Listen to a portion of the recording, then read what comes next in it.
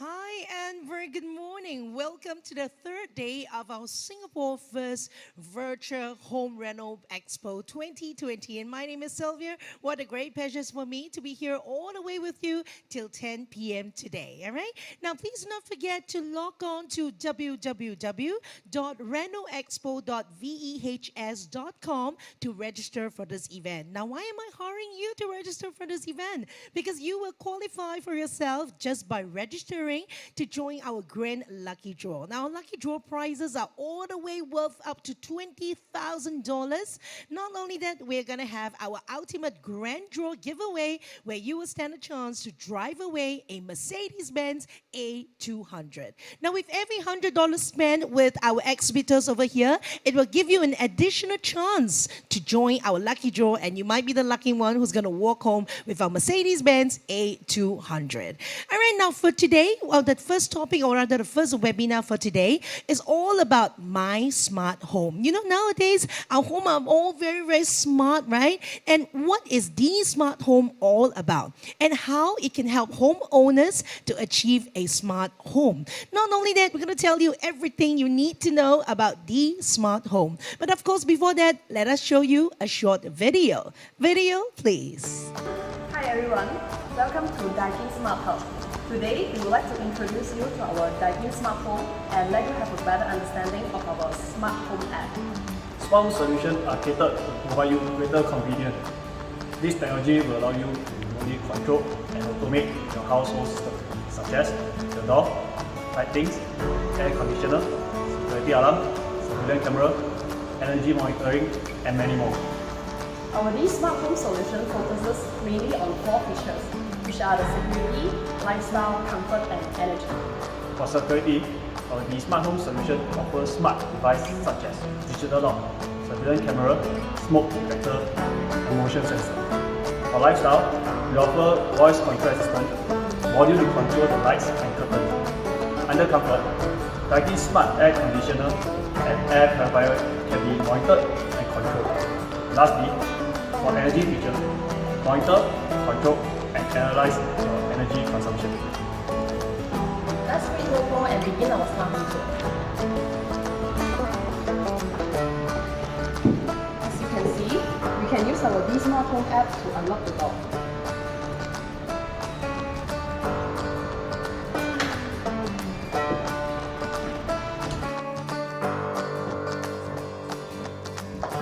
Hey Google, I'm home. Hi, welcome home.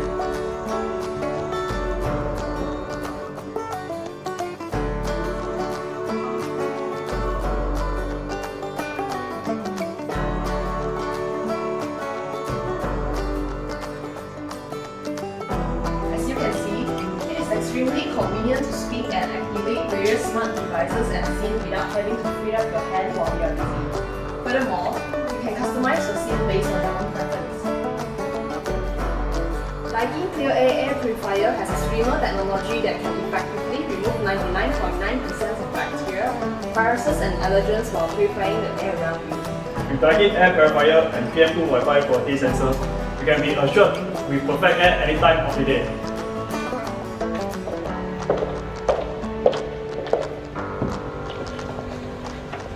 Lastly, we would like to show you our home energy management system. This enables you to monitor, control, and analyze your energy consumption on your smartphone. You can find ways to reduce your electrical consumption and bills. So we have come to an end of our Daikin Smart Home tour, and we hope that you have a better understanding of our smart home and convenience of it. Before we conclude the end of this, we have something exciting to share.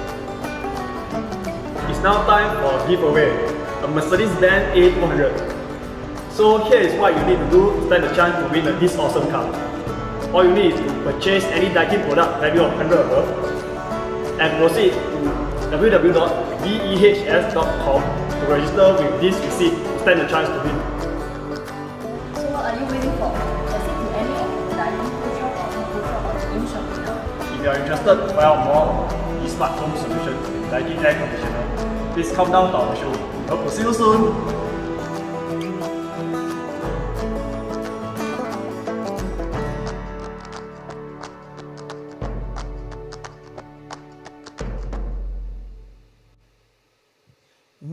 wow. You have checked out that video earlier on. It's all about the smart home. It's all about comfort, lifestyle, security, and energy. And you have heard the introduction earlier on. All you need to do is to spend $100 and above with our Daikin. You will stand a chance to walk home with a Mercedes-Benz A200. Now, we're going to talk a little bit more about the smart home for today. So, in the studio with me, we have Mr. Warren Chin, Daikin Air Conditioning Singapore. Hi, Warren. Hi, good morning, everyone. Say hi to everyone out Good there. morning. It's a beautiful Sunday, you know. Yes, indeed. Yeah, so I'm sure a lot of people will be at home right now in the comfort of their home, watching you and me. Yeah, so say hi to all of them. What a Hello. beautiful Sunday. Okay, Warren, you know what? I get very excited when I was watching the video earlier on about Daikin Solutions, which is the D Smart Home, right?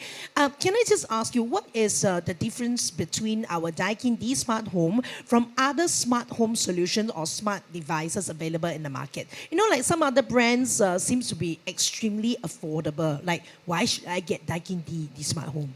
So, what we at Daikin plans to actually achieve is a one-stop solution to provide a customized solution to cater to individual preference. So, some of the categories, just like you have mentioned, comfort, which is the air conditioning and air purifier, and then security, which we have sensors, and of course cameras to back that up. And then lifestyle, some of the scene automation that we customize to customers' preference. And then of course lastly the energy, where we can monitor the energy and from there analyze and reduce our bills. I see. So it's not just like those usual market brands kind of smart home whereby you just go aircon, switch on. No, because for our Daikin smart home, right, the smart home, not only that we have comfort. Comfort was what you said earlier on. Like what was it? Air conditioner and air purifier. And air purifier, yes, especially right now when I'm in the midst of a pandemic, I think it's really very important for us to actually have a very clean air and clean home, right? So any of the rest of those in the market kind of smart devices, they don't have this. Or you have it, but maybe it might be on another device, right? But whereas our Daikin the Smart Home Comfort, which is our air purification, and of course our air conditioning. Okay, talking about lifestyle. You're saying lifestyle, what was that again? So basically in lifestyle section, we do controls of lightings. Ah, okay. So it encompasses the lifestyle choices, the lifestyle preference, where you can automate different scenes, so to speak. So for example, coming back from home, you can set a scene to turn on the air conditioner first, and then pre-plan the lightings to light up in the middle of night, so to speak. All right. So other than like lightings and air condition, what else can you control under lifestyle? Like anything else? Of course, the air purifier is one of them. So broadly speaking, the lifestyle caters to What's the customer's lifestyle? preference, correct. So I see. what are you used to turning on, switching off at what time, and so on and so forth. So imagine now, Warren, you know, like that day might be your anniversary with your wife or your girlfriend. Correct. So, you know, you can preset the aircon condition to the right temperature, you know, whereby when you walk in, wow, you can feel the breeze and yet you're not freezing cold. And then you can actually tune the lighting to something super duper romantic, like warm white, that kind of feeling. Yes, and then when you definitely. walk in, you have a table over there, candlelight dinner all there. All this can be done by Daikin, the smart home. Yes, definitely. Yes, and you know one more thing I'm very surprised with our Daikin the Smart Home is it comes together with security, which you know Warren have said earlier on, like for example the sensor, Sensors, all right, correct. and also even the security camera. So if there's anybody who walk past and you're not at home, there will be actually something that is being sent to you to tell you that hey, someone is at home, right? Correct. So a notification will be sent to your phone through our app to notify you that a motion has been detected or even a door has been opened ajar. Okay. Wow. So even if a burglar or anybody will try to break into your home, come in, maybe the fella switch on the aircon or whatever, straight away you will know. Or then even you switch on, in fact, they will know, right? There's a sensor. Correct. And then you'll be able to view through the security camera also Yes, definitely. on your app, on your phone. Definitely. Yes. Wow, look at this, how smart our Daikin the smart home can be. Absolutely fabulous, right? All right, what about the last point? Comfort, lifestyle, security, and energy. Energy. Yes, you are able to monitor the amount of energy that you're using. So the current devices we offer actually has power monitoring as well embedded into the devices itself. So from there we do chart out power consumption. So with this data, you can actually analyze what are you using energy the most, and from there work out energy saving plans. So that's- Wow. So where do you find all this 4-in-1, which is our Daikin Smart Home? All right. I've actually another question for you. How many smart devices can be integrated into your the Smart Home app? So currently we do have a list of supported devices. For this question itself, there actually isn't a limit to the number of smart devices to be integrated to the Smart Home app. Really? There's no minimum like number of devices that you can log on to that you can link to. There's no minimum, there's no maximum at this moment. Wow. So even if like let's say my hair dryer can be linked, I can even link it there, right? Yes, sure. Wow, Definitely. this is how awesome. Because half the time, Warren, I was expecting you to tell me, oh, maximum you can only link up to like 20 devices only. But then what you gave me was limitless. You can actually, link up to unlimited amount of those kind of devices. Wow, that's fantastic. Now that will be our the Smart Home app. If you have just joined us, this is Warren Chin from Daikin Air Conditioning. All right. So please remember, do not forget. All right now you were to spend $100 with Daikin. Log on to our vehs.com website. That's where you will stand a chance to be able to drive home with our Mercedes-Benz A200. All right, I have another question for you. What is the warranty period on the D Smart Home solution? So as we at Daikin is actually providing a solution. So for the warranty period, we actually have 3 months on workmanship, which encompasses the solution building, and then because for fresh customers, so to speak, so they do have to try the smart home system first Yes. before they know what they want. Correct. So for the first 3 months, we offer the solution to help them build up their customized solution. Okay. And then for the warranty on the parts, it will be 12 months. So what do you mean by first 3 month built up? And then is it that I'll be able to change Correct, anything at any point in time? Like for example, if I don't want the sensor anymore, I can just remove it, and you all will remove it for me free. Correct. So for the there first you 3 are. months. First 3 months, all right, the warranty, it's all about customizing to your needs. So there you are. You see, Daikin is a entity whereby, you know what, they don't just sell you anything. They sell to your needs. They identify your needs. They ask you what is your needs. Then they come up with a solution just to help you make your life even better. Isn't it awesome? Huh? And the hardware-wise, you're saying how many months? 12. Hardware? 12 months for hardware, and wear and tear, of course, is not included, right? Definitely. Yeah, okay. How about, will the smart devices fail to work if there's a sudden disconnection in the Wi-Fi? So for this question, there's actually 2 parts to it. Depending on the Wi-Fi, whether it's external internet or internal Wi-Fi network. So for the case of external internet, what you will lose is just remote controlling. So for example, on the app itself, through Google Voice and such. So if it is a network, internal network disconnection, you would only be able to use the menu switches to turn on and off. Okay, this is a part whereby, pardon me, a layman over here.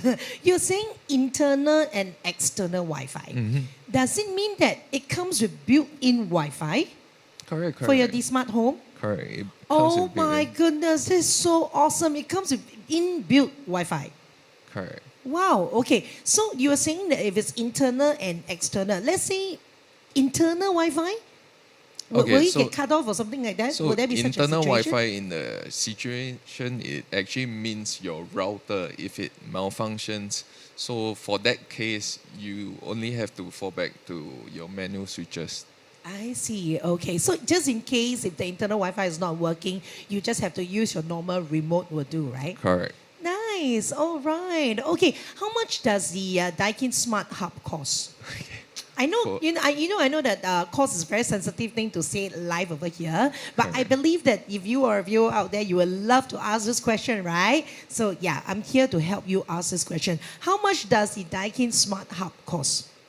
For this question, actually, you do have to visit one of our pro shop or Alright. even visit our e-pro shop, which is e-proshop.com.sg. e-proshop.com.sg. Okay, so it's just www.eshop.com.sg.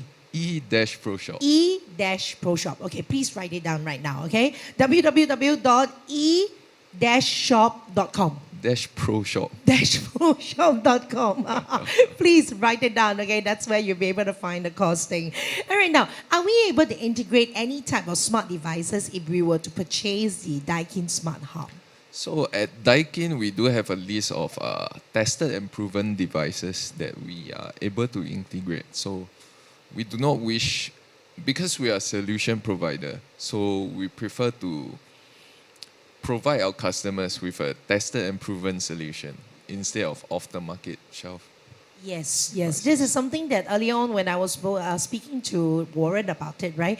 They have done a lot of testing before they come up with a solution. So they do not just literally offer you and, push something right into your face to you. So that is something very, very awesome for Daikin. All right, now, will home automation technology be difficult to understand? Especially people like me, who is tech not savvy. Basically, whenever I switch on an aircon, it's just toop, toop, that's it.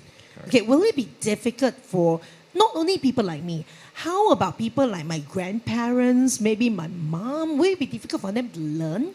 I believe it will take some time to actually get used to. It's just like the common social media application. Nowadays, most people took the time to actually learn them. So for our application, it's actually a push of a button. So I believe it should be quite easy to pick up. Ah, okay. Even my parents learn about social media, so it's as easy as social media. So if you can operate social media, no problem for you to operate our Daikin Smart Hub. Huh? All right, now is there a lot of installation works that needs to be done for our smart home solution, of course, and to be implemented in my house? Like if today I say, okay, I want to buy and I want to implement like maybe 20 appliances, will it be difficult? So depending on the selection of devices, we do offer simple installation types of devices that can be deployed instantly. And also some devices such as the light switches, typically people would actually prefer a concealed way. So that would require some installation on them. Okay, so if let's say my house is already up and running, which means I'm already staying there for many years already, right? And I want to actually buy this Daikin Smart Home and install it, will there be like a huge construction that I need to do and knock down the wall, knock down the flooring? I mean, will there be this kind of problem? No. There won't be this kind of problem. But of course, we would require a site survey to actually advise you on what needs to be done. Ah, there you are. See, there will be even a site survey that is being done before they can actually install it for you. Is there any other like voice assistant brands that you can integrate with? For example, Google Home, Alexa, or maybe even, I don't know, Apple Voice Control. All these are very popular. Can we actually integrate it into the smart home solution? So currently for Singapore's context, only Google Voice Assistant is fully launched in Singapore.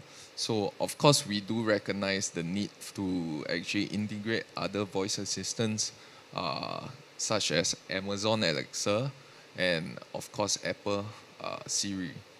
So that's it. So you see, it's all integrated into our Daikin Smart Home solution. Nice. All right. Does this smart home really benefit people? And you know what I'm worried about? Sometimes people like me who's not tech savvy, who's afraid of technology, I'm afraid of the possibility of any sort of like technical errors that the smart home automation may bring about, and then it might incur cost for my repair. Okay, I just be very, very ridiculous. For example, maybe it linked to something like maybe my lightings or whatever. And then will it come to a point whereby there might be technical error and you might just explode my lighting? Oh, definitely not. Definitely not. The lighting part, as I have mentioned, we do testing. Of course, this encompasses safety as well. So, So you guys all uses all the qualified electrician and of course correct. to ensure the safety of Definitely. everything. Definitely. There you are. Okay, now do Daikin actually offer cleaning services for air condition, and does it come in a package, cheaper or not? Uh, we do actually have maintenance contract, but Okay. you would have to actually check out the ePro shop to find out more. So ePro Shop is very important. This is going to be the website that you have got to be able to memorize right now. All right, just one last question. This is for my own benefit.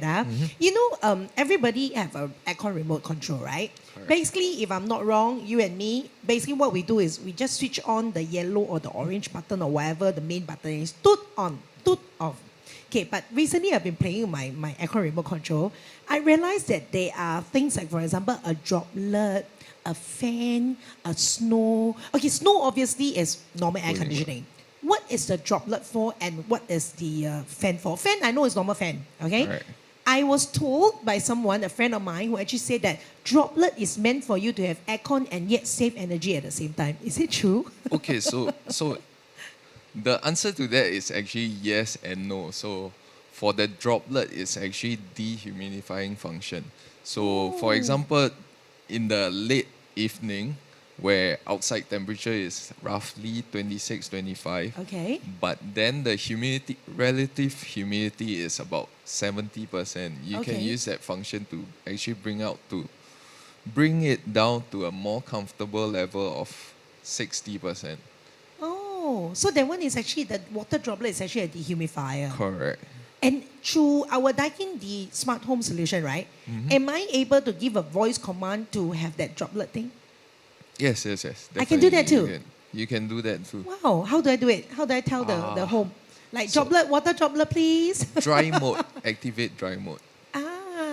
Okay, so that one is called activate dry mode. Dry mode, So correct. yeah, I would say that it's the same thing that I can activate the fan or even the snowflake mode in the aircon also, Correct. right?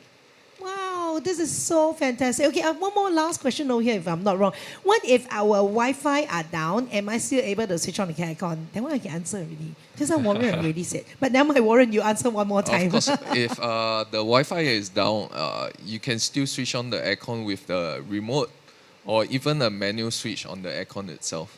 Yes, okay. Even if Wi-Fi is down, you can still use your remote. And just like what Warren has said earlier on, right? Our Daikin, the smart home, it comes with inbuilt Wi-Fi. Isn't it awesome?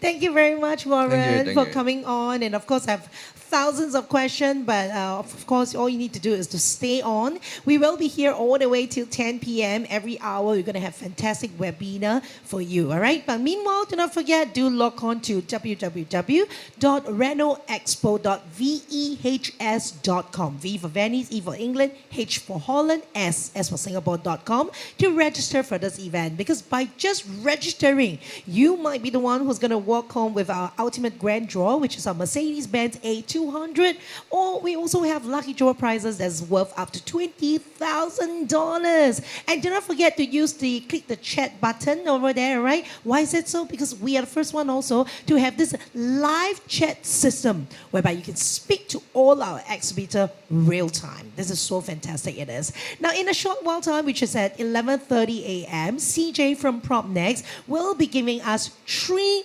must know buyer's guide in 2021 when Singaporeans were to buy their first private property. All right. So once again, thank you very much, Thank you Warren. so much for having me. And to stay tuned, 11:30, we're gonna have some tips about buying private property from CJ from PropNext. See you at 11:30.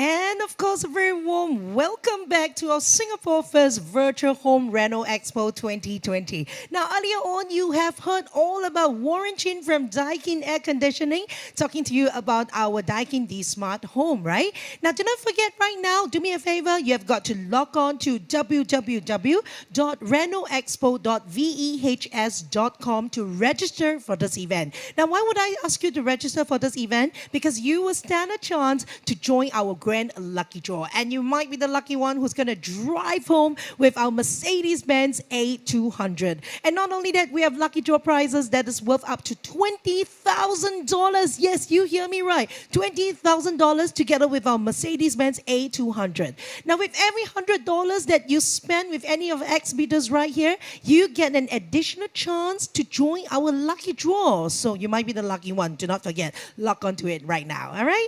Now, coming up next, we also have our next webinar, something that's very exciting. Now, if you have not watched our yesterday webinar with CJ from PropNext, right, you have got to go and watch the repeat telecast. Very important, because he is here today to tell us a bit more about the 3 must-know in 2021 for Singaporean when they're buying their first private property. Now, what is it all about? He's going to educate you a little bit more about, for example, the real cost of private home ownership, or even paying more based on feel and personal preference. Do you do that? Or do you pay more on profit base, you know? And of course, on top of it, we have our lack of homework. You might have a lack of homework or research to understand about the support level and even knowing about the entry price so that you don't buy too high, all right? Or if you're a seller, you don't sell too low. All right, then of course, next up, coming onto the screen in the studio, we have with us today Mr. CJ, Senior Advisory Associate Branch District Director from PropNext. Let's give it up, CJ. All right, thank you very much. High Hello, five. hello. Yeah. Yes, I know you'll be paying a lot of attention and asking me questions. Yesterday, I keep asking. The moment he came studio, I keep asking also. Okay, that's good, that's good. All right, without much further ado, I'm going to pass the screen over to you. Sure, thank Please you so do. much. Thank you. Thank you. All right, very good morning to everyone. So let us begin right now. Where's the slide? Okay, so the 3 must-know strategies in 2021 for Singaporeans when buying your first private property. Okay, so these always questions that we've been posed a lot. Okay, so the first thing is we will always like to have a disclaimer, and the disclaimer is that when we share, it's always to the best of our knowledge, and all these facts and figures are presented to you in terms of empowering you based on the reference or guide or educational purpose, and it's not meant for you to decide what to buy, or there's a recommendation for you to buy or anything like that. Okay, so basically what we do is just to share information so that you can be more well informed about doing things like what's your next purchase. Okay, so let us move on very quickly. Unwavering, there's a lot of customers that we serve, right? They are actually quite unaware of the real cost of home ownership, especially when it's their first private residential. So they will be thinking, oh, is there a lot of cost that is going to be incurred, and how am I going to, make not only the mortgage, but maybe some of the maintenance fee, etc., etc. So there are many things that they may not be aware of. So we'll be touching on that, as well as some of the people who are paying based on how they feel, and of course their personal preference on the location. And once you buy something based on your own preference, the next question you probably need to ask yourself is, are you willing to pay for your own needs? Okay, so this is one of the questions that we always like to ask, because if you are not willing to pay for your own needs, the chances are that that location or that particular unit may suit you, but not the general public that is going to be, buying from you in the near future. So the exit strategy may be challenged. Okay, so this is one of the next thing that we'll be touching on. And of course, lack of homework and research to understand the support level and the entry price. Now, there have been so many people asking about what's the entry price. So later we will also touch a little bit based on that. Now, very importantly, one of the greatest mistakes that we have seen a lot of people making is that they actually buy where they want. So they have their own checklist. So whenever they finish the checklist and looking at their checklist and say, okay, this fulfills my checklist, and they just buy. So that is called buying based on personal needs. As you can see from the 3 circle that we have drawn, definitely the needs portion is one to be addressed. However, if you use that as a reference point to buy, 100% focusing on your needs, you may miss out on the potential profit, which is the upside potential, as well as the regulations have changed the way people buy stuff. Let me give you a simple example. Most people would have just buy and then sell concurrently.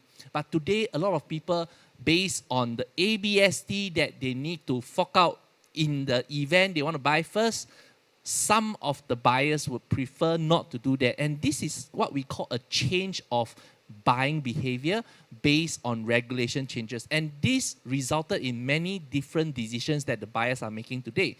So let me give you one of the example that we have come across. Now, a lot of people say, oh, this small little development suits what I want, maybe in a very favorable location. However, wow, the big development is maybe not where exactly I want. So when we just look at these differences, right, a lot of the decision making is based on the weighing of locality. Oh, is that the location that I want?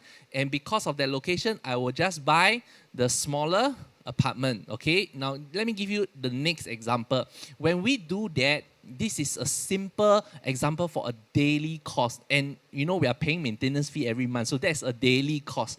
And this daily cost can amount up to a huge difference when it comes to an average holding period of 9 to 10 years. In Singapore, most people in today's market will be holding their properties for around 9 to 10 years on average. And because of that, you can see that there will be a big difference in terms of your cash. And this 44,000 spent over the next 10 years could easily means every year you could go for a $4,000 holiday. All right, so this is something you may want to look out for. And of course, today we are at the Home Reno Expo, right? So without much information, checking in with all the vendors about their renovation, obviously we may not know what's the renovation cost. So with the transparency of this Home Reno Expo, it benefits you as a consumer because you can then know an estimated quotation based on what to do, and you can stand by your cash for this portion of the renovation. And some people buy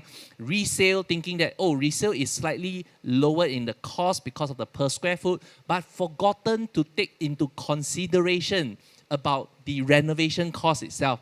And let me just give you an example. If you are staying in a 2,000 over square feet unit, of course the renovation cost could go up a lot.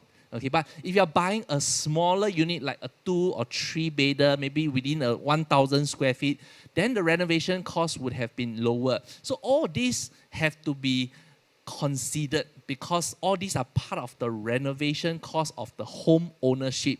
And of course, when you buy your first private residential, and imagine if it is for own stay, I'm sure based on the next 10 years, you will want to stay comfortably. And a renovation is definitely one of the key things that most people will do, which is why this Home Reno Expo comes right on time, all right? So with that, lack of planning. And some people, example that I've mentioned to you, they actually want to go and rent first due to the ABSD. But because of that, the renter is also an additional cost. So you can see this lack of planning in the transition period, right, could result in a lot of high costs.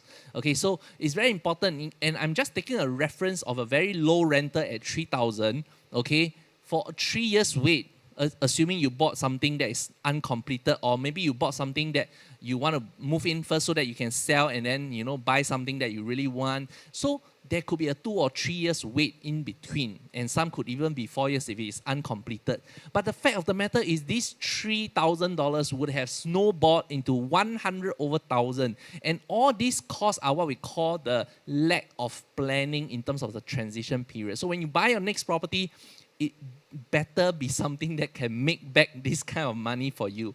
So with that, let me just quickly ask you, okay, so in case you haven't asked yourself these few questions, you have to ask yourself, is your home an asset or liability? And it's very simple. You ask yourself for the past 10 years, have you seen your property price increase?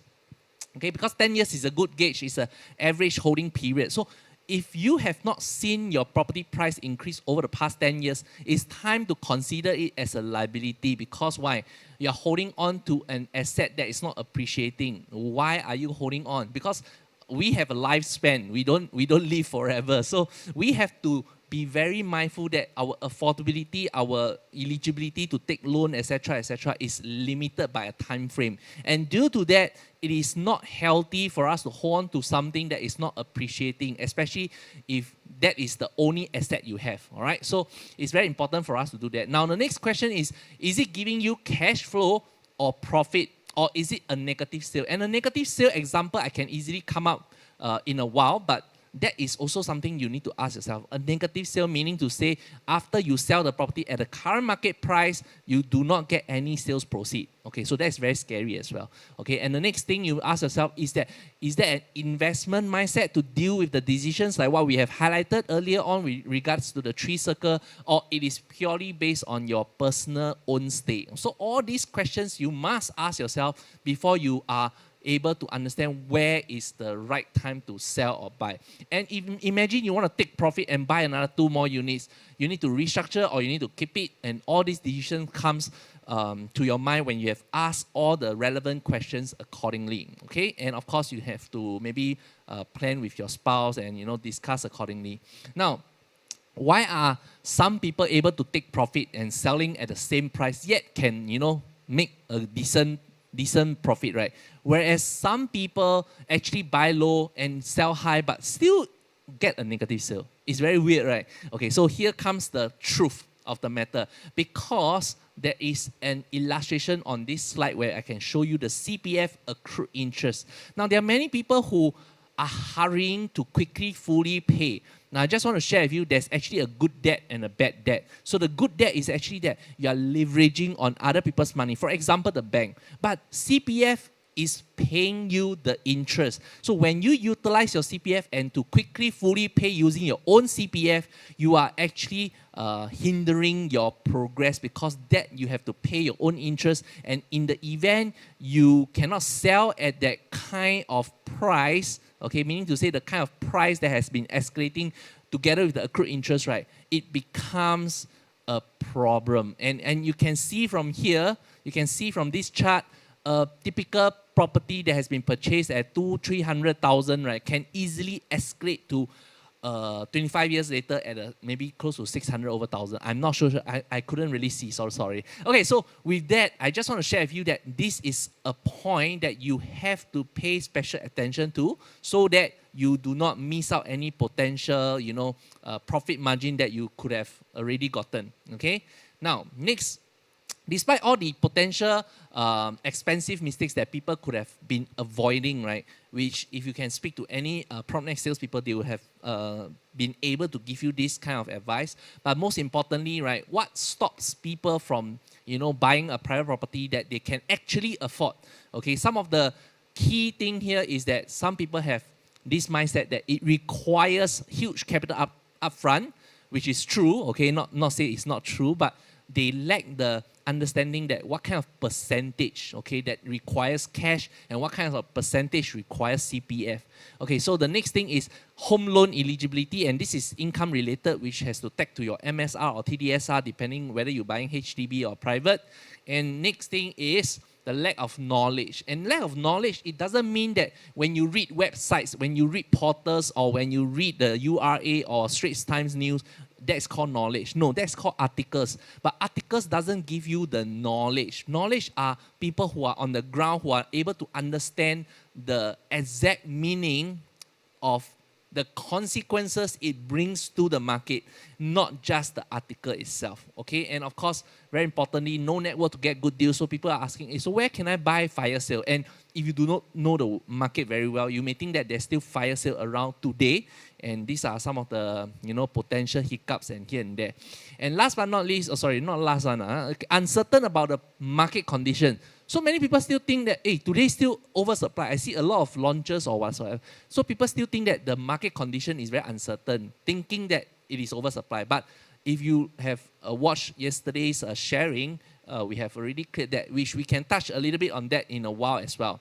And of course, a lot of people think that it's high risk. Now, in fact, if you think Singapore is high risk, right, you probably can forget about buying any property already, because Singapore has been like the safest country in the world. So this is one of the things that, and a lot of things in between about the calibration between all the regulations and the cooling measures to make sure there's no bubble being formed. So in terms of risk assessment wise, personal opinion, I think Singapore is one of the best places to invest. Now, of course, there are many other obstacles. If you can remember, and it's not very long ago, it's like a passing rain. Like Singapore, sometimes rain, sometimes sunny, right? So, if you can recall, actually there's, a basic need versus luxury desire. Okay, what do I mean by that? Basic need is somebody who needs that place to shelter themselves, a roof over the head. But whereas luxury needs means, of course, I'm thinking of buying some $5 million or $10 million. That's luxury needs kind of housing. It's a different market altogether. But more importantly, what do I mean by passing shower? You see, passing shower means there's uncertainty temporarily. And all these are potential events that will permanently be there. Permanently, there will be different events, different crises, different kind of situations in life. There will be always that. But the question is, you got to ask yourself, are we focusing on this passing shower, or are we focusing to enjoy life? So if you keep worrying about every day got rain, then you forget about that there's actually sunny day, you've forgotten to live life, and you always scared of the rain. So all these, like the examples we have given, the trade wars, the no deal, the Brexit, and the Hong Kong riots, when suddenly COVID hits, everybody forget all these things already. Nobody is caring about all these things. Everybody focus on what? The pandemic itself. So all these are what we call passing shower. Okay, including the pandemic is also a passing shower. Okay, so with all this, you can see that people are still coming in, as mentioned to you, from Hong Kong, from China. Foreigners are still coming in, and they see Singapore, comparing to the rest of the global cities, Singapore remains the top choice for investors. And of course, the changing types of foreign buyers, you can see that after the ABSD has been improvised, okay, you can see that there's a drop in terms of the foreigners' purchases, and this is a good thing. Why do I say that? Because you can see that in terms of Singaporeans taking advantage of the current situation where the price remains low, is something to really help the market for Singaporeans to take advantage. Which is why, as Singaporeans, you should definitely do the best to take advantage of this situation. And of course, Safe City Index, Singapore remains as one of the top, in the market. You can see Tokyo, you can see Osaka, Amsterdam, Sydney, okay, all these countries, but Singapore remains the top in terms of the Safe City Index, and it has been very consistent all the while, all right? So these are some of the things that you can also, ask yourself, what are some of the key indications to observe before we buy the next property? And definitely one of them will be the low interest rate. And when we talk about low interest rate, right, we have to be very careful, because some people will tell me, hey, CJ, last time, when I buy property, it could be like 4.5% or 3.5%, or, last time it could be, in a very 1980s, could be 7%. But the question here is, did we observe the very near decade, the past 10, 20 years? Did we face such situations, or we are not having this kind of situation of high fluctuation in terms of interest rate? Let us look carefully. Now, in the past years, for example, in the year, let's look at year, okay, it's almost year 1997. If you can recall 1997, okay, let me see the year correctly. 1997, why there is a bubble? Firstly, there's no regulation. Secondly, right, as you can see from here, we have debt servicing ratio of close to 50%. What do I mean by debt servicing ratio of close to 50%? It means that an average household, if they are earning $6,000, they are paying a mortgage of $3,000. That's what we call debt servicing ratio of 50%. But today, take a close look.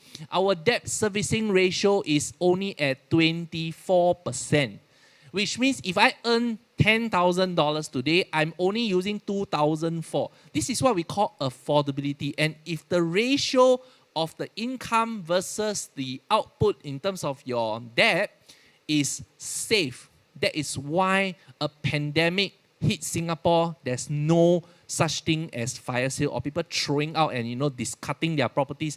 But if you compare back then, it's a liability. If I have $10,000 income and I'm going to pay $5,000 mortgage, I will just throw my properties out in the market. Whether I make or lose doesn't matter. I can always make a comeback. I just throw my properties. And there's no regulation, there's no SSD, there's no ABSD. So the affordability becomes like random people. Anybody who cannot service can also buy the property. So that becomes a high risk, which is why after all the alterations in terms of the cooling measures, you can see that today's pandemic hit Singapore. Yes, some people are affected, definitely for sure. But the fact of the matter is that we don't see a huge number of fire sale. We don't see people just throwing and dumping properties. And in any event where you need a property price to come down, the first thing to take note is that the people must be mad rushing to sell. And if they are doing that, then yes, the property price will come down. But unfortunately, we don't see mad rush people to sell. We only see mad rush people rushing to show flat to buy. Okay, so that's the fact for today. And of course, you can see from the interest rate itself is still very safe, because even in the interest rate is way below 2%. And interest rate forecast for the future, in near future, is also around 1.5 to 2% range. And for that, you can also see that some banks are actually reviving the 5 years fixed rate. Let me ask you this question. If a bank needs to dispose of their money, means they have a lot of people depositing money to them. The question goes back to, if I going to deposit money in the bank, means I have money, right? And the bank holding the money, they have to spend and loan to some people, right? And which is why, because of the competitiveness in the banks, you can actually see that the interest rate has remained low and very competitive. And because of that, you can see that some banks are even giving the 5 years fixed rate. And it's very logical, because if you don't give 5 years fixed rate at a very high fluctuating kind of a market condition, why?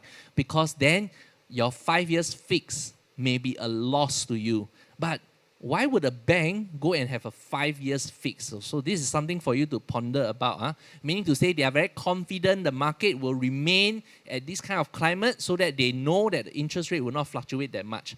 And how much is the interest rate going to affect your potential profit margin? As you can see from this slide of a 25 years loan tenure, just taking a loan of $1 million, which is very average for private residential, you can see your savings is a difference of $300,000 over a lifespan of 25 years loan tenure. Of course, in between, as mentioned, 25 years may not be the full term that you'll be paying, but you also will possibly hold for 5 to 10 years. But the fact of the matter is that if you continue to hold on this property until 25 years later, right, your difference in profit margin based on the interest rate payable to bank, you already make a 300,000 difference. So low interest rate environment do help a lot in terms of your capital upside as well. So these are all the little things for you to take note of. And of course, the overall market, every time you can see from the previous crisis. And when we see the previous crisis, we are talking about the blue bar that is coming in between. The blue bars are actually those that is a crisis happening. And over the past close to 15 years, you don't see a crisis. But you see Singapore price coming down. Why is that so? Okay, so you see from the last line that is at the peak price and it slides down. That is the time when the TDSR was introduced back in 2013. Okay, so that was the point where it has a correction, and this correction is man-made. Okay, you have to bear in mind what is man-made can be tweaked. Okay, which means the calibration between the regulations. And when we talk about all these calibrations, right, it brings the point that you see how many regulations we have over these few years. And we are talking about 11 years. The first measures was rolled out in 2009, okay, which is an insignificant measure. And the toughest measure was rolled out in 2013, which is the TDSR. And as you can see, over the years, all these measures, we have collated so many rounds of measures. until we also lost count. Not only lost count, we lost track. Okay, so if you're not in the business, you definitely lost track of all the regulations. You have to be in the business in order to understand all this. So all these regulations, as I'm flashing through, it reminds me a lot of tweaking. And when we talk about tweaking, we just want to make sure that you can still understand what we have gone through. As mentioned, from 2013 all the way sliding down, there's nothing, there's no crisis. So just want to make sure you understand this chart. Now, since we are talking about tweaking and calibration of the measures, right, it brings us to this point of the ever-changing, and I repeat this, ever-changing means it's always there, but it can be tweaked. Okay, let me give you an example. TDSR 60%, can we change or not? Can. When you buy a car last time, it's $1 drive away. But today, you have to pay 50% down from the previous. And then they corrected back to 60%, 40% down and 60% LTV. Okay, so there has been a correction tweaking a TDSR. ABSD has been changed from 3% to 5% to 7% to 12%. Whatever the percentage, all these are tweakable. SSD has been 4 years, reduced to 3 years. Percentage of SSD can also change. CPF usage has also changed. Minimum sum have also changed. So many things have changed. The LTV has also changed for second and third property. So why am I sharing with you the ever-changing 5-step theory? It means to say whatever we are going through is just a passing shower. Because end of the day, the government still reserves the right to change all the policy to make sure that there's no sudden drop. Okay, that's the last thing the government wants. There's no sudden drop in the pricing and there's no sudden surge in the pricing. The government aims for the S's. What's the S's? Stability, stable, growth, okay, and sustainable, okay, sustainable, stable, and very, all these growth things is what the government wants. And think about it, Singapore got nothing. If you read the Straits Times and Business Times, every day is talking about property. There's nothing to report already. What else is there to report? Okay, so in the business, in terms of Singapore, right, a lot of investors are actually making in terms of property purchase. So this is one of the definite important things to take note of. And of course, DPM Heng has mentioned easing Singapore property curbs not on the radar, as what we have seen over the years. They've been tweaking. Of course, not on the radar, meaning to say removal of regulations, which is impossible, but tweaking is always there, which is why we say it's ever changing. Okay, so why is all these cooling measures necessary? In the first place, is to prevent oversupply, and it has been done. Like the recent years, 2018, there's a sudden regulations implemented for developers. There will be a non-remissible kind of ABSD for them. So which is why it's important for them to understand that, hey, we don't want oversupply issue where you unable to meet the demand, okay? Because influx of population, right, is also on a slow and gradual growth. So all these things is to also ensure the affordability that Singaporeans can still choose to upgrade if they are eligible. And of course, the income increase can match the income increase in housing, okay, annually. So all this has been monitored closely. Now, as I mentioned to you, OCR property price, OCR stands for Outside Central Region. OCR property price can hardly come down. The reasons is very simple, because the cash held by Singaporeans is significant. And when we are talking about cash held by Singaporeans, you can see from the slide, every time there's a crisis, the people will previously mad rush to sell, right? Which is what I told you, dump everything and they will keep cash. Cash is king, right? So after that, they will buy back. Then after that, got events happen, they will sell, hold cash, then after that, buy back. So you see the fluctuation is very uniform, okay? Only when it comes to 2010, after the first round of measure, Singaporeans have been keeping track of their cash flow and liquidity. So you can see very clearly the cash they are holding on is increasing every single year, okay? And because of that, the average net worth for every Singaporean is about 100,000 in cash, and the CPF combined is about 300 over 1,000. So that is the average. And of course, we are talking about low risk. Why is that low risk? Because there's no overexposed. And every time you take a loan from the bank will need to assess whether it's for own stay or it's for rental, meaning to say your additional investment. So because of that, you can see there's no overexposure in terms of your investment. And due to that, the next question is that, is the demand really there even with the measures? Okay, so this is pretty obvious because you can see there's a lot of people being displaced of their homes from the previous en bloc cycle. And the previous en bloc cycle, as I've highlighted, right, was close to 2 years, from 2016 all the way to 2017.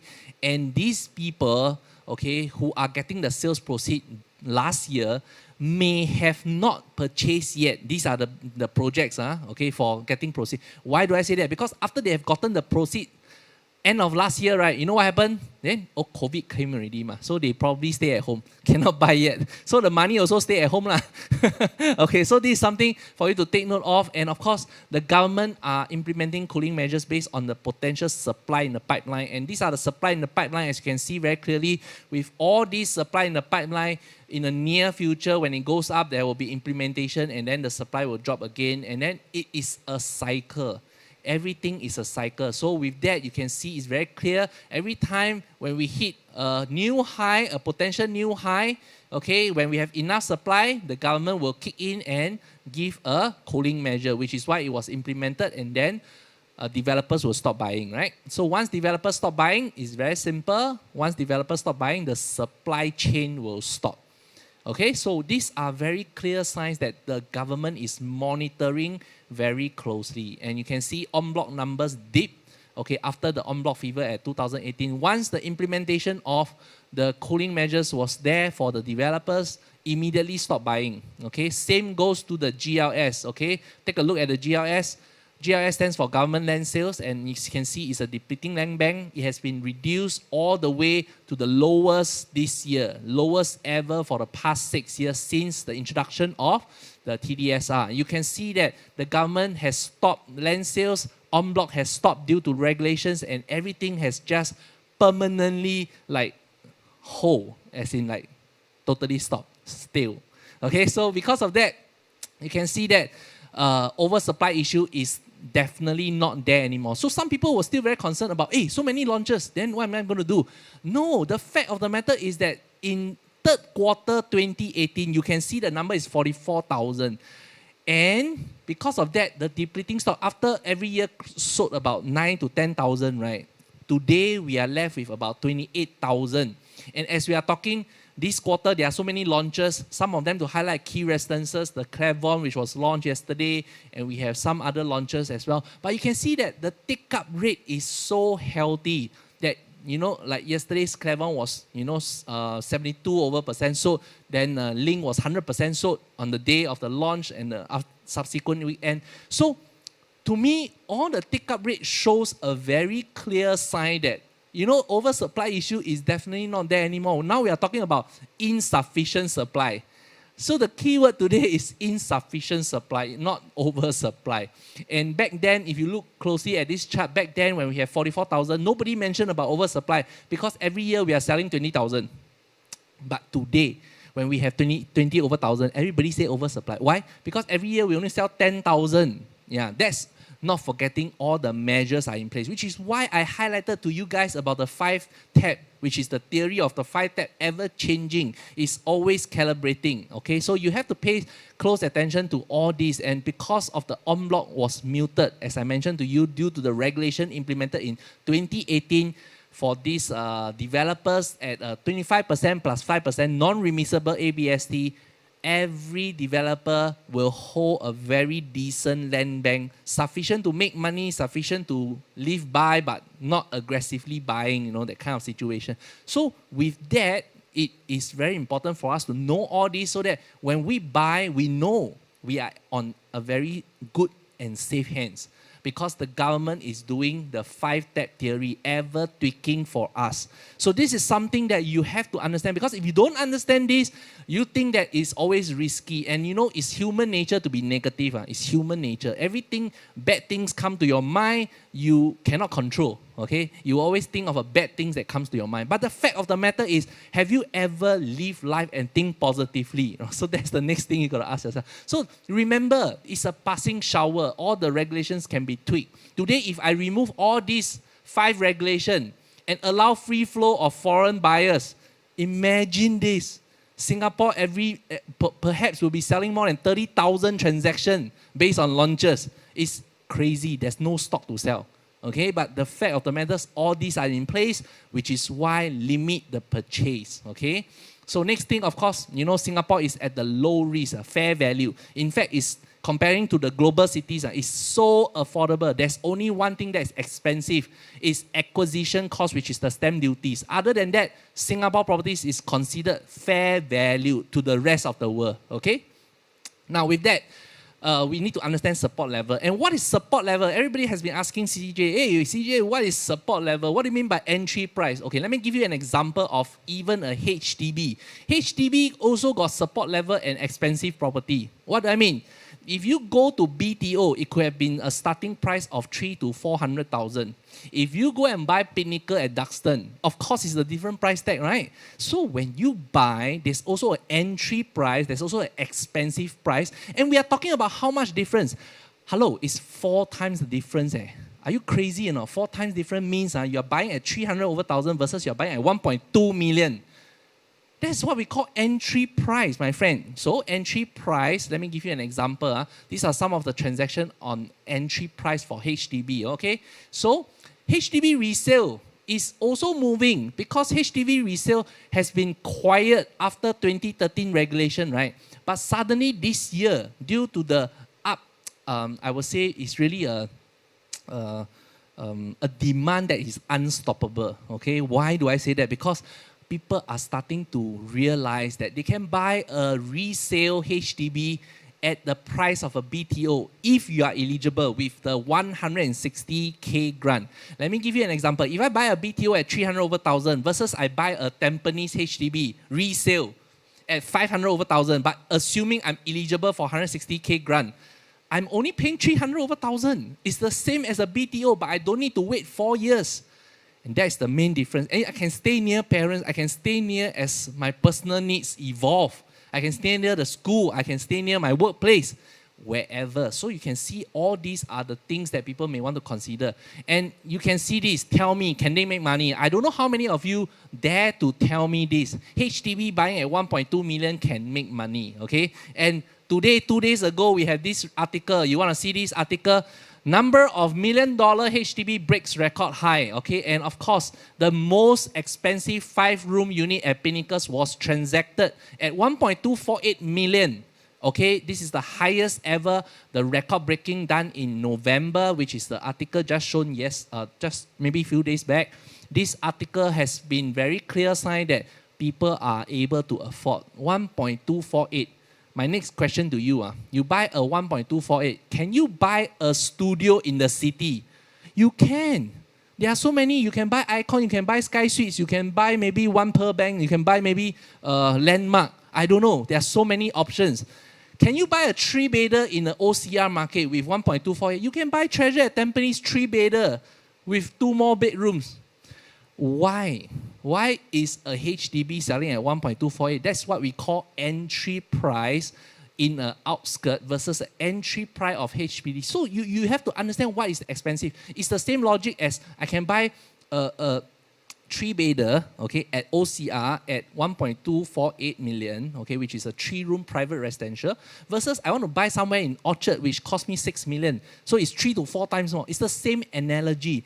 The entry level plays an important role for your exit strategy, my friends. So with that, you can see that, 1.2 million can easily get you a prime area, a studio unit, okay? And whether you like it or not, one is HDB, one is private residential. HDB got restrictions of income ceiling. Private residential don't have this restriction at all. And there are many other restrictions that comes with HDB as well. So with that, it's important for you to understand what is it that you want, because don't forget, we also need to cater to population growth. Now, population growth has been one of the key indications of why we need the housing, because on average it's about 3.25 packs per household, which I've shown yesterday. So I'm not going to go through that again, but you can see very clearly from the population growth over the past 30 years, 30 years, since 1990 until today, okay, only the past 3 years, the increment has been slightly slower because of infrastructure building up. Because you see, Singapore is very forward-looking. We need to plan all the amenities, all the infrastructure, all the transformation first before we even invite foreigners over. So while we are doing all the infrastructure, right, you see there's a slower growth in the population. However, you can see from the past 27 years, which is a good gauge, every year is 1 million without fail. That means on average, every year is 100,000 of population growth. Okay, so this is something for you to take note of. That means we need the house. Even if you use 100,000 divided by 3 point something, you need 30,000 house. But do we have 30,000 supply every year? The answer is no, we don't have, because of regulations. Okay, so it's a very clear sign. I don't want to dwell too much on the population and the housing dwellings, because I want to make sure you get what you really need to know. The really you need to know one is risk versus safety net, because risk versus safety net is a lot of people say risk. So what is called safety net? When it comes to property purchase, to a lot of people is expensive. Okay, the words that come to their mind when you talk about property purchase: expensive, can procrastinate, then procrastinate, can don't do, then don't do. It's a very high risk. But to a lot of investors out there, buying a property means safety net. Okay, so let me explain what's the difference. Okay, so it's a mindset. Have you ever wondered, can you actually retire in Singapore or not? Okay, so these questions, especially for the younger generation, most people never thought of it. And there's been a survey done that people who have not reached age 38 will also high chance never ever thought about it. Okay, so if you're 38 and above, you haven't thought about it, it's also possible. Okay, but if you're 18 and you already thought about it, it's also possible. We are just talking about average survey. At the age of 38, you have never thought about, retirement. Okay, so let me just ask you, how much do you need to retire actually? Have you ever asked yourself? If you don't know the answer, means you have not calculated, you have not even think about it. Okay, but if you know the answer, let me give you an example. Okay, so I ask myself, how much do I need? 500,000 or 5 million? I ask myself this question. I say, okay, I want a $4,000. Not a lot, 4,000 after inflation for 20 over years later when I'm 65, $4,000 could be $2,000 today, which is not a lot, right? So if inflation comes in, I want $4,000 every month, actually, it's very little. And you know what happened or not? I just asked this survey that was done by HSBC, right? 81%, which is 4 out of 5 Singaporeans, never been able to realize their dreams of retirement. And what are the regrets? The regrets are actually they never save up. They never save up in the first place. They never plan carefully earlier. They never, buy things that can give them passive income. They never grow their assets. All these things are not because of a choice, but because they were the pioneer generations. And it's not their fault. Because pioneer generations don't have webinar. Pioneer generation don't have social media. They don't know about all this. They don't have website to visit. So it's not their fault.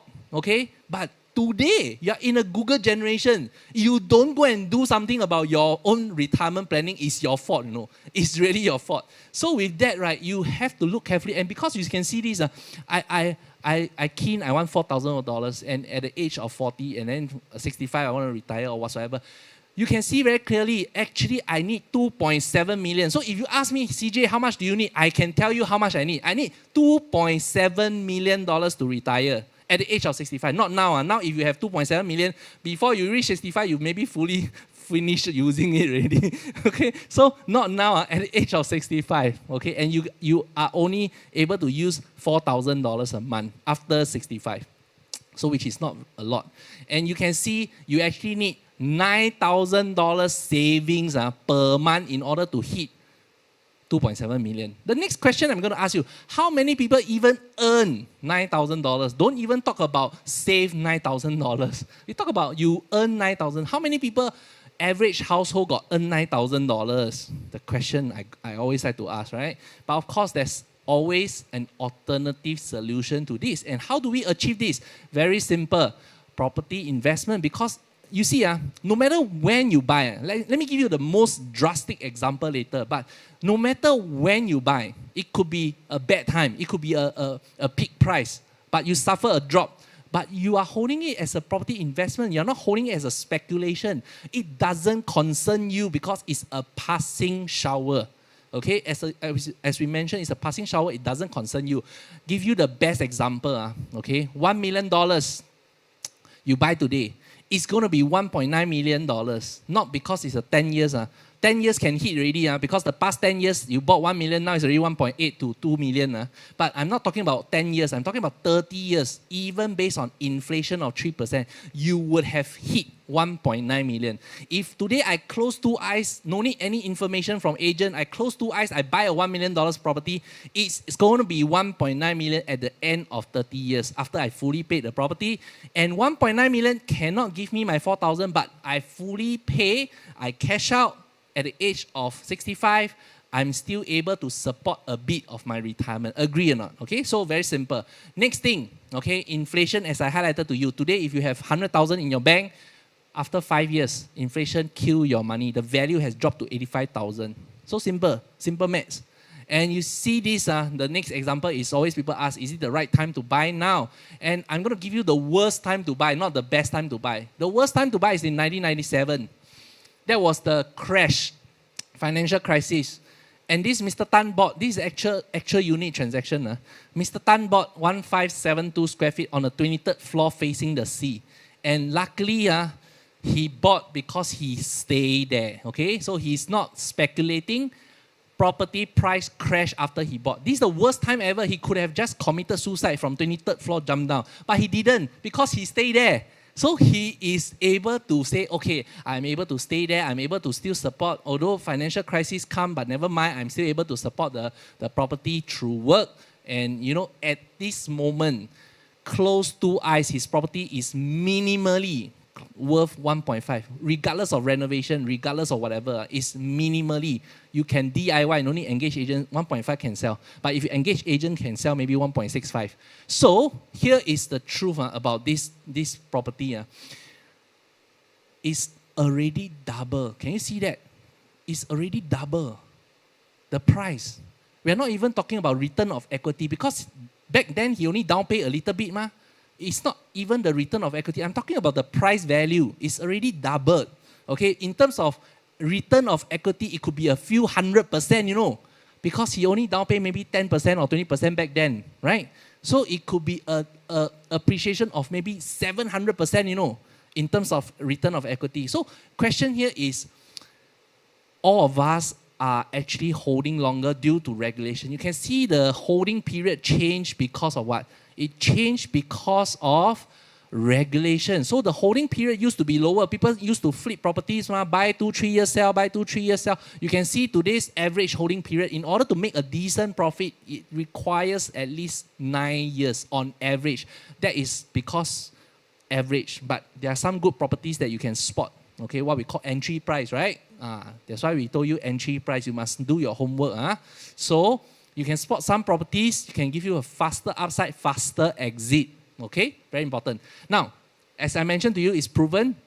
I only need 10 years to make 100%, because if I buy, for example, 1.25 million in maybe Amber area, let's say Star 1 Amber, today, 10 years later, would have been worth at least 2.5 million. It's 100%. But on average, you can see new launch in the East is 86% and a resale in the East is 52%. That means to say if I buy a Costa Ru, which is a resale back then, 10 years ago, today, I buy 1 million, today would have worth 1.5 million. Simple maths. So this is the appreciation. And you can see from Morgan Stanley research states very clearly as well that in the next 10 years, due to the Singapore's massive transformation, we will hit almost on the bearish market a 70% and on a very bearish market, it could be over 100%.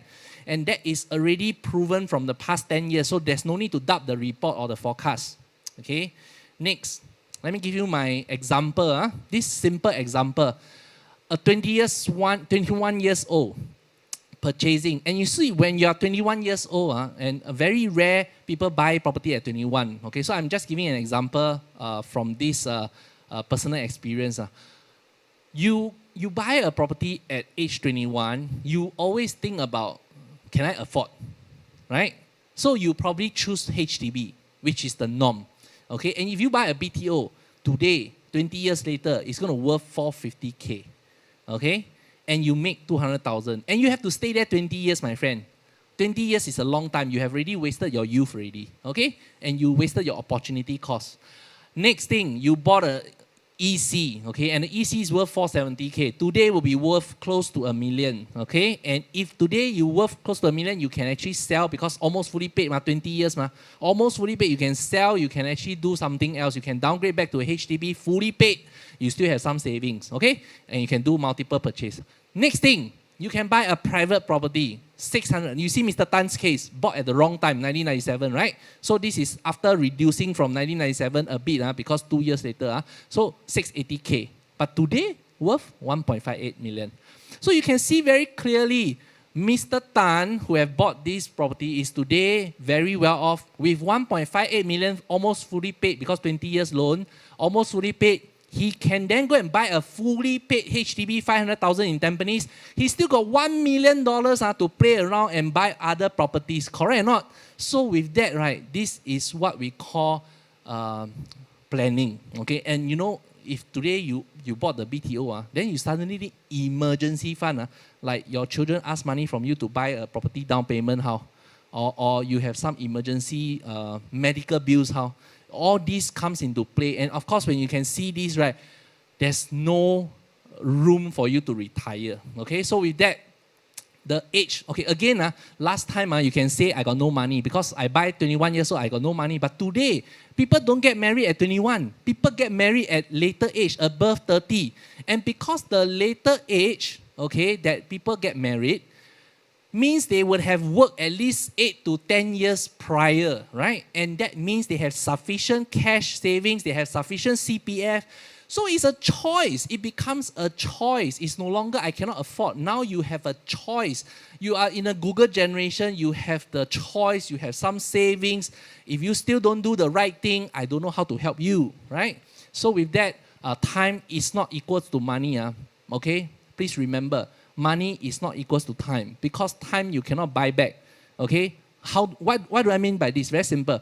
If I were to do let's say telemarketing, I call myself, this is my time, right? I call myself, right? Versus I use money to buy 5 people standing in front of me to do the calling. Okay, this is called leveraging, right? So when you leverage, your time becomes, I call 4 hours, they call 20 hours because got 5 Can you see how I leverage on time using money? So this is an example of time does not equal to money, okay? And what goes up never comes down is simply your age because your age can never buy back time. You can never buy back time and say, I want to be 21 years old today.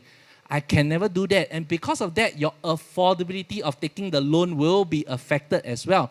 And due to that, you can see a difference of 5 years can already be a drastic change. And nobody can expect whether can you still get the kind of income. Nobody can expect whether can you still have that kind of savings or not. We don't know. So all these are all questionable. Okay? And the government leveraging with time, you can see, right, government is playing with this, leveraging with as much as possible, learning about the net worth, learning about the size of the property so that the affordability is there. And whatever they are doing in terms of this measure, from this chart you can see, right, let's not forget one thing, our age. Because while the government is doing all this stabilizing of the affordability between the home price and the income using the national GDP and the population growth and the home price versus the average household unit size, that is their problem, not your problem. Your problem is you got no time. You get what I mean or not? Your age is a problem. Okay, so with that, you can see all this. By waiting, it doesn't help. Property price don't come down.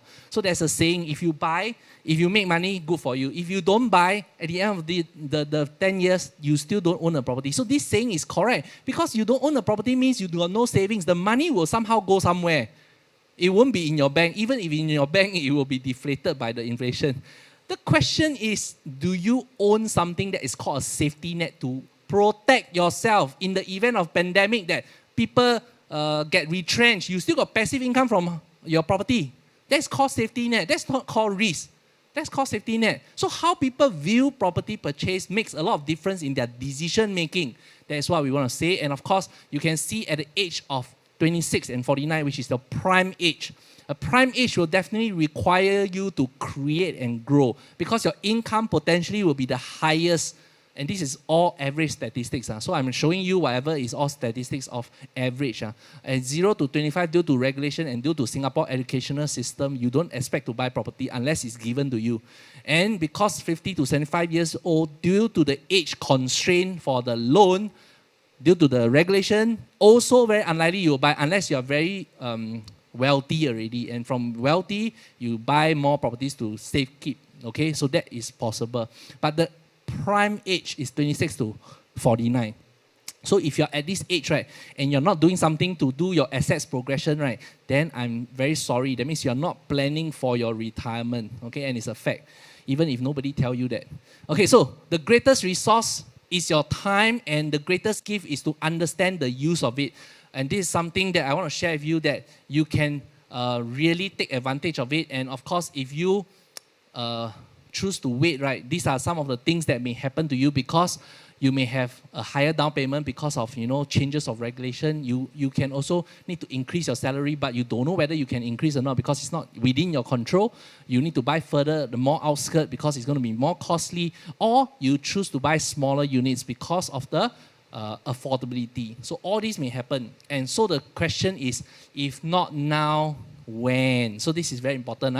So as I've shared to you, our parents' generation, please don't leave your parents' generation because you're not your parent.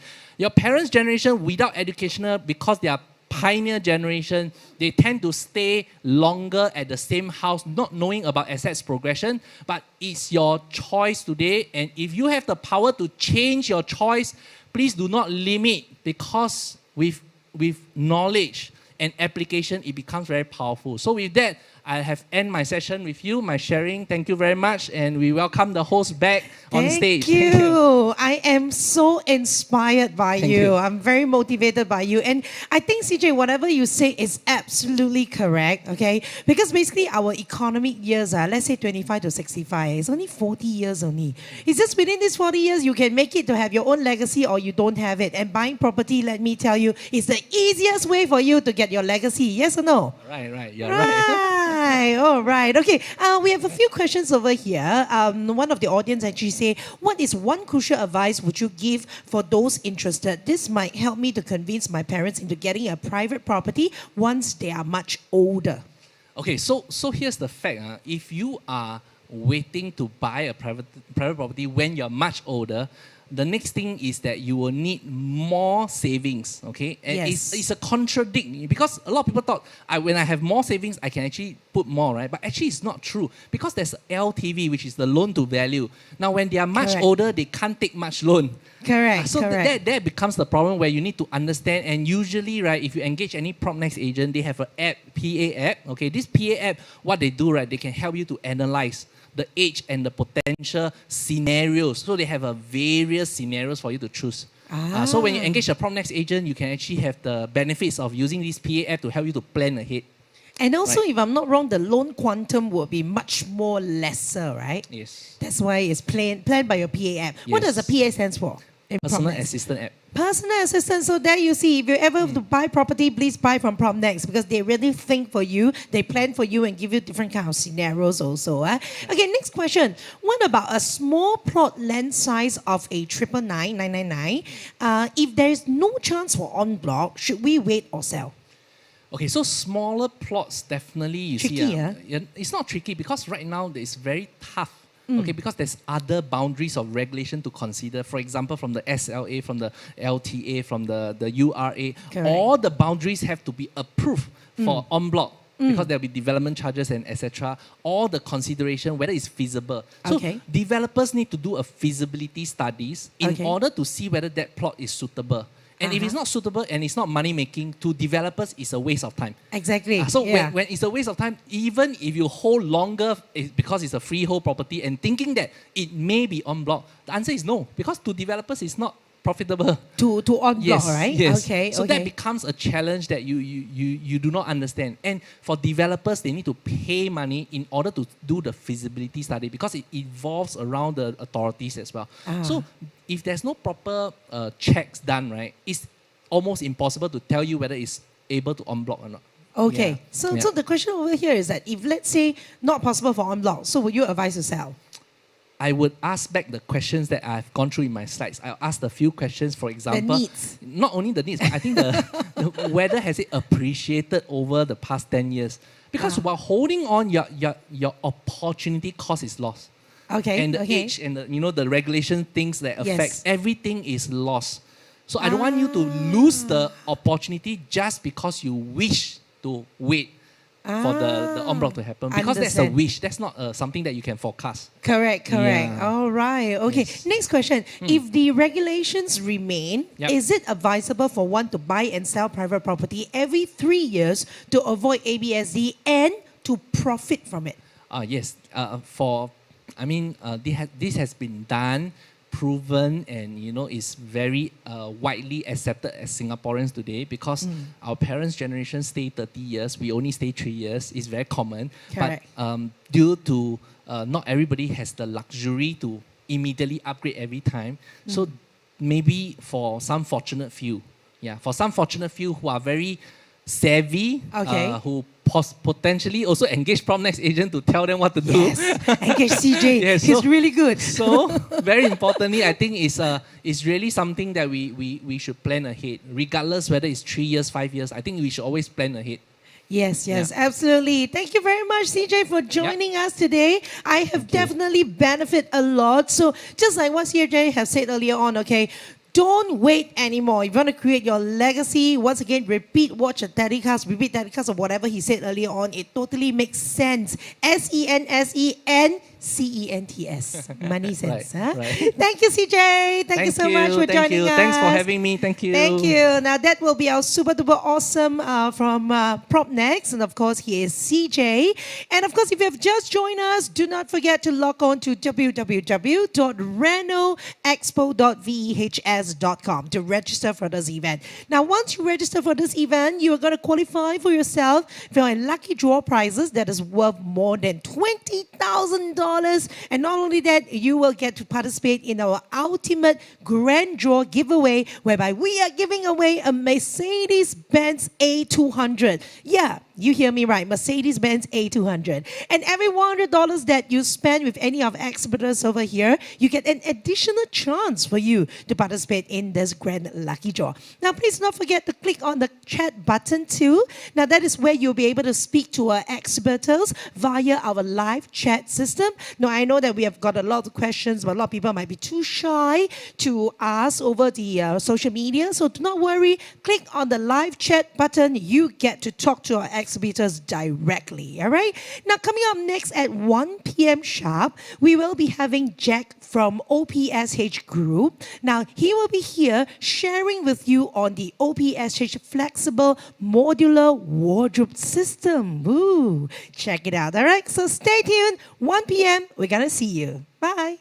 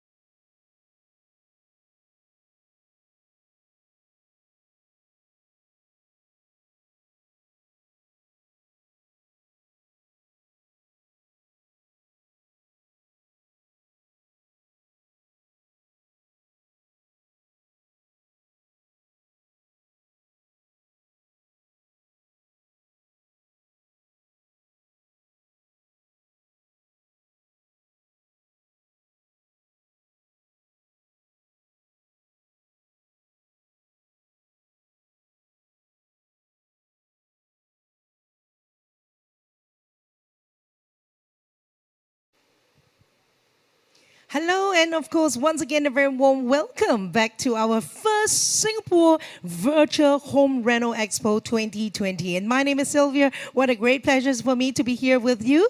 Now, if you have logged on earlier on, you have seen our CJ from PropNet sharing with us all the ideas about buying your first private property. Now, if you have just joined us, remember to log on to www.renoexpo.vehs.com to register for this event. Now, why is it so important for you to register for this event? Because you will qualify for yourself the chance to join our grand lucky draw. Now, we're giving away prizes that is worth more than $20,000. And not only that, there will also be a Mercedes-Benz A200 for you to drive away. Now, for every $100 that you spend with any of our exhibitors over here, you get an additional chance to join our lucky draw. So come on, hurry up. Log on to www.renoexpo.vehs.com and register for this event. Now, not only that, today we will having our next webinar, something that's really interesting, which is all about our OPSH flexible modular wardrobe system. Now, we know that all our houses nowadays is getting smaller and smaller, so we will need to actually maximize our space to have a wardrobe that is not only functional but also be very stylish for your use too. We're going to invite Jack, who is our senior sales specialist from OPSH. He's going to tell us a little bit more about how consumers will make use of OPSH material sustainability plan towards the future. Not only that, he will invite consumers to visit our OPSH physical store, which is right at 376 River Valley Road. All right, so now I guess Jack is already on standby. We're going to bring Jack on. Hello, Jack. Hi. And of course, Jack from our senior sales specialist, OPSH Group. Over to you, Jack.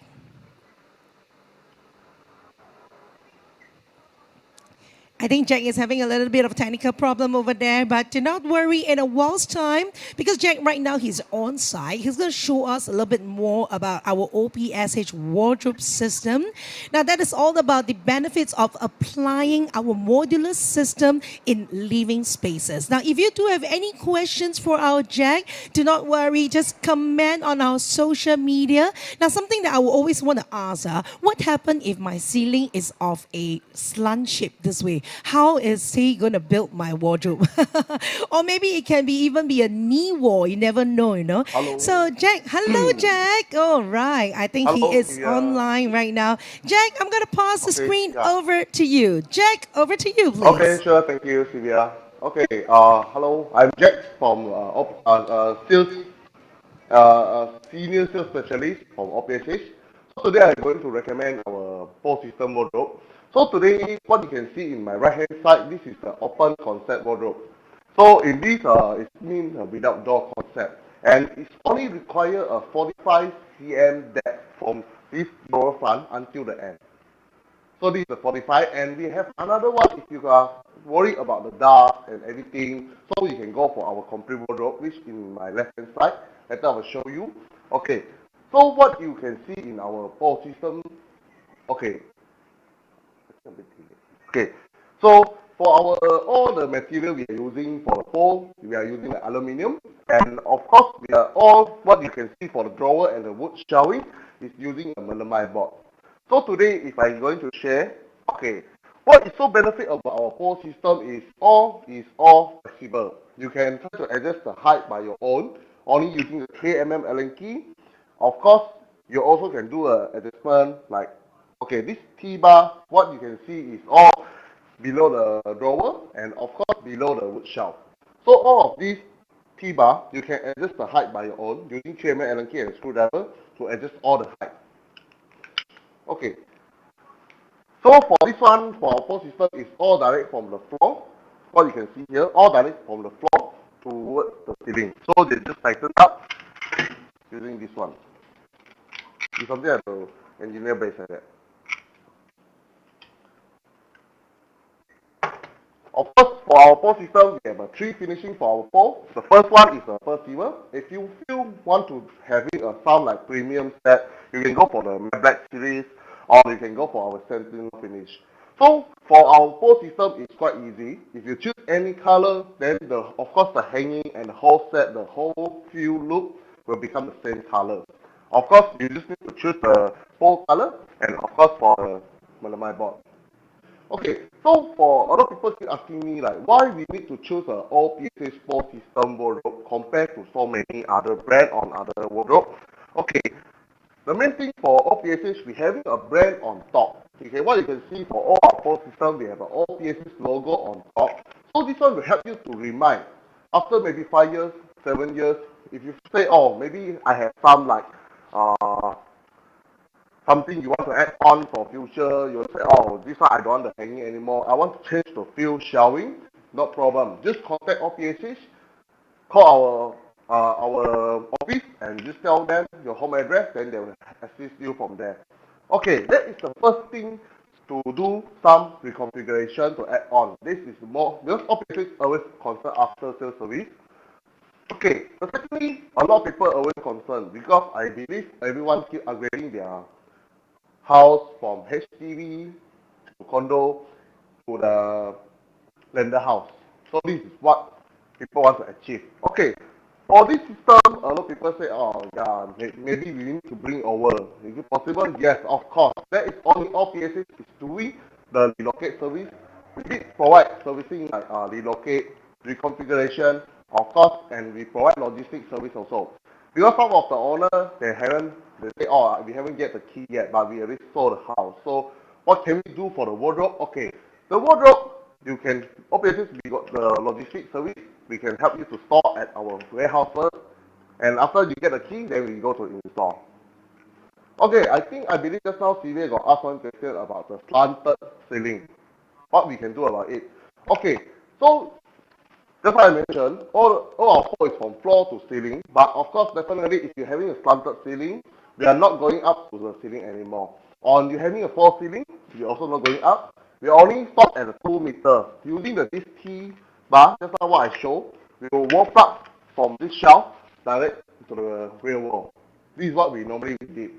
Of course, a lot of customers, when we facing like uh, aircon trunking around the world, around the wall, the beam, aircon latch on some window. This is all places we can help you to solve all these problems.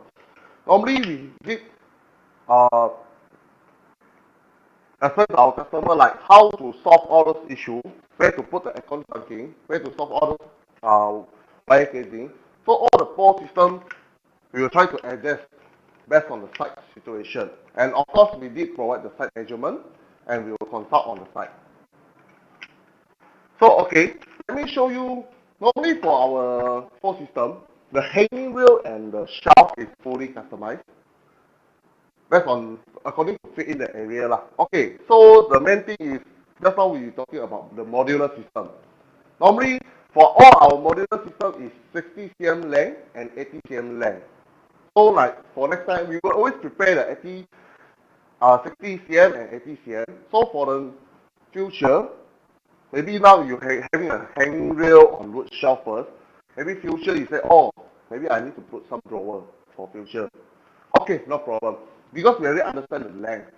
We have one server to track all the record, all the drawing. So a lot of customer when the future time they say, oh yeah, I want to change. Just call in my office, tell them your home address. Then after that, we can give you the solution, how to solve all those problems. Of course, today I'm going to show you about our module also. Okay, let me introduce the first module for OPSH. We have is a 3-tier drawer. This one is available in 60 cm and of course for 80 cm.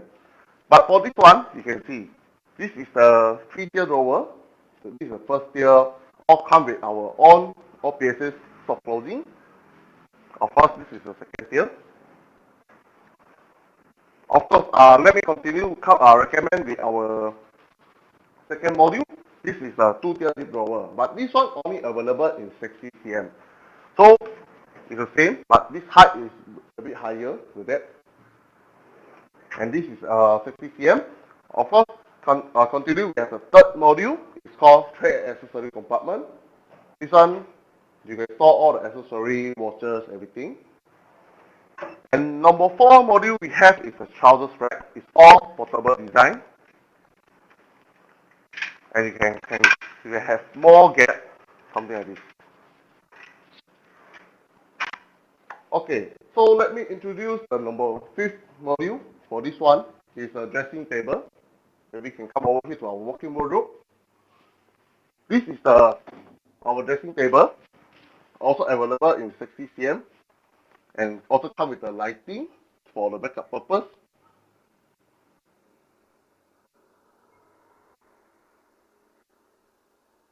And this one also come with one tier drawer.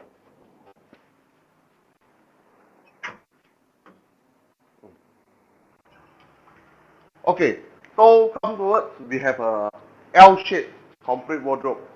So what is so good about our L-shape? Maybe you can come over here and take a look. This is fully accessible. You can reach until the corner side without any disturb. You can try to choose your clothes, top and bottom. This is normally what customers are looking for because we are fully accessible L-shape.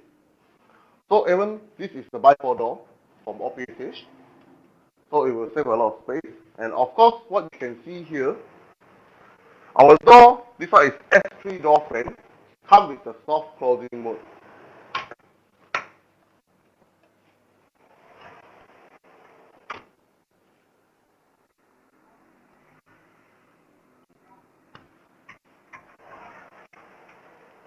Of course, normally for the configuration wise, our sales specialist will always consult you like how to build a dream wardrobe.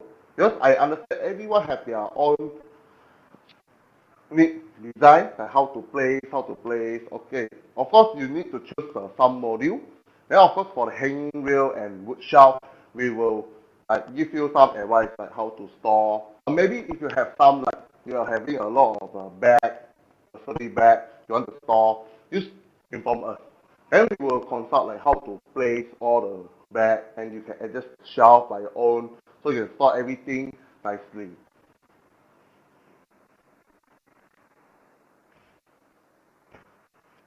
Okay, let's come back to the 5 accessory we have. The first thing we have is a GTU. It's a GTU, and this one is something like what we call is a pigeon hole lah. Okay, and for the second accessory we have is this one. It's a pull-out mirror. This one saves a lot of space. It's only used about 75 mm from here. And this one you can try to take a look. It's a full height mirror for my own, even my height also is all can be fit in. Of course, this one after you place, this one you can put a long dress up to 1.4 meter dress. So if you are saying, oh, I having a like 1.7 long dress, so this one you just try to remove this shelf or you can adjust lower. Then you can fit in all the long dress. Of course, for the third accessory we have is this one. It's a tie rack.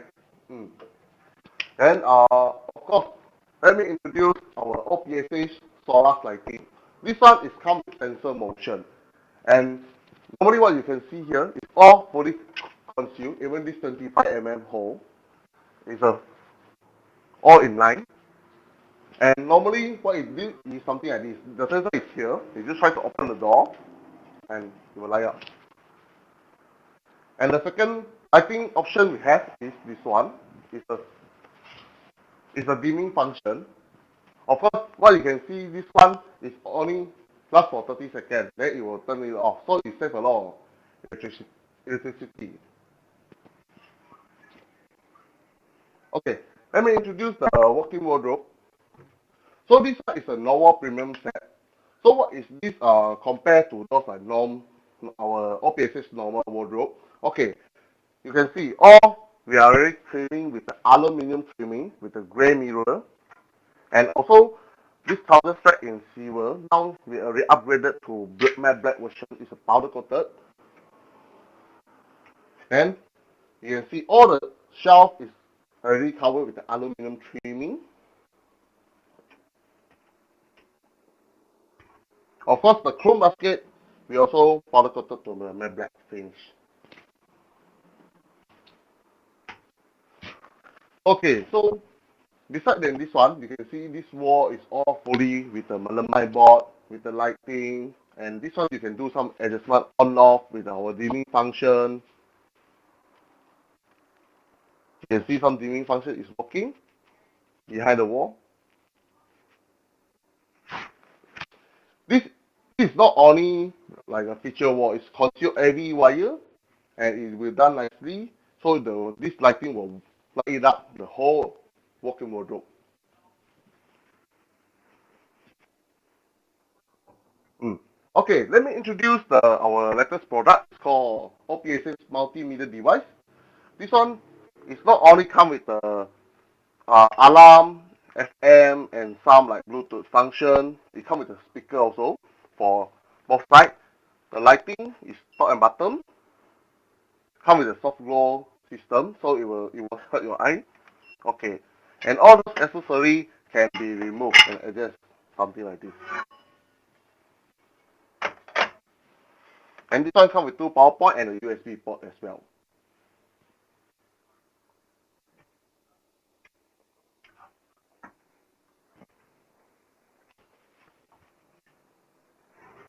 Okay, so what you see in this walk-in wardrobe normally we design as a top hung door.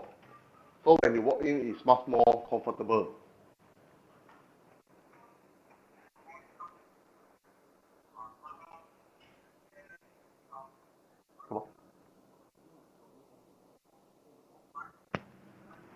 Okay, sorry. Okay, normally if you have some like inquiry, then you can text us, you can drop us in the Facebook, or you can see our review all in Facebook. It's a lot of customer, our existing customer, they drop the feedback, like how we help them to do the relocate service, and of course, reconfiguration, and all the customer we did the free installation. Because OPSH, we are not only supply for the wardrobe, but we're having our internal in-house team, like our own partition team. That's why we solve a lot of clean job. Okay, so if you have any question, maybe you can email to us or you can drop us some feedback. Sorry? Okay, so I come to my end of my presentation. I hope you all can enjoy the wardrobe. If you're having any question, then you can feel free to ask us. Okay, thank you. Bye. Hello, thank you very much, Jack. Wow, that is very awesome introduction over there. And of course, Jack, don't go away. We have a few Q&A from our viewers out there. All right. Yeah, these are the questions that have been placed onto social media. All right. But of course, no problem. All right. Our staff that will be from OPSH, they will be replying to you via social media. Okay, there you are. Now, if you've just joined us, please do not forget to visit our www.renoexpo.vhs.com to register for this event. It's very, very important for you to register for this event because if you were to register, you will qualify for yourself to join us in our grand lucky draw. Now, lucky draw prizes are worth up to $20,000, and on top of it, we also have a ultimate grand draw giveaway whereby you will have the chance to drive home a Mercedes-Benz A200. Now, remember, every $100 that you spend with our X-Beta, that will give you an additional chance in the grand lucky draw. Not only that, you can always click on our chat button and, of course, speak to our X-Beta via our live chat system over there. Now, coming up next at 2 p.m., we're going to have Micah from Two Big Guys. Yeah, they will be sharing on the importance of combining good design with quality material. You know, sometimes when you get a house, you'll be thinking quality, design, quality, design, quality. Don't worry. Michael from Two Big Guys, he will be able to combine good design and quality for you. So still stay tuned, and of course, we'll see you 2 p.m. sharp.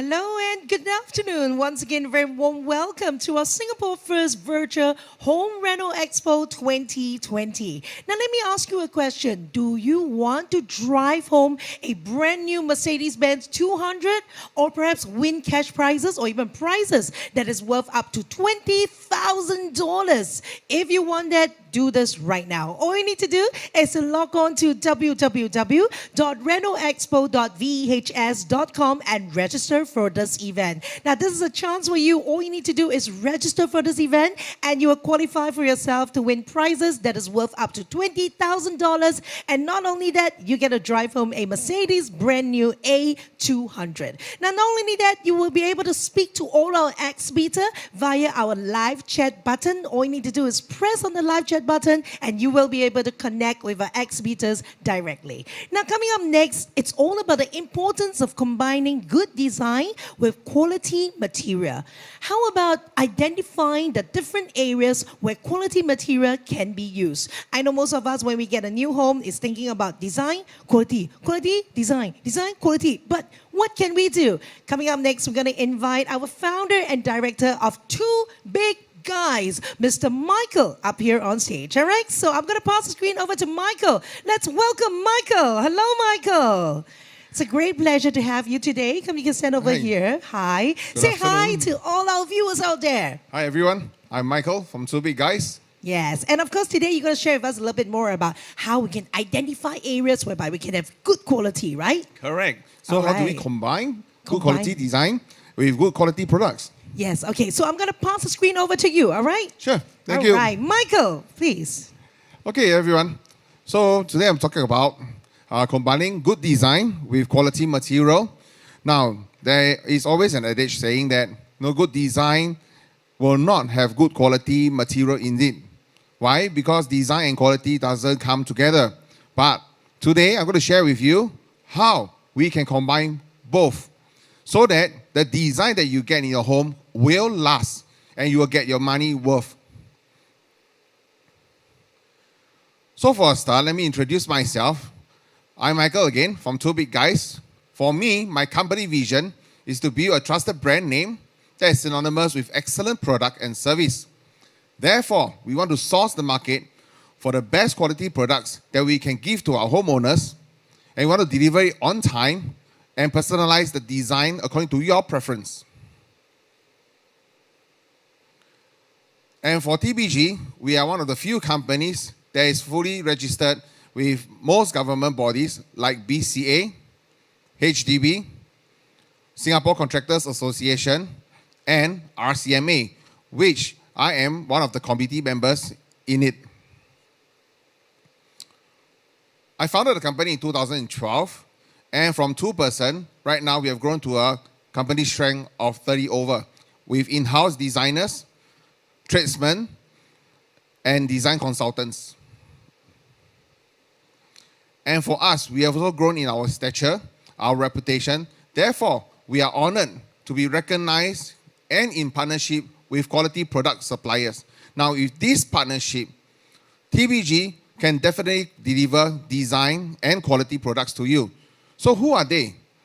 Like Xtech, providing a smart home solution, Dulux Paint, Caesar Stone Quartz, Tekka, Excel Hardware for the kitchen hinges, and the kitchen solutions for the basket systems, Philips Hue Light, Sonos, and Devcore building material.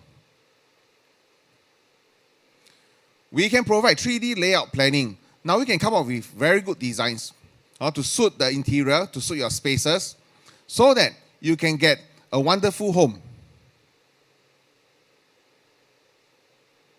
And from 3D to actual builds, we can make sure that whatever we promise, we can deliver.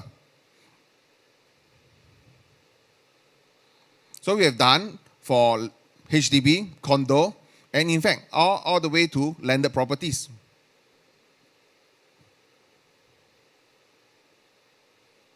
Now, good design should not be just one-off within a year. After you see it, things start to drop or things doesn't last, start to fade, and make the design become not like what you have seen on the first day. So how do we make sure that good design can last? Interior design is about building a home. A home can last you 5, 10 years, and the average occupancy of a house is found to be 13 years. So this kind of design must come up with quality product so they can last for the duration of your stay. And design doesn't mean just looking good, but it must encompass what the owner wants to see and what want to have. And it must withstand the test of time so that owners will feel that the bill is worth the value. So what is quality building material? So we start off with 3 different types. One is building material. And to ensure building material is the correct and the good product, you must find the correct brand. So for us, we partner with Defco, the building material, and ensure that whatever we put in will give you the kind of quality build that you seek. So for one, the most important, waterproofing. It must be done well. It must be done with the correct material. Therefore, it will withstand the test of time and not drip water down to your neighbor or cause any other tiling issues. And with the tile, we also must make sure you use the correct type of adhesive, cement adhesive material, to make sure that tiles over time doesn't pop up. So Defco products are known in the market to provide the excellent kind of building material. The next type of building material, paint. This is important. Almost all house or any type, HDB, condo, or landed, you will use paint on the wall, on the ceiling, on the facade. If the paint quality is not good, things start to fade very fast, and it will not give you that kind of nice aesthetic look. And not just a good look, the paint must also be able to provide value-added quality to the interior. So for Dulux paint, they have this Pure Air series that purifies the air and reduce odor in the environment. So a paint is not just about giving a good color, it must also able to help you to enhance the environment so that whoever stays inside can always feel the good effect and benefit from it. And for carpentry, there's also the most important element within a house, because of like the kitchen cabinet, the wardrobes, the shoe cabinet, the TV consoles, all are part of carpentry works. And these are the ones that will be more commonly utilized by the homeowners when you are staying inside. So the material used for carpentry works must be of better quality. And in carpentry work, there are 2 important elements inside, and that is the laminate and the accessories that we use within the cabinet. So the laminate-wise, in the market, there are many brands. First of all, 2 big guys, TBG, we have sourced the market, and we found that Lamitech and Arova to be of the better brands. Therefore, we are in partnership with them.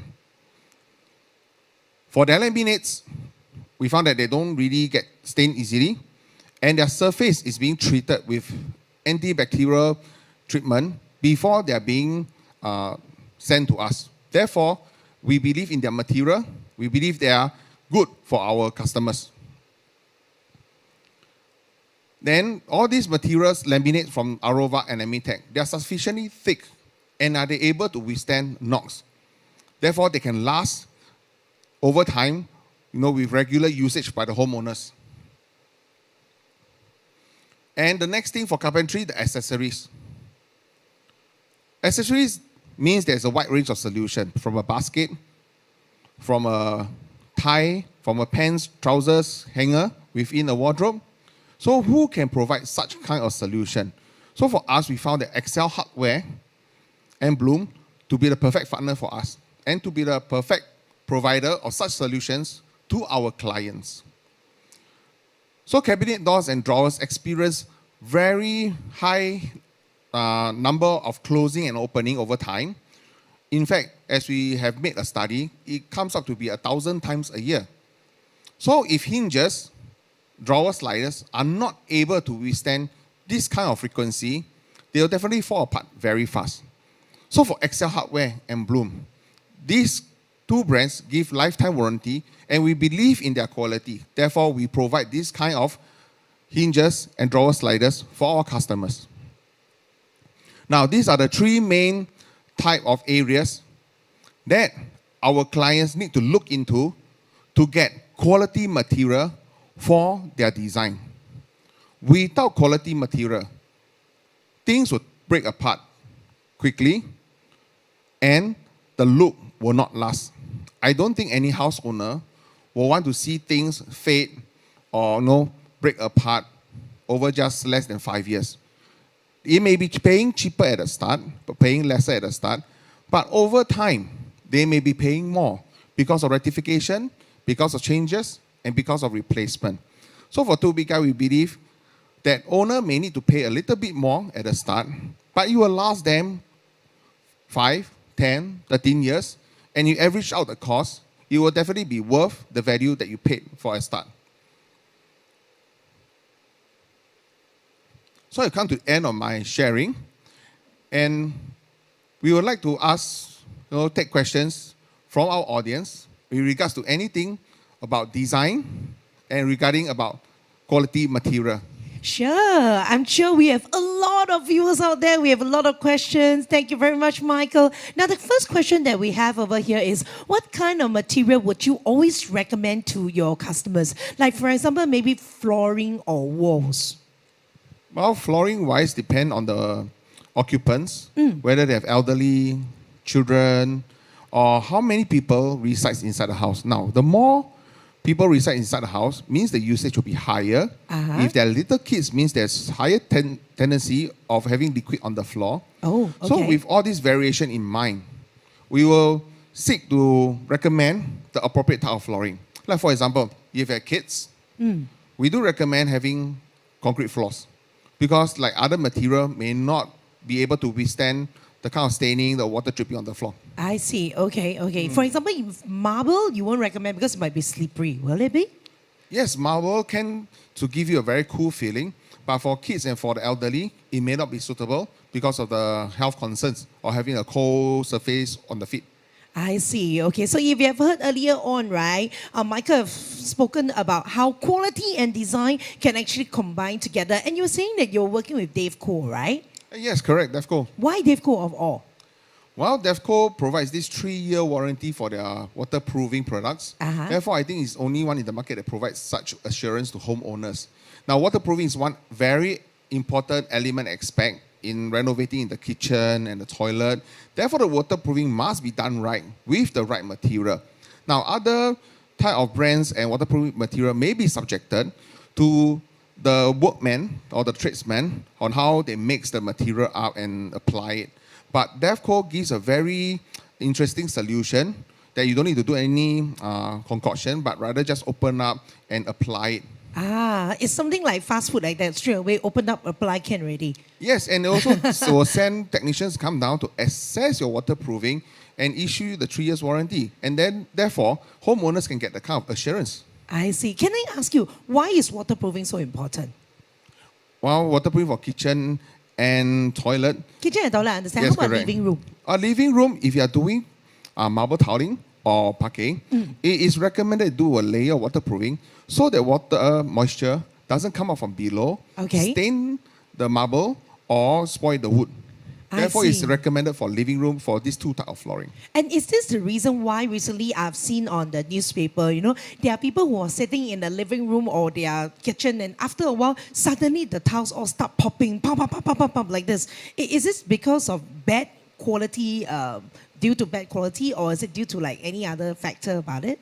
Now, like I mentioned earlier, previous cement mixtures will be dependent on the tradesman, on the concoction or catching the correct proportions. But newer material, like what the government has recommended to use only 2-in-1. So you open up, you just have to pour out, put in the correct amount of water, and then that's it. You can use and apply it. So you will reduce the chance of wrong proportions and such popping up tiles issues. So end of the day, it's all about the proportion, right? Correct. The proportion and the quality material that you will use. Now, if you use something that is lesser quality, it may not adhere the tile to the flooring properly. Therefore, again, the popping issue will occur. I see. So can I just check with you? You know, when you talk about quality, right? Over how many years of usage is considered as good quality? If heavy usage, let's say. Well, for one, it should last the duration of a person's stay inside the house. Really? Yep. So wow. on The average, entire stay? Yeah, entire stay. If So let's on say the person average, stay that like is 10 years? 13 years. Average is 13 years for a house. So okay. it should last for at least the 13 years. Okay. So last for as long as it lasts for 13 years is considered as good quality. Yep, that will minimally because the owner will be happy about it. Yes. Don't need to spend money within a short period of time also. Oh, yes, correct. All right, I have another question over here. How do you ensure you meet the needs of your customers? How do I ensure meet the needs of my customers? Now, for customers, when they come to us, we definitely sit them down, inquire about their family composition, their needs for the house in terms of the storage capacity, and also their design preference, aesthetic in terms of color, favorite colors, the design themes that they have seen, they prefer. Now, with all these combined, we can develop an environment for them, develop a home, rather than just giving them a good aesthetic. So when you develop a home for the customers, they definitely be happy and everything is already catered for. Therefore, when they move in, we can see a happy face. Yes, so definitely, for Michael, before, he come on to your place, of course, they will have to make an appointment with you, find out more about your family members. And how about pets? If there's a household who have like maybe 3 to 4 dogs, what would you recommend? Well, for pets, like especially dogs, they tend to scratch. They tend to bite a lot. So a lot of like carpentry corners, we will advise maybe have a clad of metal. Or for the flooring, definitely no wood, no vinyl, but really just homogeneous tiles. So that when the dogs scratch, or in fact, they leave some watermark on the floor, it will not stain and it will not damage the flooring. So there you are. If you have pets out there, right, do contact Michael also, okay? And not only that, what are the factors to consider when combining good design on quality material? What are the factors to consider? Well, some design cannot use certain material. For example, like vinyl flooring, actually most of them are in wood prints. You are doing design that don't really require wood prints. Vinyl flooring colors may be quite limited. So you maybe want to go and use homogeneous tiles instead. But you're looking to do more cozy setting, natural design. There is only more towards the wood. So tile-wise, they do not have so much of the natural wood element involved. In fact, if you have a tile that is wood print, right, it doesn't look as natural. So maybe you want to go for the vinyls and the real wood.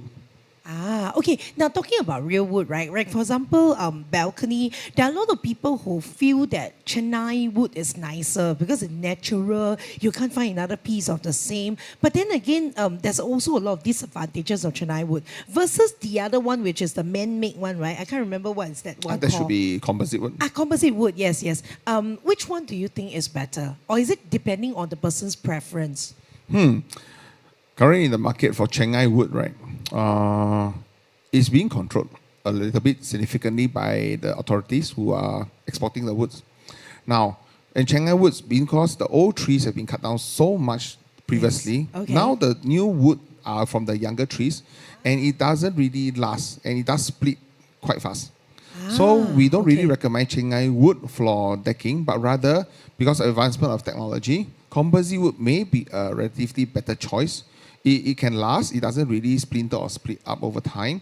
The only downside of it is you can't really grind and varnish it, but rather you can do some sort of maintenance, where you can so-called paint it over. Which is the one that you cannot do the grinding of it? Is Chennai or composite that you cannot do the grinding? Composite you can't really do the grinding. Okay. Yeah. But Chennai you can do the grinding, but you got to maintain it every 2 years. Every 2 years at least a varnish, every 4 years at least a grind and varnish. So the maintenance is a bit high. But Chennai wood is a plus point. That is real wood. It can absorb heat. And when you step on it, it doesn't feel as hot as when you step on a composite wood. I see. Okay, there you see. If you come to Michael, all right, contact our two big guys. That's where they will give you the best solution. One last question, okay? What do you think about overlay? Overlay of, yeah, what do you think about it? Is it good? So generally, when you want to overlay on top of an existing layer, Yes, yeah. the existing layer must be in good condition. When we talk about toilets, so the toilets flooring, you want to overlay on it, can. So two conditions to think about. Number one, from the toilet to the corridor or kitchen, there must be a step down. Correct. Once you overlay, it may be flat with the external side flooring, or you may go above. That's what they call flush, right? Yeah, you must Okay, have at least okay, flush. If it's okay. not flush, then water may come out quite easily. Ah. So, in order to overlay, number one, you must look at the level. Okay. Number two, check for the existing condition. Whether now is it leaking to your neighbor, Ah. or whether there's any cracked tiles and stuff, or loose tiles. Because you cannot overlay on top of a loose tile or a defective area. Yeah, I thought you can save money, ma. So you got loose towel, I just overlay, lor. It doesn't really work that way. I know. That's why I tell you this is a very, very beneficial session that I have with Michael. Michael actually show a lot of his knowledge about all about good quality and materials, and of course with design too. Thank you very much, Michael. Thank you very much for having me. I'm sure that our viewers have all gained a lot of knowledge through your webinar. I hope so, so that Definitely. our homeowners can take back the information and make due consideration when selecting the IDs who they can work with to build their home.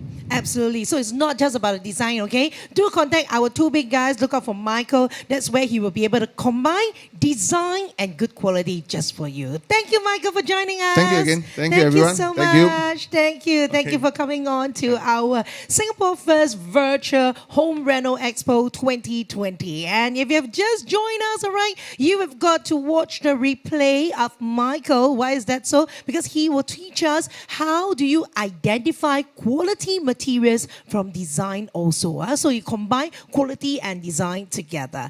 Now, once again, you want to participate in our grand lucky draw, whereby you have a chance to drive home a brand new Mercedes-Benz A200, or you can win lucky draw prizes that is worth up to 20,000. Now, this is the moment that I'm going to tell you. So listen up, okay? All you need to do is to log on to www.renoexpo.vhs.com and register for this event. That's all you need to do. Register for this event and you'll qualify for yourself for the grand lucky draw. And of course, on top of it, if you want to speak to any of our exhibitors over here, all you need to do is to click onto the live chat button and you'll be able to connect directly. Yes, you hear me right. Connect directly to our exhibitor via our live chat system. Now, meanwhile, do stay tuned all the way till 3 p.m. because 3 p.m. something exciting is going to happen. We are going to have Alex from Evo Reach, all right? He's going to teach us how to make the wisest choice in choosing the right vinyl flooring. So if you want to get vinyl flooring, you've got to wait till 3 p.m. 3 p.m. log on. We're going to have Alex from Evo Reach. So I'll see you in 3 p.m. at 3 p.m.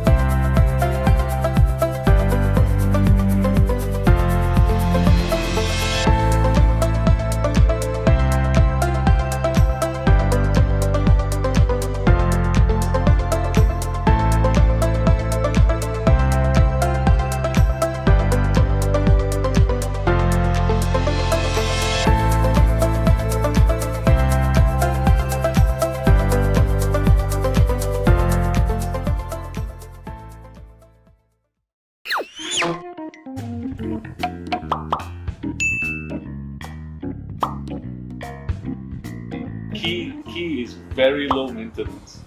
We really haven't done anything apart from a regular mopping. It's super clean, you know, we don't have to do much cleaning, I reckon, because it's very Easy to maintain. easy Yes. to maintain.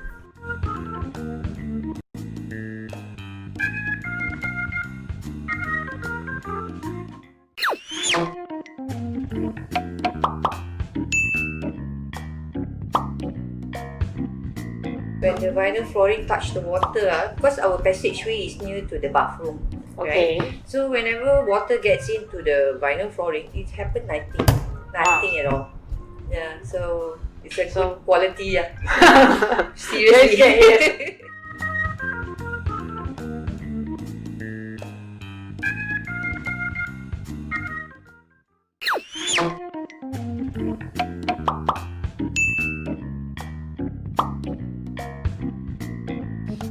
I like that it doesn't give off this rubber smell.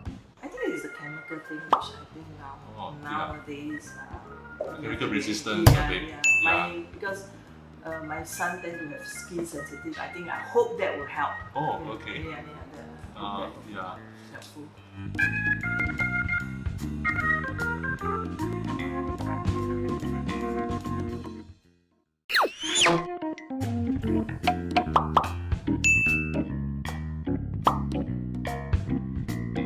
Yeah, they were young when we first installed it 6 years ago. They're not young anymore. Two boys, you know. They're throwing stuff around, you know, they're running around, and you know, the floor stays perfect condition. There's really no complaint from my side on the flooring, which is why I will always use it back. Drop a weight, don't know, quite high, then drop, and there's no scratch. And we use a metal rod to scratch the floor. Basically, I saw your showroom also. There's a lot of laminate floor. I think it's quite a heavy usage place where every day people go there, and the demonstration is done a few times a day. Okay. I mean, I'm convinced in a way, but you know, we have to see lah.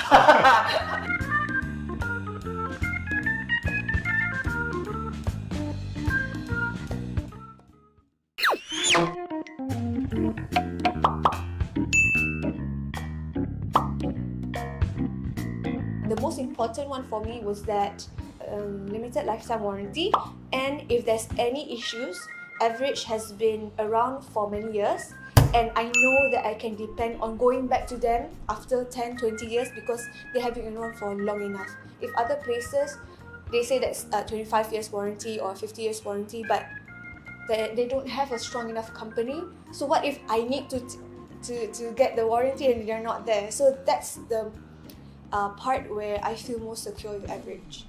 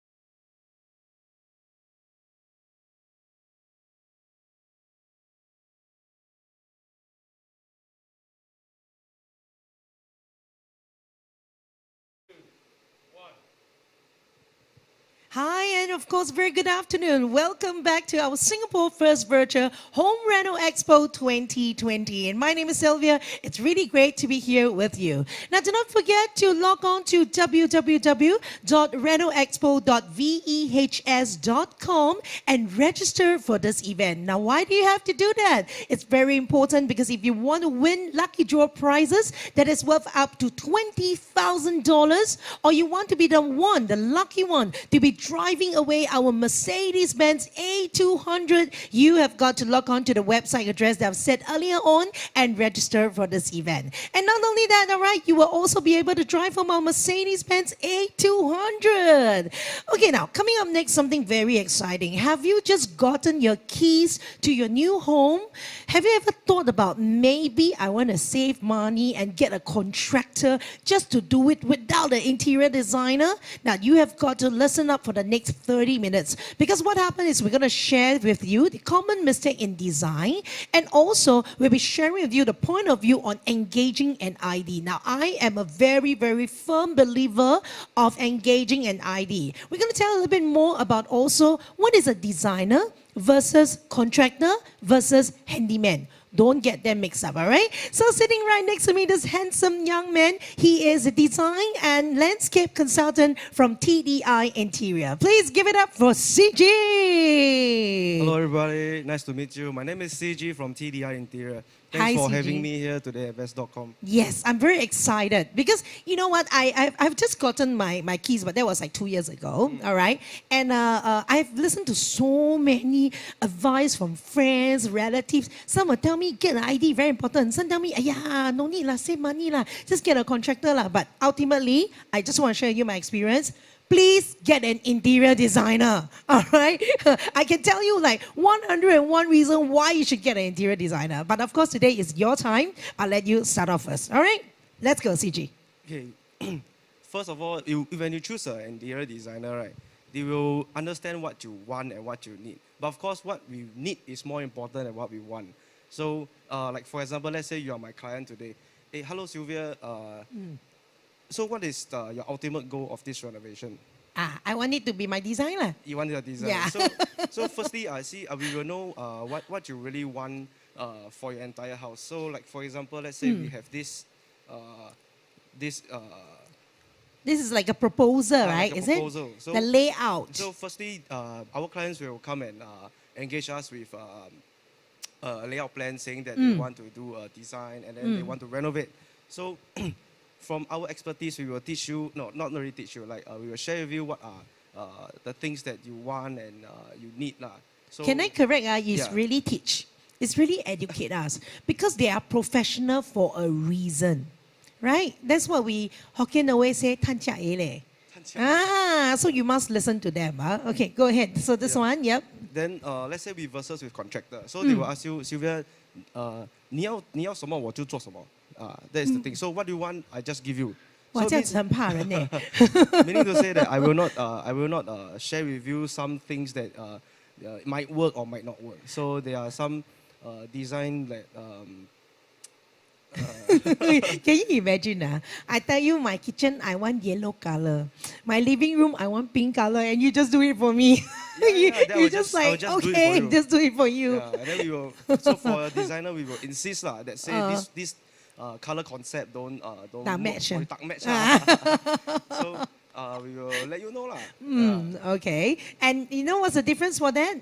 I can tell you. Someone who will share the interior design, the design with you, versus someone who just do everything that you ask them to do. Yeah, correct. Is what? Correct. Interior designer versus? Handyman. Yes, handyman and contractor. I got people engage me, and they say, help me to fix this floor, this doorknob, this window handle. Oh no, are you serious? Yeah, but I don't know how to reject them. But are they your customer to start off with? Like they already asked you to design everything? No. So it's not follow-up case. It's not follow-up case. New case. New case. That is a handyman. So that's why we want to tell you the difference between an interior designer, a contractor, and a handyman. So like what CJ has said earlier on, okay, interior designer will share with you their experience, you know, what kind of color goes with what color. And a contractor is someone who will tell you, oh, you want pink kitchen, yellow living room. Okay, I'll do for you. And handyman is someone who fix all your like toilet bowl or you know your door handle, right? Toilet bowl also have. Right? Yeah. Correct. Then All right. after that, I don't know what is my job there anymore. Yeah, precisely. Correct. All right. Yeah. Okay, let's move on now. How about, you know, your homework or you have to do some homework and you have to identify what you want, So right? usually we will recommend these customers, our clients to, before you engage us, maybe you look at some of the designs that you desire. Yes. And maybe you look for firms that excels in certain design. Correct. So you look around, say, like for us, maybe we do more on urban design. Let's say you like countryside design, you can go and look for some IDs that does a lot of countryside design, you know, that kind of thing. Okay. Then Okay. Before engaging us. So you will not look for the wrong ID, you see. But I must say that you guys are very versatile, TDI. In fact, from like minimalist to Scandinavia to even like Victorian or whatever. Oh, I realized that I saw your portfolio. All you guys can do. Fantastic. Which is because we how do you say, we also look at other sometimes you know, we look at the client, see mix and match here and there so. Yes. So number one, remember, do your homework. Because when I got my house, I did my homework also. Yes. I never knew, frankly speaking, I never knew there's such a thing called minimalist, industrial, Scandinavia, and Victoria. I totally don't know. No idea at all. So do your homework, just like what CG have said earlier on. So all right. After preparation? Okay. Yeah. After that will be preparation. After preparation is so after you know what you want, as in what you, preparation means you find the ID already, right? So you need to engage in the ID. So you must tell the ID what you, so we will ask you instead. We will ask you what is more necessary for you to spend the budget in your house. So like for example. So it's come to budget. Yes. So usually is what is more important is the kitchen. So we will start off with the kitchen. Why is kitchen the most important one? Kitchen to me is the least important one. How many of your kitchen is more important? Please tell me. So that depends. So now, what is the most important one for you? Bedroom. No, living room. Living room. Yes. Yeah. So technically, kitchen and living room are the places where all the family members, you know, will hang Together, out together. yeah, okay. 一起煮饭，一起看电视 like that. 对， so 对。 those are the things that you will need.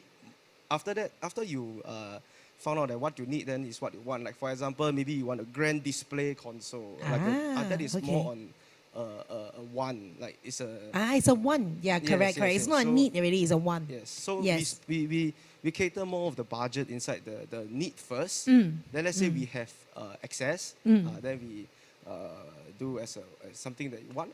Okay, so with the budget, in fact, if you go and look for TDI, look for CG, right? He will be able to work within your budget, right? Yes. No, like for example, the material, this budget fits this material.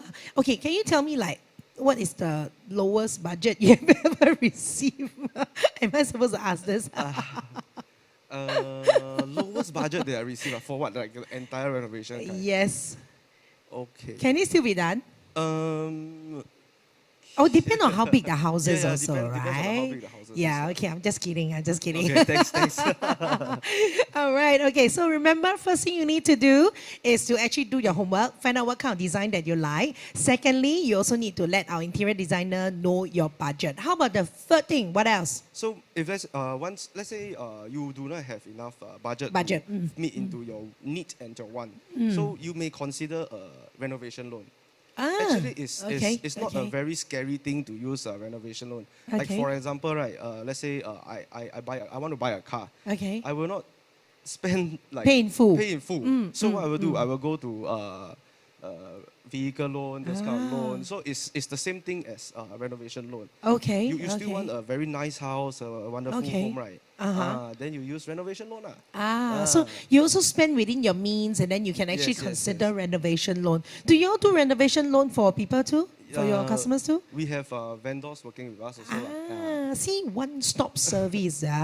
Okay, that's cool. And what else can we do to manage budget? So you need to manage, as in like, how do you make it? The expectation. That means, let's say you spend 100K, so you can expect a 100K product. So it's like the same analogy like buying a car. Let's say you buy the X brand that is not that European brand. then the expectation cannot be like European. Yes, correct. Manage your own expectation. Yes, Yeah, yes, yes. that means with this kind of budget, you will more or less know what kind of design and house that you have, right? So actually, it's good that you can go for the renovation loan also. So this is all about managing your budget. Very, very important. Okay, manage your own expectations. All right. What else? Other than budgeting versus expectations. You can also split the renovation process. Like say, can you first do the need first, then the one in the future you save more money. Then you put the one on. Okay, for a minute, I thought he's trying to tell me split the renovation process. You do your living room first, then 3 months later do your dining room, then 3 months later do your bedroom. Correct. So ultimately, you still need to. So you do the basics first. Yeah. Then you find the ID that's comfortable for you, then after that, then you proceed on. Okay, can I ask, right? If you split your renovation into a few phases, right? I can actually sign a contract with you, but I want to split it up. It's fine, right? That way. Can. We first do the first phase. Then in the future, then you engage us back again, Then we do the second phase. Okay. And another thing that I feel that's very important when you're looking for interior designer is to know the company style and the accreditation. Accreditation, right? Accreditation. Yeah. What kind of accreditation do you have in TDI? So, like for example, every time we meet a customer, right? Like this is Ryan's house, so we will. Oh, Ryan's house. Yeah. Is it the NOC Sylvia's? Okay. So, not me, So this is the style that we have, so we will provide to the customer. This is actually a mood board or a material board. All right. Okay. Then we will showcase to Ryan's or to our clients that this is the style that we are having in to your. To renovate your house. So this entire thing is like a mood board of his whole house. Yes. Okay. So if you can see from the screen we actually have some of the design over here, including the layout that's already been drawn up already. Okay, and then followed by all this. Can you explain to us what are all this? Like this is like what, paint coat? Oh. Yeah, there's some paint coat, and then. This is the vinyl floors from vinyl floor, okay. And then, okay. Decking, some quartz material. So and this is the countertop. Yes, this is the countertop. What is a flute panel? Fluted panels are actually just some feature wall cladding. Okay. That brings out the entire. And what about that big bob thing? What's that? This is actually the hinges. This is you even include the hinges inside.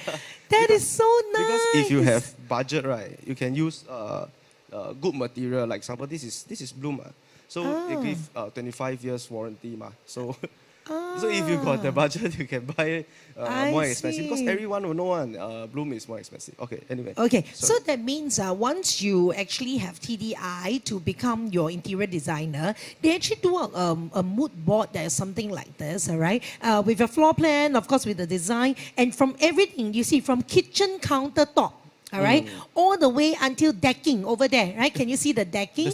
Together with even the hinges, okay? And these are the feature wall, bathroom wall, paint, and all those laminate, and all those vinyl, right? Yes. Yeah, all in. They will show you exactly what are the material that they use. Now, once again, I need to say something.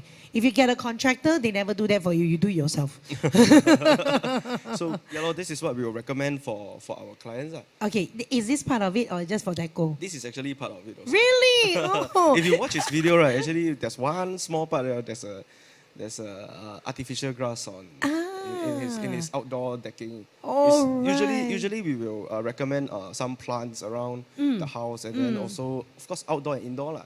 So this is to soften the entire hardscape of the entire renovation. So usually renovation is just a renovation.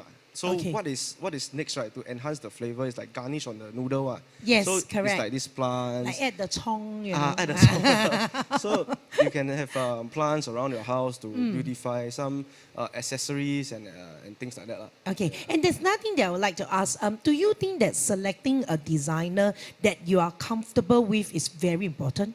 So what it actually means, right, is like I used to have this lawyer client. So initially, right, he's very difficult during the first phase of the entire project, meaning to say the preparation, the quotation, etc. Okay. So it would tend to change here, change there, and then be very difficult. Okay, okay. Then when it comes to signing signing the price, right, he never even see the details. Why? Because he trusts you. He trusts already. Ah. So after the trust, right? So he apparently he went overseas for 2 months. When you are working on it, or when we start work. okay, okay. And then he went overseas for 2 months. Never even come back and see. Ah. And then I just hand over.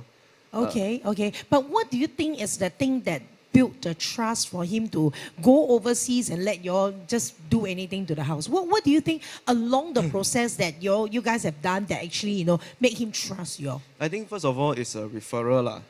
He's a referral. So technically, we did this public toilet renovation. It's a condo. Okay, okay. And then from there, one of the residents, Okay. which is him, but he tested me like in sorts of ways. When you say, hey, this one like that can bear. Or like that. Things like that, like very difficult. I also like wondering this person, is it genuine? Want to do or don't want to do? Yes, yes. Okay, okay. So he tested you first. So number in one, many ways, yeah. tested your knowledge and everything. Yes. So it only shows that our TDI consultants are actually very knowledgeable, because even a difficult client, he's able to handle. Our CG is able to handle. Okay, what's the second thing that he did to you? He tend to change my prices. Like example, this is $1. Terrible. Then he changed like 50 cents. This is 50 cents. He This think is what? not $1. Buy vegetable in market, is it? Then- Just kidding. Okay. Yeah. All right. Okay. And then So how do you handle? So he sort of like bargained with you. yes. Okay. In how a do you very handle? difficult. So I told him Explain to him. Yeah, I explained to him, and then I say I just actually tell him, 你拿别人的给我看哦。Uh-huh. Let me see Okay. what other give you. So you compare the material. So the correct. material that TDI uses and recommend is better than the material that he's asking for, cause which he is got 50 budget. cent one. Because he got the budget. So he can afford to have better quality. Yes. Okay. So you see, if you talk to our TDI interior, you won't be conned into it, because people might know that, oh, you got budget, so I just recommend you a lower grade material, But right here, CG don't do that. Okay, he doesn't do that. All right, cool. So you tested you on like your knowledge, on bargaining with you, your bargaining skill. He bargained skills with you. What other thing did he do to you? He tend You to remember? change my terms and conditions. Can change one man. Contract Cannot sign really lah, where cannot can change change one. Ma. You ask Singtel to change your terms and conditions, how can right? Okay, what kind of condition he trying to change? As long as he doesn't change like the handover date lah. No, don't have that. No. He changed things like like if it's not up to my satisfaction. Okay. Let's say no lah, we got such thing one. Maybe what he mean by not up to my satisfaction is like maybe in terms of the quality of the material. But I believe human never get satisfied one. I mean, of course we can satisfy. Of course, definitely, but then yeah. he's just trying to test me lah. It's not. So how do you handle? I say, so I show him our past projects. Okay. I show him that these are the things that we are capable of, and then I believe he knows that. He just want to test me, So you see, our CG from TDI Interior, even such a difficult client who tested his knowledge, passed. Ding, ding, and they try to bargain with him. Actually CG is able to show why you're paying this amount of money, because you're getting a higher quality material. Ding, ding, pass also. And the last one, you try to test him with the terms and conditions. But I believe that in TDI Interior, your customer service is so good that you will try your best, okay? Of course, not beyond unreasonable kind of requests. You try your best to make your customers and your clients happy too, right? Yes, definitely. so there you once are. you have the budget in hand, you have the good material, and now we can fit into a very nice design for a house. Nice. Yeah. Okay. And how many times do you draw the design for client to see? It depends because some clients, once we draw the entire design, this kind of material board, right? Very quickly they are quite impressed. Okay. What happens if those who are like, no, I totally don't like it at all. You change the whole thing for me. There are clients like they tell you what you want already. So after you design, and they say 1 week later, I think don't want lah. We change to another one. So we can do it a few times lah, but not like Many times. too much. Then you may waste your time and also Correct. hinder, yeah. Correct. And I believe that most of the time that, when client and customer change the design, it's actually maybe because of interior designer telling them that, hey, if you were to put this particular material in the kitchen, maybe kitchen is a little bit humid, then it doesn't last. You will input this kind of interior designing skills and knowledge. Yes. That's why we will listen and we will change. Yes. Because you guys are professionals. So what's best is to first have a site visit lah. So we take a look at the site, and then we see what is can be done and not visible lor. So what's worse is when let's say my project is going on, it's ongoing project, and then suddenly you change the design during the renovation phase. Okay. There are such people. They have. Okay. And then with that project, then it's gonna have a delay because everything got to pause. Okay. And then Okay. we need to redo things again. Okay. And then schedule everything again. So the timeline also will affected. Okay. All right. So we are talking about like schedule, we're talking about budget, we're talking about material, we're talking about design. What was the one last factor to make a happy project? I feel that the one last factor should be the client themselves. Client. Okay. Because every day come and kacau you. Cook, hello, you do this already or not? Hello, you do that already or not? Yes. So it will be like, why you do this one like this? It's like you're asking the chef why you put the salt first before you put the sugar. Exactly. Then you will be if let's say you are standing behind the worker, right? Correct. They will be very pressured. Yep, I agree. So I agree. they won't do things the way how they do it, as in comfortably. Correct. So they'll be correct. very stressed. And then they will tend to do things wrongly. This one makes spoil, that one makes spoil like that. Yeah, so that's why you see you're the other client who actually left the whole house to you to do it, and he traveled overseas. That is a happy project, right? That is a happy He's a project. happy client, right? Correct. Yeah, correct. Because you know why? We have to leave it to the professional. They are doing it day in, day out. They know exactly what they are doing, right? True. Yeah. Okay, we have some questions over here. A viewer actually asked, what is the difference between a contractor and interior designer? We have just answered this earlier on, but never mind, we'll tell you one more time. We give you the difference between contractor, interior designer, and handyman. Remember? The designer will understand what is your entire design concept, and then for a contractor, they will just ask you what you want, and then they'll just do for you. A handyman will just fix things for you. Correct. So there you are. It's very important.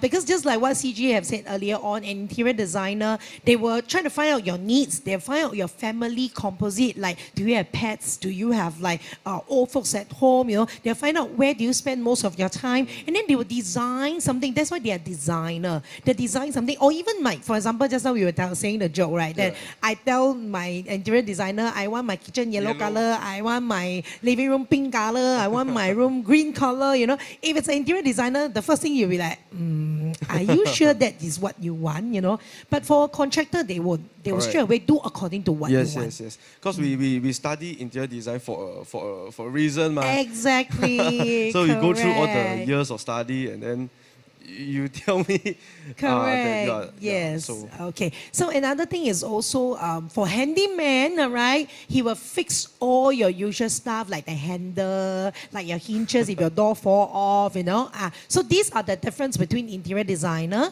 a contractor, and of course a handyman. Okay, what is the most important thing for you when you're designing a room?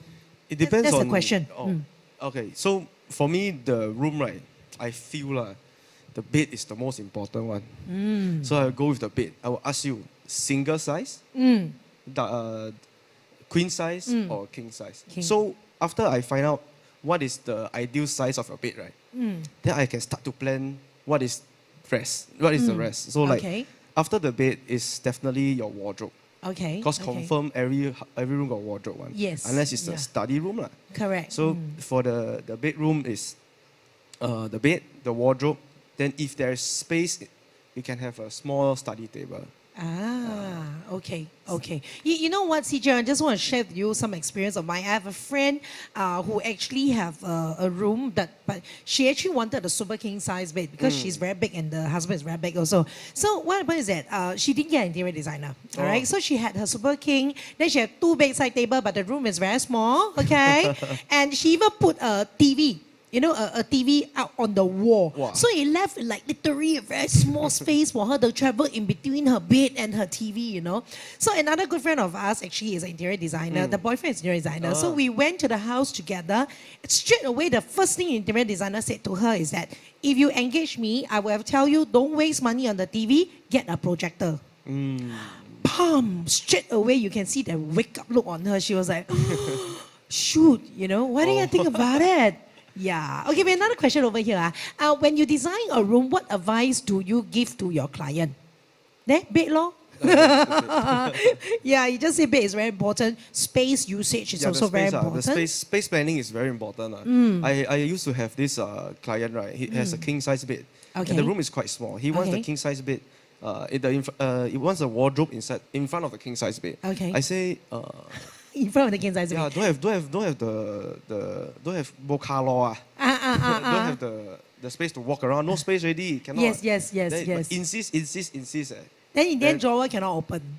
Right? But luckily thing is I didn't plan one drawer inside. It's all sliding door. See, you have interior designer, you will know, CG will know, don't plan any drawer. Because if you really want it, right, if you do it on your own, most likely you'll get a contractor to do a drawer. And it's so near that, cannot open it, why? Because not enough space.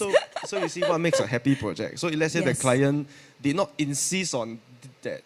Correct. Listen to the professional. Yeah, then it will not turn out good in a way. Yeah. Then like what you said, the friend will come here and say, why you put a TV? Yeah. Then in a way it's like 被嘲笑, like Yeah, that one's classic, that one.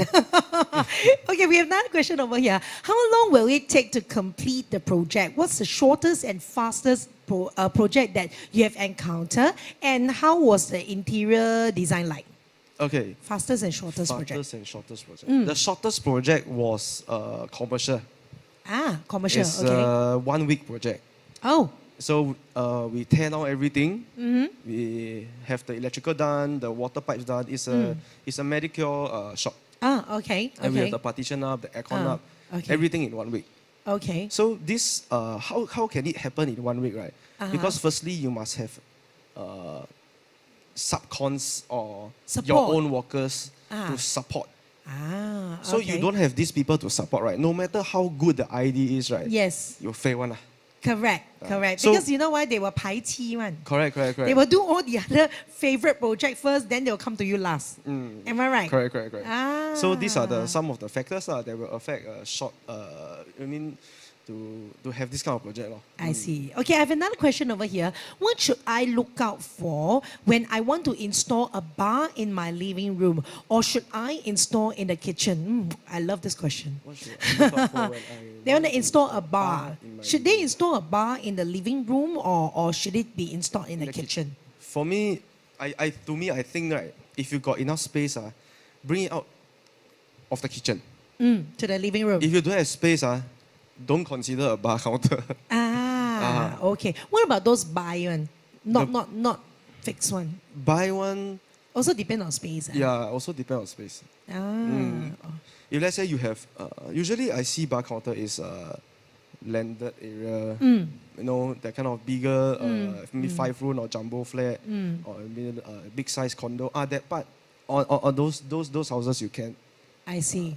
Usually for let's say BTO or I don't see there's enough space lah. Okay. But Okay. of course, having what you like and what you want is good. But first, we need to Consider the space. Consider the space whereby is what is needed, what is more necessary first. Okay. So you see, I hope CJ have answered your question. You want a bar, whether bar top counter, I would say, whether is it in the kitchen or in the living room. CJ actually said that it's better to have in the living room, but of course, ultimately, it depends on the space that you have. All right, there's nothing I would like to ask. Is it important to have a salesperson of an interior design company to be also the interior designer? You know, there are a lot of design company whereby sales is sales, interior designer is interior designer. Do you think it's important that these two have to match and one person handle? I think one person handle is better because you only need to go through one source of communication. Okay. Because there's, if let's say too many cooks, right, they will spoil the soup. Yeah. So if let's say the information from the ID did not pass down correctly to the salesperson, correct, and then things may not turn out correctly, unless their chemistry is very well, and then you can do it. Let's say even so, right, we tried before 2-person run one project, right? Very hard one. Yeah, okay. 2-person to run one single project is quite difficult in a way whereby, let's say the client today tell this person, the client today tell the other person. Communication. Yes, the communication breakdown will cause many mistakes in the entire project. So okay, and that means I would say that it's more or less like okay, is it a scenario whereby the salespeople can promise the sky, the moon, and the sea, but when it goes to the designer, it might not be able to be done. There could be this kind of scenario happening. There could be this kind of scenario. All right, fantastic. I think it's very, very important for you to get yourself a good interior designer. Remember the difference between a contractor, interior designer, and of course a handyman. Interior designer will give you their professional views, suggest to you. Contractor will do whatever you ask them to do, all right? And thirdly, a handyman is just one who fixes your handles, your toilet bowl, or, just a handyman, right? Yes, correct. All right. Thank you very much to TDI Interiors, which is our CG, for coming on to our Singapore first virtual home Reno Expo 2020. Thank you. Thank you so much. Thank you, CG. And of course, do not forget, all right, to log on to www.renoexpo.vehs.com, and of course to register for this event, because you will stand a chance to win our lucky draw prizes that is worth up to 20,000. You might be the lucky one who's going to walk home with our Mercedes-Benz A200. Now, meanwhile, you might want to log on and click onto our chat button over there. Now, that is where you'll be able to talk to our exhibitors directly via our live chat system. All right? Now, if you can, CG, stay with us, huh? Stay with us all the way until 5 p.m. You know why? Yeah, because at 5 p.m., Shirley from E-Handle Private Limited, she will be sharing with us all about smart home by integrating smart automation. I believe that interior designer, you want to integrate smart automation into your home too, right? It's quite on demand nowadays. Yeah, definitely. Like Google Music. It's like having Tony Stark's Jarvis inside your house. That's cool. All right, so we'll see you at 5 p.m. sharp. Goodbye.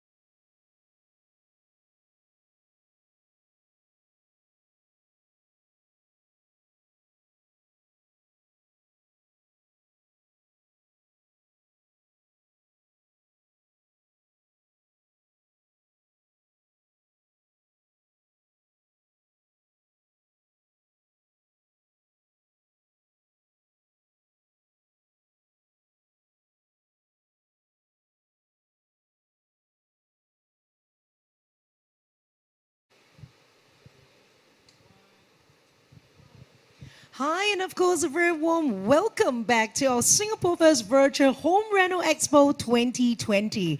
Now, remember to log on to www.renoexpo.vehs.com to register for this event. Now, this is absolutely important because if you were to register with us for this event, you will stand a chance to win our lucky draw prizes that is worth up to $20,000. And not only that, you might be the lucky winner who's going to drive home our brand new Mercedes-Benz A200. Now, for every $100 that you spend with our exhibitors right here at Singapore First Virtual Home Reno Expo 2020, you will have another additional chance to participate in the lucky draw. So, do hurry, all right? Go and register yourself for this event. Now, there's nothing that's very, very important that you need to know, which is you are able to speak to our exhibitors via our live chat. Yes, when you register on the website, you will see there will be a button over there, which is our live chat button. All you need to do is to click on it, and you can speak directly to our exhibitor via our live chat system. Now, this is very, very important, all right? You've got to click on the chat over there and talk to them. There's a chance for you to speak to them and, of course, answer all the queries that you have all along have inside here, but you're too shy to ask, all right? Now, coming up next, we're going to talk all about smart home.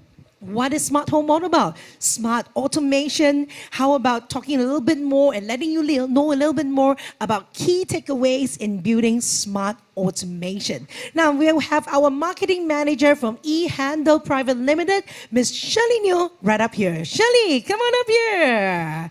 Wow, it's such a great pleasure to have you over here, Shirley. All right, well, I'm going to pass the screen over to you, all right? All right, Shirley, take it away. Hi everybody, very good evening. My name is Shirley. Today I'm going to share with you the key takeaway on home automation. Before I dive into my presentation, I would like to say a big thank you to VHS team and crew, and also Challenger and Google for the help of the demonstration of Lutron lighting last night. So hopefully by the end of my presentation, you will be able to factor in more consideration when building your home. Okay, let me do the next slide. Okay, so let me do a short introduction of eHandle. So eHandle is a distributor of Lutron and also an SI system integrator on home automation. Lutron is a lighting control system. They are also a manufacturer with its R&D with 60 years of history. So Lutron has always been one of the market leaders in lighting control. They are also a major player in luxury, residential and commercial sector. They are very well known among architects. They won many projects like the Sentosa Cove, MBS, National Art Gallery, and luxury boutique brands. So especially so in the luxury boutique brands where you need a different angle of light, a specific percentage of dimming to shine onto the product itself. So it's like how the cameraman is doing it on me with all the spotlights and lighting shining on me now. And so recently, Lutron launched its RA2 Select in Asia Pacific to target the mass market, which is very affordable. And now it's available in Challenger Hachi, or you can visit Lutron booth in the Reno Home Expo 2020. Next slide. Okay, so what is smart home? So smart home generally refers to a class of electronic device and sensors that can be controlled over the internet or your local network via your phone, via your computer or other devices. So these devices will often have their own separate apps that you would use in order to control devices within their certain ecosystem. So it's basically like a strategic alliances where brands between brands, they integrate, they partner and they integrate into their system. Home automation, on the other hand, refers to the methodology of how you are going to use this smart home device. So the idea behind automation, home automation, is to make this device work automatically without little to no interaction with all sorts of apps or physical interface.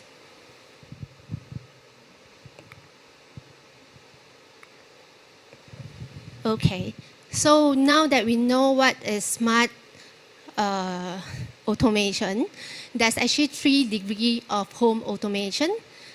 First, we will call it monitoring.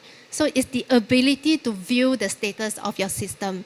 So you can actually check, is your lights on or off? Is your door locked or not locked? So you are able to see all this system status through your app. The other degree will be, sorry, let me change the slide, okay. The other degree will be control. So control is the ability to change the state of a system. So for example, if you are outside and you view the status of your lights is actually on when you are outside, you can actually change the state of the system into switching off your lights or even locking your door. And then the final degree, the 3rd degree will be automation. Automation is the ability to change the state of a system automatically in response to a scenario or event. So, so now I'm going to show you a video of how automation can work at home. Yeah. Video, please. Natural light can change the look of your space and affect how you feel. With Lutron battery-powered wood blinds, you'll always have the perfect amount of daylight in your space.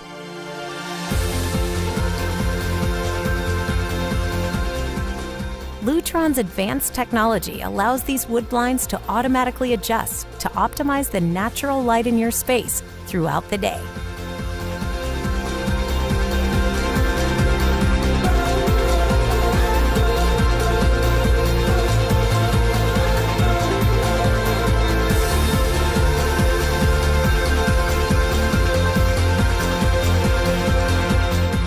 And the schedules update seasonally.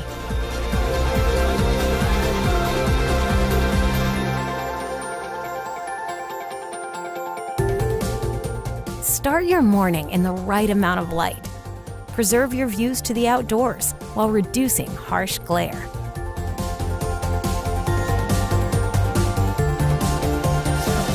In the afternoon, the blinds adjust to fade fighter tilt position to diffuse direct sunlight, protecting your furnishings and floors from fading and discoloration. Set the mood and reduce glare in the late afternoon and evening. And when it's time to wind down, all blinds completely close at sunset, providing privacy and peace of mind. Lutron wood blinds work with Lutron's smart lighting control systems. You can control them with the Lutron app. Easily find the direction of your blinds with the Facade Finder tool, and enable natural light optimization to run on automated schedules. You can even customize schedules. Lutron wood blinds can also be controlled by a remote control. They are available in a variety of finishes, with 2 valance styles to complement the decor of your home.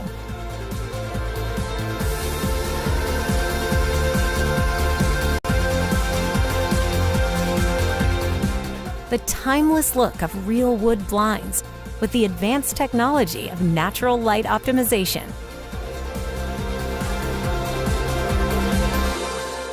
Lutron battery-powered wood blinds.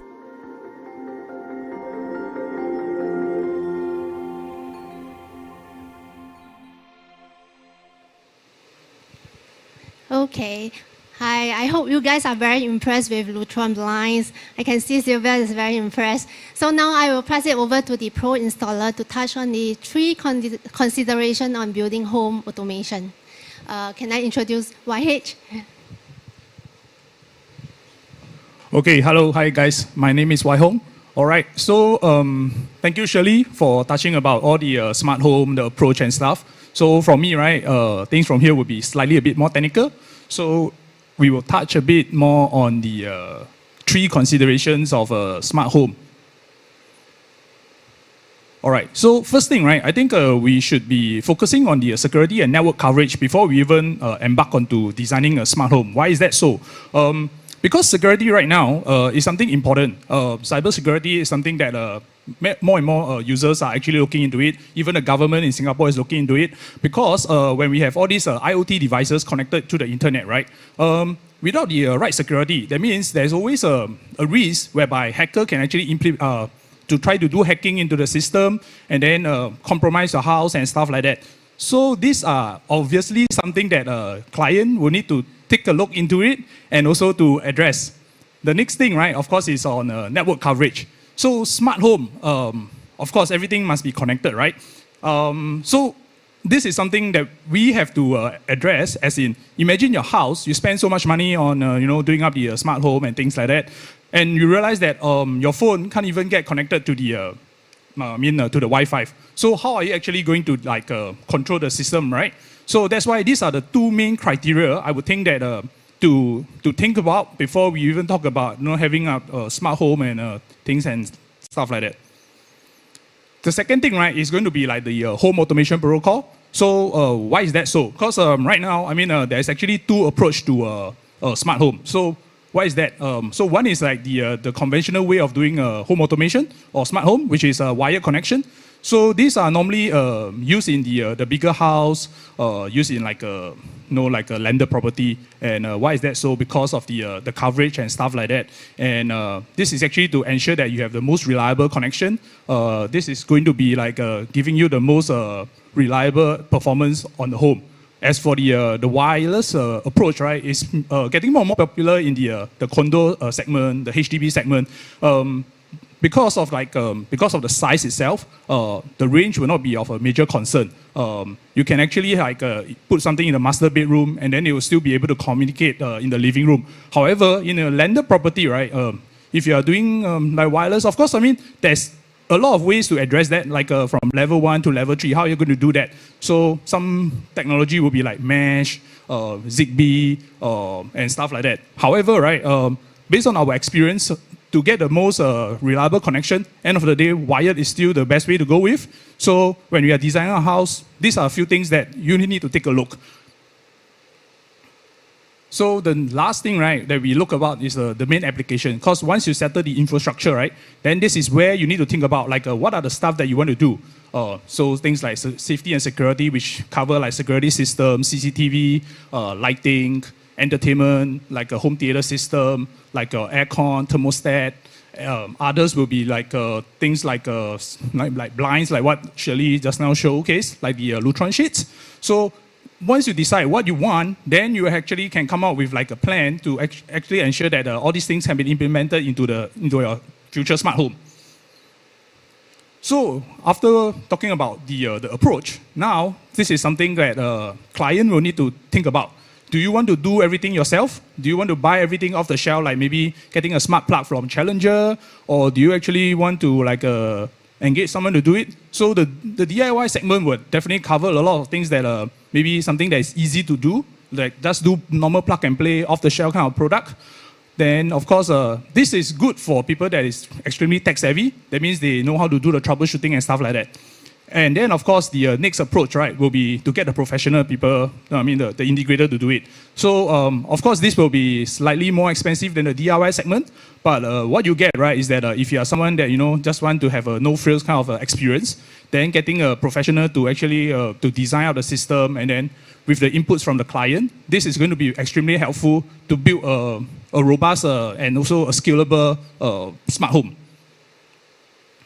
So looking at it, right, so to talk about like the smart home into the future, I guess I think more and more people, and especially the viewer right now, they will be looking into it is that, I mean, everything is connected. We definitely want to have a hands-on with like, what as in able to view things from home, controlling things from home, controlling things from your phone and stuff like that. So this is going to be the future. I think we are just only at the start of the SN, and eventually things will get more and more exciting. And I believe this is going to be, following from now onwards, I think it's going to be getting more and more exciting. Okay, I'm done with my... Wow, you know what? No, don't get off us. Wow, okay. I'm quite impressed, especially earlier on, I've seen the video, so it's all about smart home. It's even to the extent whereby, you're sharing with me through a compass, right, that you download the algorithm. Yep, right? yep. You are able to track exactly where the sun is so that your blinds or your curtains can actually work according to it. Yes, correct. Wow, this is very awesome. Fantastic. All right, but is it suitable for all kinds of homes or is it only meant for, because what I saw earlier on is like luxury. If it's for a HDB or a very small house, is it still workable? Oh, definitely. End of the day, right? If you look at the example that was shown, right, it's extremely useful if we are talking about a house having west sun. So I think west sun is going to be something that we can't avoid, right? If you are staying in a landed property and then you are standalone, west sun is definitely going to be there. Yes. Even for HDB, right? The west sun is going to be there. So these are things that is going to be extremely helpful. So it's just that I think the current market is that people are not really aware of all these kind of product and services that's in the market. Yeah, So correct. hopefully this is going to be helpful for our viewer. Definitely. And not only that, the compass can actually track, because just like what WH had said earlier on, that, the sun in the beginning of the year might be in this position, by the end of the year it might be in another position. So it's actually right to the precision of the algorithm. Right, it's not Yes, even correct. like men got to see where's the sun measure before you can close it. All right, so earlier on you're saying that it also involves things like security, thermostat, like air condition, all this, right? Yep. Okay, maybe you want to explain a little bit more about it. Like for example, security. How does it help in security? Okay, I think if you look at the security point of view, right, we focus mainly on, let's say, the landed property segment. So you definitely have like the security system, you have the CCTV over there. So in the past, all these things are actually standalone. So they will have their own system, and then you ended up with like multiple apps, like what Shirley shared earlier on, right? Yeah. So when you have the security system over there, you actually integrate everything together. So for example, when you leave the house, you can just you just press a button to shut off, and immediately it will just arm the security system together. So rather than you need to input, you need to have multiple stuff to deal with. Yes, correct. Traditionally, if you don't have the smart nation, the smart home thing, right, you have to wait, gotta close the curtain, wait, gotta switch off the light, wait, gotta key in my alarm pin, then can close door. Yes, correct. Okay. And how about in terms of lighting wise, or even does it work with Google command, like voice command, like Google, Alexa, Siri? Oh, of course. I have to say that why we are talking about smart home right here, right? We have to thank all the major tech company like Google, Apple, and Alexa. Amazon, because of their marketing power. And with all the marketing material, that's why right now we are talking about smart home here. They are, in fact, if you ask me, I think they are definitely the greatest driver for people adopting a smart home. I see. And how about the installation wise? How long will it take? Will it take very long, and will it create a havoc in my house or not? If let's say I want to install it now. So, it depends. There's actually two approaches to implementation. Like, are you doing during a pre-reno, our if viewer? it's post-reno, let's say? Post-reno, of course, it's going to be slightly a bit more tricky. So that's why we have this new Lutron Ratu Select. They actually involve quite minimum kind of hassle. Okay. But then, of course, I have to say that it's definitely going to be like case-by-case basis. All right. But of course, if you really want to do up like a well-designed smart home, right, doing a pre-reno will be extremely helpful. Okay. And the most important thing is that if you have that plan, speak to the designer, speak to the system integrator out in the market, All right. like myself. Yeah. So of course we will be able to guide you through. And even though you might not be willing to, at this maybe current moment, you're not ready to do it. But I believe if this is something that you plan to do in the years to come, Okay. it's definitely going to be extremely helpful to do it during the pre-reno and all those things that you need to provision. Yes. then yes. it will be really easy when when the times comes. Correct. I totally agree. Okay, I just want to check something. Is it going to cost me an arm and a leg in order to install this? A smart automation. I know it's very smart, but it will be friendly to my wallet or not? I mean, there are actually many approach to doing up a smart home for sure. Of course, the most easy way we talk about is like doing like smart light bulb, like what the Challenger is selling, like the TP-Link light bulb and stuff like that. So that is definitely the first step to go into a smart home. And of course, with Google Home and even like Apple Siri, HomeKit and stuff like that, that's going to be very easy. To your point, does it cost you an arm and leg? It really depends on what you're looking at, depending on how you view the system itself. Because, I mean, we face a lot of competition from China for sure. However, right, in terms of pricing, that's a competition. Pricing, that's number one. But then that's the reason why the three considerations that we talk on, right? Security. Because end of the day, security is never something cheap. Security is always expensive. Agree. So when someone is selecting a smart home system, right, all these things need to take into consideration. So that's the reason why I think the government is also coming out with the cybersecurity labeling.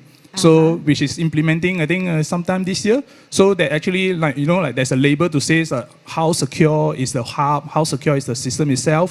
So these are things that I think the government is actually tackling. Because, and I mean, end of the day, right, when everything is connected inside your home, I don't think you want to have there's a outrage whereby your home. Exactly. I mean, if your door is connected to the system and then it's just automatically open, right? Oh no, that is so scary. and okay, how about that? Things like, for example, how many devices can you connect to this smart automation? Okay, these are things, right? We need to look at the size of the project. So, of course, if you ask me from HDB perspective, right? How many devices can it be connected? It really depends on how much you're willing to spend. That's number one, and how much you want to do automation within your house. So, of course, if you compare this to a landed property, then of course the number that would just start to jump. Higher, yes, definitely. Right? Yep.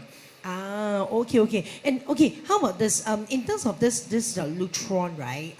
I'm sure, like what you say, it depends on what kind of appliances or what kind of thing that I want to connect to. Okay, what happens if Wi-Fi is down?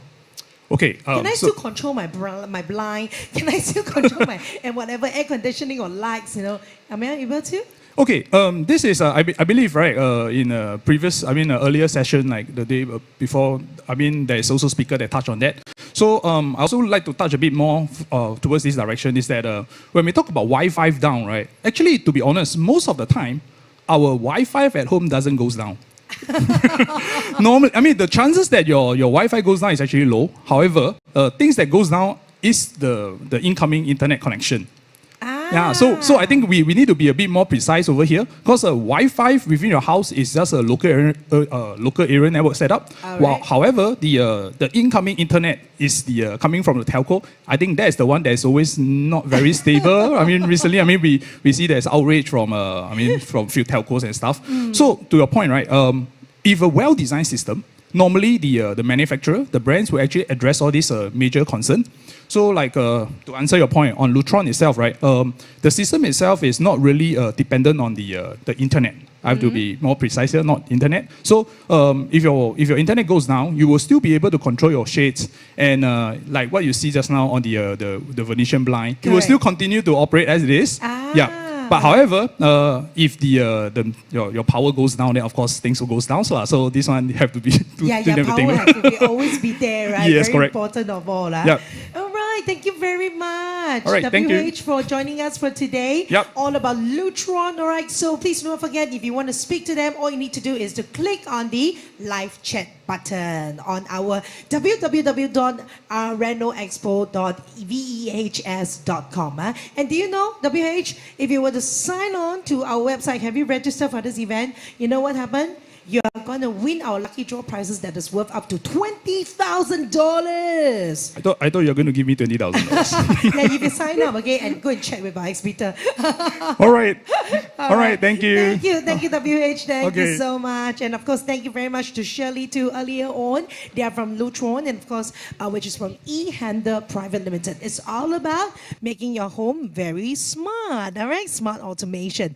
Okay, I've spoken earlier on about logging on to our web page, which is our www.renoexpo.vhs.com, to register for this event. Now, once you register, that's all we ask for. Register for this event, you will stand a chance to join our grand lucky draw that is worth prizes up to $20,000. Not only that, we also have a ultimate grand draw giveaway, whereby you might be the lucky one who's going to drive home. Right, yes, drive home with our Mercedes-Benz A200. With every $100 that you spend with any of our exhibitors right here, you get an additional chance for you to participate in this lucky draw. So you have more chances of driving home our Mercedes-Benz A200, or even win our lucky draw prizes that is worth up to $20,000. Now, do not forget to click on the chat button. Now, this is very, very important. I realize that a lot of Singaporeans are actually very shy.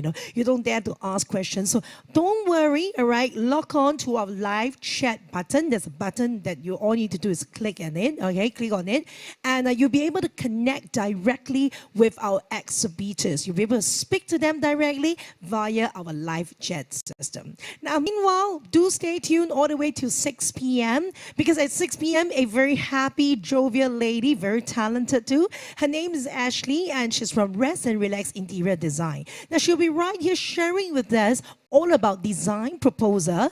Not only that, she's going to provide you with ideas and, of course, inspiration for your new home. All right? So do stay tuned. I'm going to see you at 6 p.m. sharp. Goodbye. See you.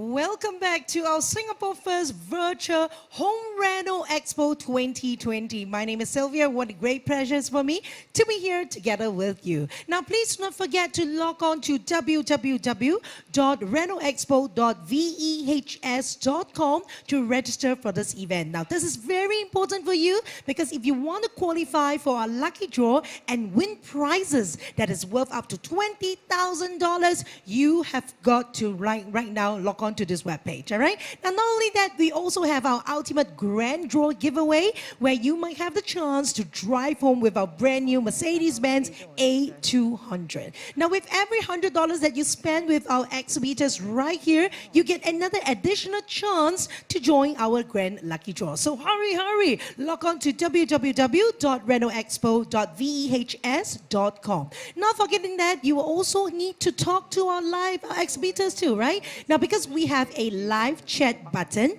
Once you log onto the website, click onto the live chat button. Now, that is where you will be able to connect directly with our exhibitor via our live chat system. Now, coming up next is all about design proposal. Have you just got your keys to your new home and you are scratching your head and wondering what defines your interior style? Or perhaps you want something that's very unique interior design, but you have no idea at all what to get. Or perhaps, you might want to start planning for your home reno.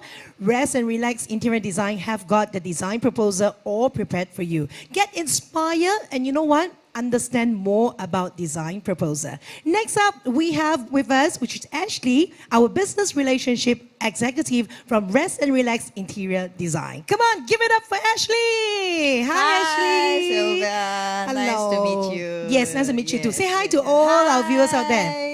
All right, I'm going to pass the screen over to you, all right? Yeah. All right, Ashley, please do. Yeah. Hi, good evening, everyone. It's me again, Ashley from Rest and Relax. Okay, so the last 2 days we talked about scams and space constraint and even about material using. But this round we'll be talking about some of the design. I'd like to share with you guys about how you can create some of the themes and concept to your dream house. Okay, so we will start off with most popular properties in Singapore, which is the BTO and the condos. Okay, so also again, I just give a quick recap about our company. We've been in the trades for 20 years. Okay, we give a lifetime warranty, 100% insurance bond, and also under the Singapore ISO Quality Awards and also the Case Trust as well. Okay, so we are equipped with a builder license, so that's why, right, we also do up some of the rebuild, reconstructions, and A&E. Of course, there's some of the preferred celebrities that came to us, which is Chen Xiuhuan. We did up their house as a detached house. Okay, and also Ling Kai from 中国好声音. Her one is actually a 3-room resale HDB. Okay, so just now earlier on I talked about lifetime warranty. So what are lifetime warranty that we cover on is actually, if you take a look, that usually cover the lifetime on the hinges, runner tracks that is commonly easy to get wear and tear. So this is where every of the customers that came to us, we give a lifetime warranty with no additional or no hidden cost to change a 1-for-1 for them. Okay. So, okay, so maybe we go right to the topic. Okay, as you can see that this is actually a BTO, okay, it's a 4-room BTO. It looks quite compact if you take a look at the floor plan itself, but for that, right, we want to create something cozy, wood, earth tone. Okay, cozy and wood, earth tone, right, usually is quite common and easily to last very long. It's because, right, wood is always give a idea of very natural, very cozy, plus a bit of the lighting effect. So it brings out the very earthy tone to your house, especially for people right now, right? I believe that you guys are always very busy with work. So when you come back home, you want to feel something cozy, not so harsh, and you know, something very soft. So this is something that a concept that you can go for it. Okay, like let's say for instance for this one. So just now you can see from this, So just now you can see from this floor plan itself, okay? So this is actually a living room, okay? Living, dining area, sorry, yeah, the living room itself. So with the dining room, so it actually very simple. We don't create a lot of storage during the feature wall itself. And also, right, if you take a look, right, the dining and the living actually creates a kind of sufficient space. So it looks cozy, plus a bit of the lights, a cold light effect. So it creates an ambience whenever, like, let's say you want to watch a TV, movies with your families, and then you just have to turn on the cold light, and then the TV will create a kind of cinema effect. Okay, so then of course you can see that from there you can take a look at there's a little bit of dry kitchen area. It's more like a pantry area. You can take a look during the dining area. It actually can incur a 6-seater. Okay, so if let's say you have more guests, you want to add on to another 2-seater, also okay, so it become a 8-seater. So it actually make it a bit clean cut, and yet, right, the whole overall, right, is very simple. Then, of course, we have the kitchen.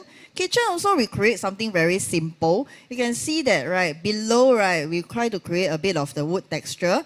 Above, right, because not too much of the wood, so we add on a little bit more on the light textures on top of the cabinet. So everything is just very neatly done with a full cabinet there, so that at least, right, everything like bulky items or things that you're not, doesn't want it, you can actually store it in there. And plus, you can see that the lighting effect underneath the kitchen, top kitchen cabinet, it actually creates an effect that, let's say, for instance, when you come back home, you doesn't want to turn on the full entire ceiling lights. Okay, so you can just turn on a little bit of this lighting effect, so it creates a bit of an ambience. Then for the master room itself, okay, so also something very similar. We did a little bit of the cold light effect and also the track lights. Track light is always something is very more on the ambiosphere theme kind of effect itself. You can take a look. So if you notice that why always gallery or museums they like to use track light, it's because they give a very soft and gentle kind of lighting effect, especially for bedrooms. Everybody wants to be relaxed, and then it's a rest time for you after a long day work. So this kind of simple lighting effect, right, it can be proposed into any of the houses. Then for the bathroom itself, okay, so bathroom also make it very simple. Sometimes when you want something a bit more wow effect, so you can create a bit of modern with a dark texture on the walls, and then the floorings will be like something light. Also add on a bit of the wood texture itself. You can see the cabinet, right? So it actually, and also you can see the lighting effect. It creates something like, whenever you go for staycations in the hotels, right? If you notice that sometimes, right, you get to see a little bit of wood texture in the carpentry, or maybe even at the vanity area itself. Okay, so the next one. Okay, just now we see the BTO is a bit slightly compact. This is slightly wider. You can see that the floor plan itself. So the kitchen itself also tends to be a bit longer, longish. So this one is also a bit of contemporary itself, slightly lighter as compared that the previous one is a bit dark, wooden, more heavy towards the wood side, but also very earthy tone for this one. Okay, so this one, so when it comes in, we create a kind of the mirror effect. So because when they walk in for the main door, it tends to look a bit smaller. So the mirror, we can know that actually creates a bit of the wider effect. Okay, plus the feature wall as well. So we don't want to create too bulky itself, because TV also acts as one of the features for like an accessory, especially right now, right? Everybody is always buying like 80, 85 inch of the TV. So to actually enhance or actually make this highlight of your big TV itself, so feature wall, we tends to keep it a little bit simple with a basic console. And of course, at the side, you can have a bit of storage, and not too much of storage, but add on a little bit of displays, so with some lighting effects. So it creates a bit more a modern effect as well. Yeah, so over here you can see the dining room as well. Also, we put on from some mirror, okay, so mirror itself. So mirror, it actually creates a kind of a wider effect or expandable kind of effect itself. And the lighting itself, right, we don't choose something very fanciful, so something keep it simple, three dropping lights, hanging lights around. And then you can just have a little bit of, drawings or paintings, and whereby you have a bit of big walls to actually put a bit of the enhancement on it.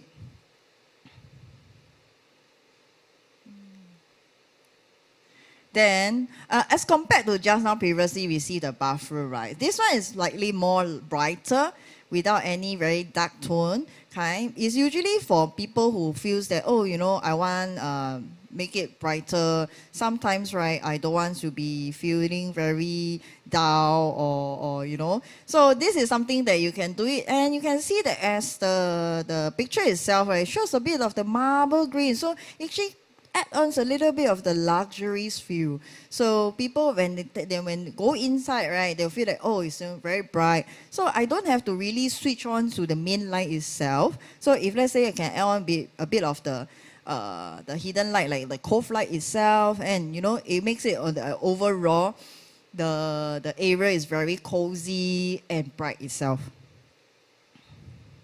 Then for the master bedroom, okay, also the same thing. As you can see that, okay, we also put in some of the lights theme itself, It can be a wooden kind of flooring. Okay, previously we see that the wooden flooring tends to be a bit to the dark walnut feel. But this one we creates a bit lighter tone because, right, sometimes, right, you don't want to have a very bulky item, especially when the wardrobe is very big. So because of the big cabinetries in your room, so we tend to create a bit more on the lighting effect.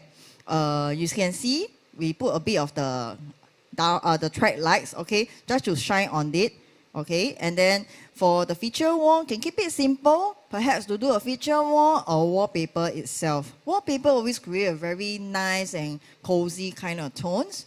Okay, so you can do it a bit at the side. You have a bit of the lighting effects, It's something like, you are going into a staycation again, When hotels, sometimes they have the side lights for you to turn it on as and when you want. You don't have to switch on the main light. It gives an overall very romantic kind of feel. Okay, so that is for the HDB. So right now we go into the condos. Okay, condos. Okay, so we know that most of the times, right, condos, right, when you're paying a little bit more on the property itself, you want to make the overall interiors looks good and,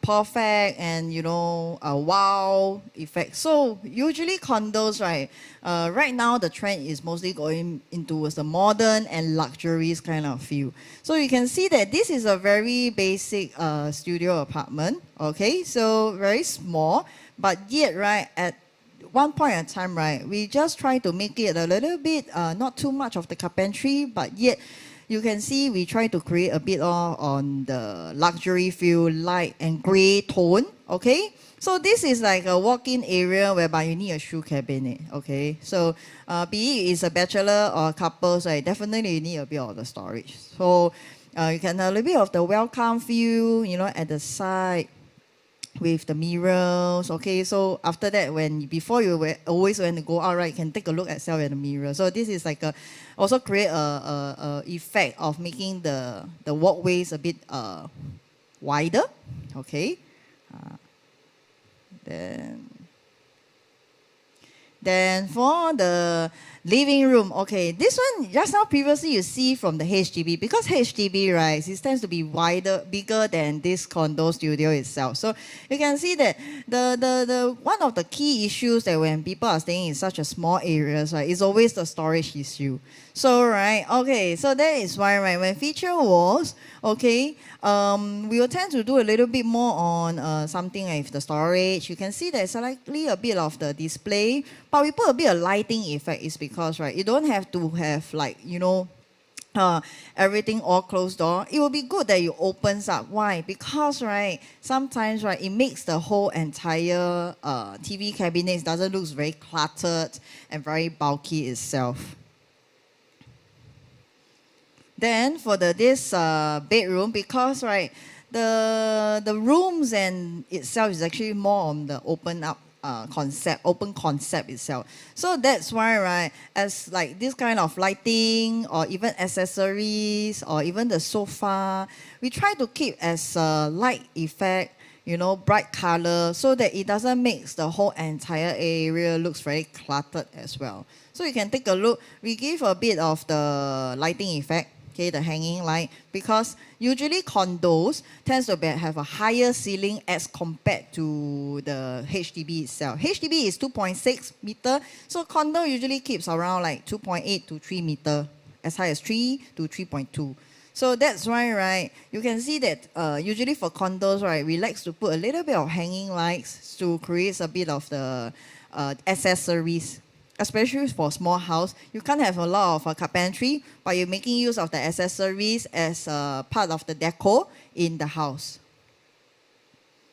Okay, so this is another one, a very bigger kind of condo, but this feature, right, this condo, right, is very special. If you take a notice with the floor plan itself, right, the living room has this dotted line. So dotted line always showing that this floor, this unit itself has a very high ceiling.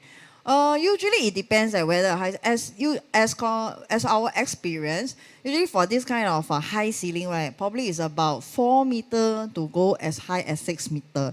So it really depends on what which property you bought, and so high ceiling or the air space is something that people, when they buy, right, they want to do something to make full use of it. Okay, so this is the one that we will do a bit of the loft. Like yesterday I mentioned, loft from BCA requirement is actually 5 square meter, which is equally the landing size of a king size bed. So from here, right, it's just happened to keep it very nice that we can do up a loft. You can take a look. So with very modern. So condo always go towards the modern concept. Okay, so again, this one, when you walk in, mirror always create a wider effect, especially on the entrance area. Okay, so if you notice, right, you always have a long entrance when you enter the house. If you take a notice of the floor plan, so that's why, right, you can see that most of the designs, right, they like to put a bit of the mirror effect, especially on this walkway or the entrance itself. It's just to create a wider effect. Okay. Then of course this one, because this area is slightly longer. Okay, so itself, right, the dining is actually behind the sofa itself. So wherever, like sometimes, right, okay, let's say for instance, you may not want to have a loft design. It's okay, it's perfectly fine. If you have a high ceiling, right, you will see that people tends to do a very high, all the way, a very nice feature wall, just to make it a very clean cut looks itself. Okay, then you also the same thing. Keep it a bit clean and a bit not too much of the things itself, because right, condos, right, we don't want to make it too much of the carpentry and make it so cluttered itself. So that's why, right, you can see that most of it, right, is more on putting some accessories or furnishings that make it brighter and lighter effect. Okay, so this one, right, they just do a bit of this loft area at this dining area on top, because dining, right, every time you sit down, you don't have to actually enjoy the high ceiling. So sometimes, right, some of the owners that they felt that, oh, I want something a bit additional areas for dining area, because when the living room itself, the sofa area, we try not to make it a bit like cover up, okay, make it very low ceiling. So because, right, you want to have a kind of feel very relaxed, and you don't want anything that actually like make it like very sheltered area. So for this case, right, dining itself, we don't use any of the hanging lights. We are using the landing area as just a spotlights or a down lights to just make it very simple. Because dining itself, like most people will prefer something bright. You don't usually see people eating right in a very like very dark and very very dim area. So usually it's very bright because as sometimes you may have family members or friends that who goes for gatherings, right? Dining area has to keep it a bit brighter. Okay, so you can see that this one, right, on top, we create a staircase. The staircase, right, just now previously you can see that, right? We do a bit of this storage area. Sorry, yeah, storage area, you see, there's a bit of storage area, and then at the same time, right, actually the backing of the display area, we're actually putting some mirror effects to create a bit of a bright effect as well.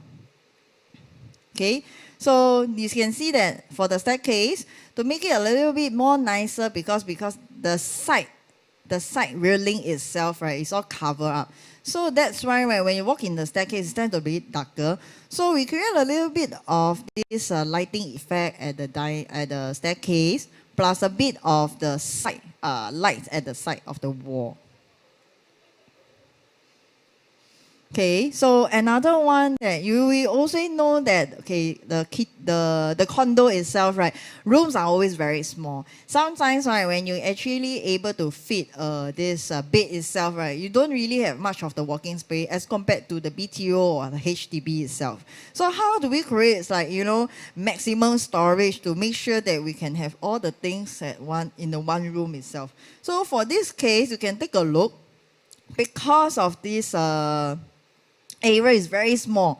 So that's why, right, we do out a platform bed, okay, with a staircase, and the study area is actually facing towards the window area. At the side, we have some of the storage, a decent storage or a proper storage for you to store for books or even files, okay? And for platform bed, one of the good thing is, right, because most of the condos, right, some of the condos, they may not have actually a decent kind of storeroom or maybe bomb shelter. So as compared to BTO or HDB. So that's why, right, platform actually acts another kind of, because of the height itself.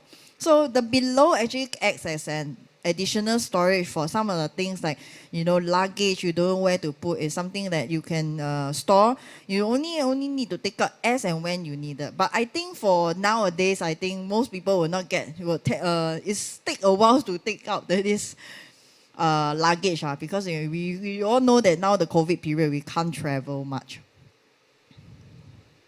Okay, so master again. So master is always something that you want to be very cozy and very nice. Okay, as again, you can see that we don't really have direct lights actually shining down. Okay, so we keep it a bit simple with the false ceiling.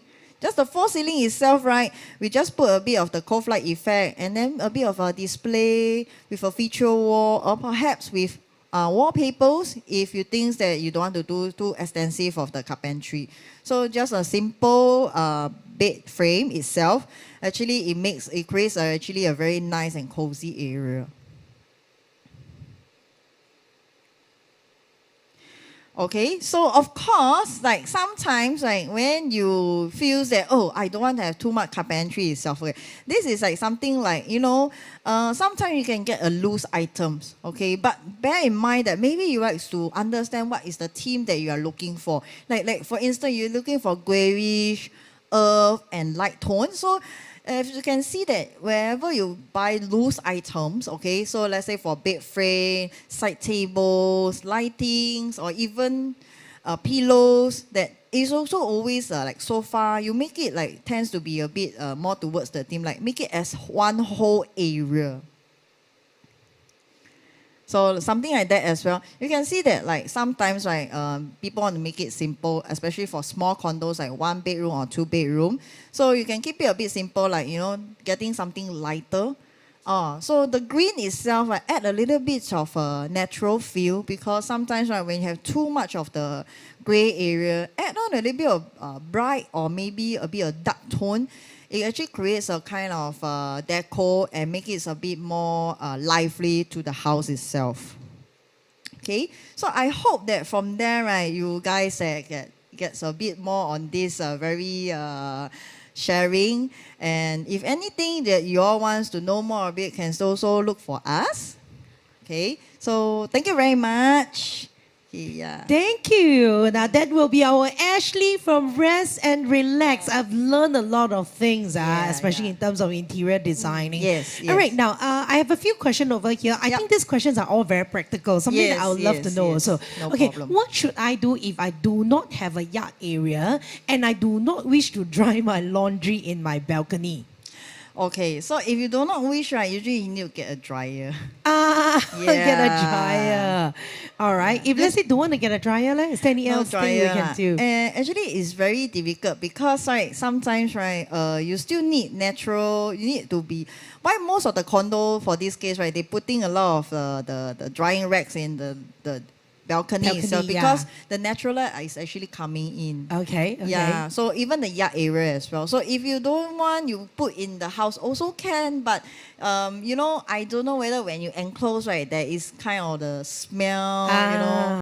Yeah. So to get the dryer is the best way to do it, right? Or if not, right, there's this hanging racks that actually they give a kind of heating or automated kind of. Yeah. The round thing, right? Yeah. So something like the hanging rack. So you can actually put on in the kitchen itself, if some of the cases, but whether how much maximum it can put, it really depends on the size, or usually you can get it from the supplier itself. Correct. The space constraint also. Yeah. All right, I've done a question over here. How do I hide my TV wires if I do not wish to have a feature wall? Okay, so if you don't want to have a feature wall, right, some people actually customize TV console itself. Okay. Okay, so TV console, right, once you actually talks to your IDs or your contractors, you tell them that, I want to hide this bulky wiring, my router wiring. Correct. So usually they were able to actually do the shifting and then hide it everything under the console. So usually for people who having like this kind of console, it's actually more on sitting on the console TV instead of hanging. So that you won't be able to see the wire coming down from the TV, right? Correct, so you still have a console, but you put your TV just above the console. Yes, so that you can hide the wire. Yes, So a yes. console is still a must, right? Yes, you cannot yes, literally just have a wall and then just a TV over there. Unless, right, you want a loose console also can, but keep it simple for your, your accessories. Like maybe for people who has a lot of device, so it will be good to customize a console so that because you can hide everything inside. If not, everything have to be showcased outside. It's not so aesthetically nice. Can I ask what is a loose console? That means it's like you can buy it off the rack. Yes. So they have the leg, It's not like, Ah. hanging on the wall itself. There's a little bit of the legs.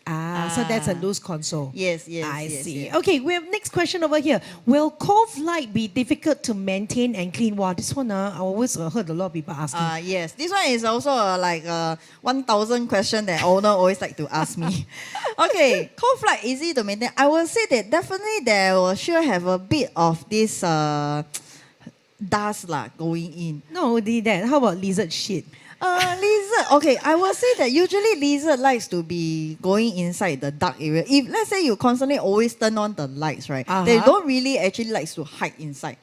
Because it's warm. Yes. Okay. So the lighting actually very bright. So the tendency is that you have a bit of the dust, but actually because the cold flight itself, right, the depth of the cold flight is very small. Okay. So usually, like I always tell owner, if you want, and the dust itself, it doesn't always so jialat, it will fly out of the cold flight itself. Unless even you have, because we have this holder itself. Yes. So actually, if you want, right, you can keep a bit of using the magic clean. You just clean it up. Just stick it in like this and clean it. Yes. Okay. Usually, I don't have, so far my experience, I don't see any lizard underneath inside lah. Ah, okay. As long as it's easy to clean. Yes, Fantastic. yes. Okay, how do you get a balance between aesthetic and practical function or storage? Okay, aesthetically, usually the theme that you are looking for, like let's say you want a lot of storage because you say that, oh, I'm from big house, I moved to the small house, so I want a lot of storage. Okay, so aesthetically wise, right, when we do the storage for you, right, we'll do a bit of the designs. Okay. Okay, practically, right, because for people's mindset that, oh, you know, full tall cabinet is always very bulky. So wow, when I put this kind of carpentry, it looks very dull. So sometimes we will do a bit of design at the doors. Okay. Okay, maybe a bit of the feature or some of the color scheme to add on. So at least, right, even though it's just a carpentry, even though it's a storage, but aesthetical, right, it looks good on your house itself. Correct. At least there's something over your wardrobe or your storage that's like it might maybe look like a very nice painting. You never know. Or a feature wall itself. So actually, it also acts like sometimes it's a main theme. Or when people come in, people might want to, hey, you know, wow, you have a very nice carpentry there. Wow, Correct. So Alright. itself is able to lah. Nice. Okay. As an interior designer, what do you think of a 4 seasons theme home? Any advice or recommendation? 4 season theme home. 春夏秋冬. Oh, okay. 4 season. Actually, in Singapore, right, there's rarely have this kind of 春夏秋冬 4 season theme. It's more on like a color scheme like concept. Like let's say for instance, like yesterday I talked about it. Like if you can see that nowadays magazine always shows a bit more like modern, contemporary. This is like not say 4 season, it's more on like a long time thing because when a homeowner stays, right, minimum at least 3 years. Correct, exactly. So 3 years or 5 years, right, they don't want something that, you know, oh, today I'm doing something very wow effect, but after a while, when I look at it, or people when look at it, it feels like, oh, it doesn't look like a house.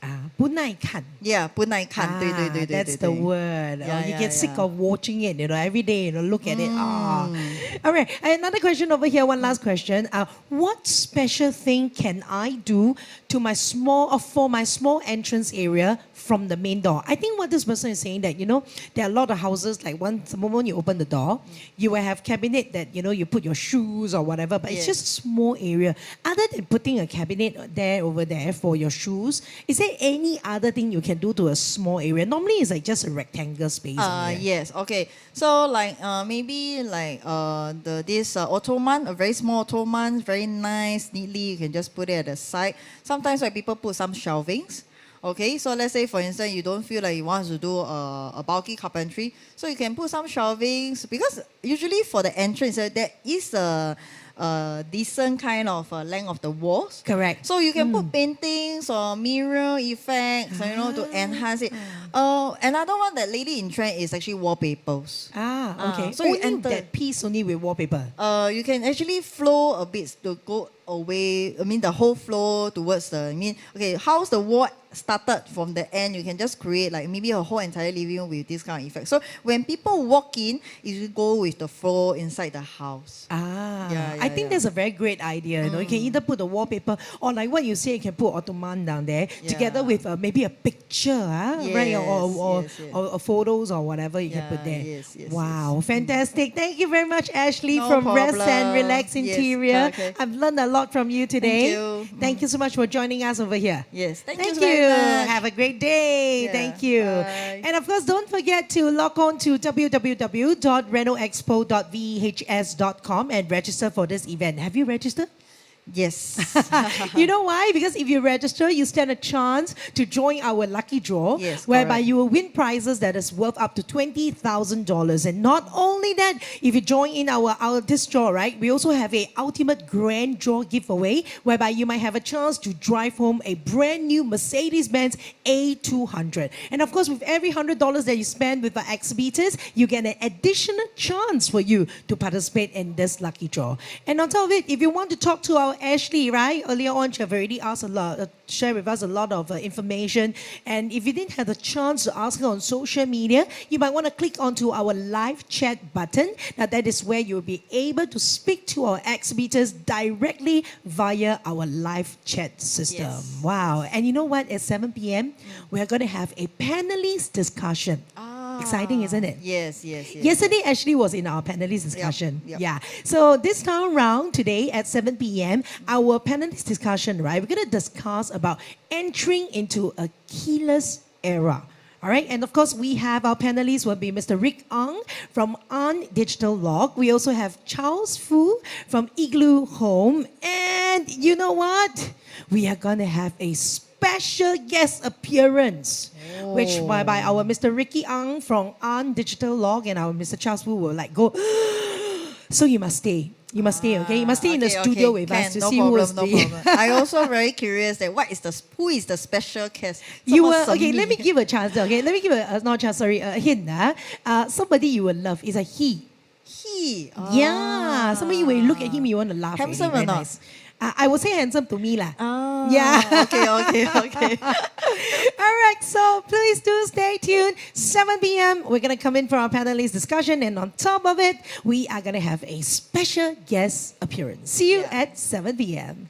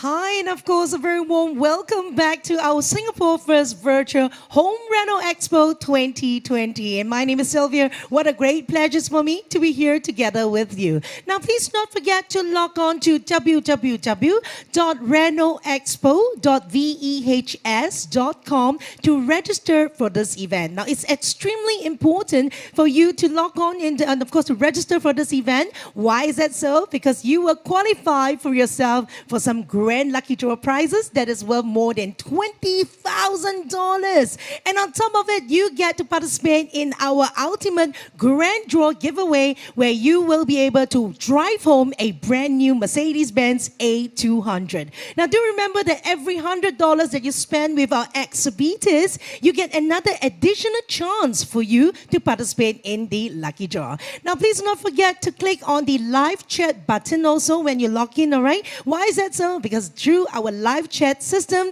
you will be able to connect and not only that, talk directly to our exhibitor too. Now, right now, we are going into our panel discussion, whereby today our panelists will be our Mr. Ricky Ang, product specialist from Ang Digital Log. Mr. Ricky Ang. Hi, Say hi. guys.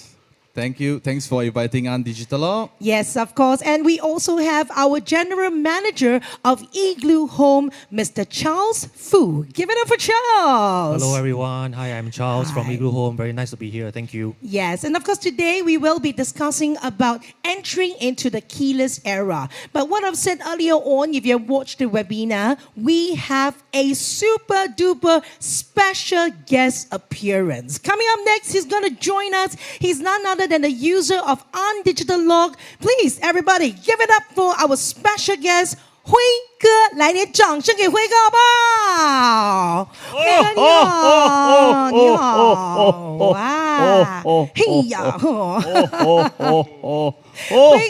辉哥一上台的时候啊，上台，这个叫台呀。对呀，你算台呀？只要有你就是舞台。啊，因为你是红星哦，红星啊，圣诞气氛啊。Now just now don't know talk what very fast I don't understand 大家好，晚上好啊，吃饱未？吃饱未？对啦。门有锁无？门有锁无？阿辉啊，你门有锁无？那是无锁啊，不要锁来我们的店啊，安 Digital Lock 啊，帮你装一个那个 automatic lock 的哈 ，OK？ 对了，那你也是有今天我们是用讲对不对 lock 啊，对你也是有用对不对？肯定啊。有。你家里有很多钱要锁住对不对？所以很安全的。什么很多了？很多很多啊！哦，你看，真的是不错啊。没有开玩笑，不要让人想哦。现在是 live 嘞，你怕给人家打抢？等一下，人家来我家。大家好，大家好。是的，好啦。那 and of course, just going to speak in English and Mandarin. 我会讲英文，也会讲华文啦，好不好 Well, I know, I understand. You talk. I ask you 啊，辉哥 ，I love you， 你明白吗？ I love you. You love me, I love you. Okay? Same lah. Okay, we just like to ask about this panel discussion. It's all about why change to a digital lock compared to using conventional lock. 那我们知道哈，为什么我们要换成这个 digital lock 呢？为什么不可以用以前的那种有锁匙啊，然后可以这样子开的？你觉得为什么？为什么我们要换？哦，这个哈，哎呦，问题很大。The problem is very big 啊。Last time many people open the door is use the key, right? But got one big country, you know, you know lah, the country very big one. They all go out many key, down here many key, you know, they very leceh. Very leceh, 对了。Go home want to open the door, check, take about 20 minutes to open the door, then go in. But got problem. But now no more, no, only left little bit key lah. Got still have lah. Key to your safe lah. I don't say the country name lah. 会得罪嘛，懂吗？哈，所以我们辉哥讲到了哈 that's why he was saying that you know what, if we change to digital lock, we will do not need any more keys， 就是不用这个锁匙了。OK，I tell you one story，real story，真的故事来的。好，为什么我要换 digital lock？ 对，为什么？就是因为有一天我们有拜拜，初一十五啦，华人有拜拜，初一十五。然后我就大概我起来的时候我拜10点多，早上10点多，然后拜好了就要奔那个金纸咯，那个叫什么？对 ，Joss paper， 对。Then I never take key. Then, you know 吗 ？I stay in Kelang 5-room flat. The wind very strong. I go out only boom lock. Then I burn, feeling no key 没有锁匙进门呐。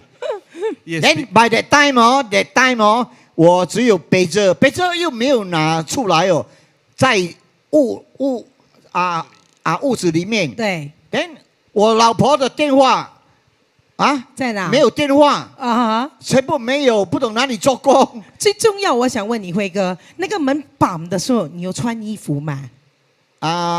我记得是穿 T 恤啦。OK， 有穿就好。Hot pants ，Hot pants。那时候我有一点名气了，懂吗？然后我想去找我太太我穿到这样，怎么样出街？不可以嘞。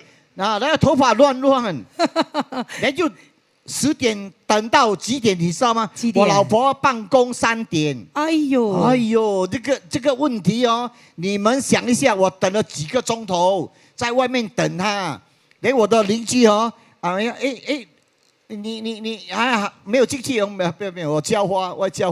等下10点还在浇，然后2点多我的邻居出去了，你还在浇花？是在浇花，很惨啊！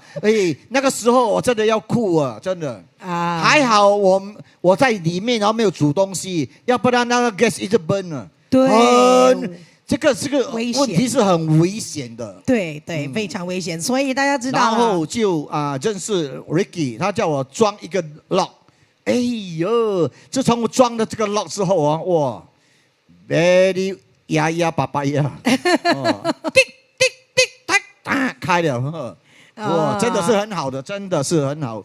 我从来没有骗人的，我经过这一次的教练这个教训训练教训对，哎呦，真的是我要跟大家分享，就在这边而已。对，那 Ricky， when you heard about his story, right? Is that why you immediately proposed to him to buy a digital lock? Yes, that's part of the reason as well. So we understand that previously 以前的门呢都是单独的，就是 single lock single opening 对，说门一关上的时候，它是自动锁上。所以这个是跟现在HDB 就是准备的那些门跟锁头是不一样，完全不一样。所以辉哥就中了这次的这个问题啦，对不对 ？Last time 的 lock 是你们知道的，我这个年纪你们知道 ，Last time 的 lock 是。我记得是每次我出来的时候，我会打，然后弄上去，对，懂吗？然后以前的弄，所以我就是拿那个金子，然后就这样出去，嘣，就锁掉了。所以现在换了这个 digital lock 之后然后就没有这个问题，对不对？就是嘟就行了哈。好，那我们问一问我们的 Charles 啦哈 ，Charles，you are from Igloo Home, right? Can you tell us a little bit more about you? Yeah, sure. I'm from Igloo Home. Igloo Home is a very innovative company that started in Singapore back in 2015. 现在它已经是一个国际的公司，然后在整个世界有大概130个不同的促销，就是这样，安迪就是其中一个公司，然后也是有13间不同的 office。所以我在这边是他们的新加坡的总经理，而且我觉得是一个很好的荣幸，因为像我辉哥所说的，Digital Lock 是一个一个可以给很多人方便的一个器材，一个很主要的一种digital lock。对，说我觉得这个是一个不错的一个公司可以加入的，方便不止方便，而且还可以给安全，对呀。对，好，那可以让我们讲一下为什么要选择 Igloo Home 吗 ？Why should we choose Igloo Home？ Igloo Home 啊，你的公司叫 Igloo， 老鹰家，Igloo 不是一个，它是那种冰块啊，冰块的那种屋子，哦，那种哦，在南北哦，那种新加坡不能 build 啦。不能，不够冷，所以不可以。OK， 除非新加坡有下雪就可以了。哦，对。好，那为什么要选择你们呢？因为 Igloo Home 的那个 product 不只是价廉物美，而且它come with 2年的 warranty， 然后我们不同的不但一直在改新，一直在更新换新，而且明年会更多的新的产品出来。所以现在我们可以已经选大概5、6种不同的产品了，所以也可以放在木门多1、2个月就可以放在铁门之类的。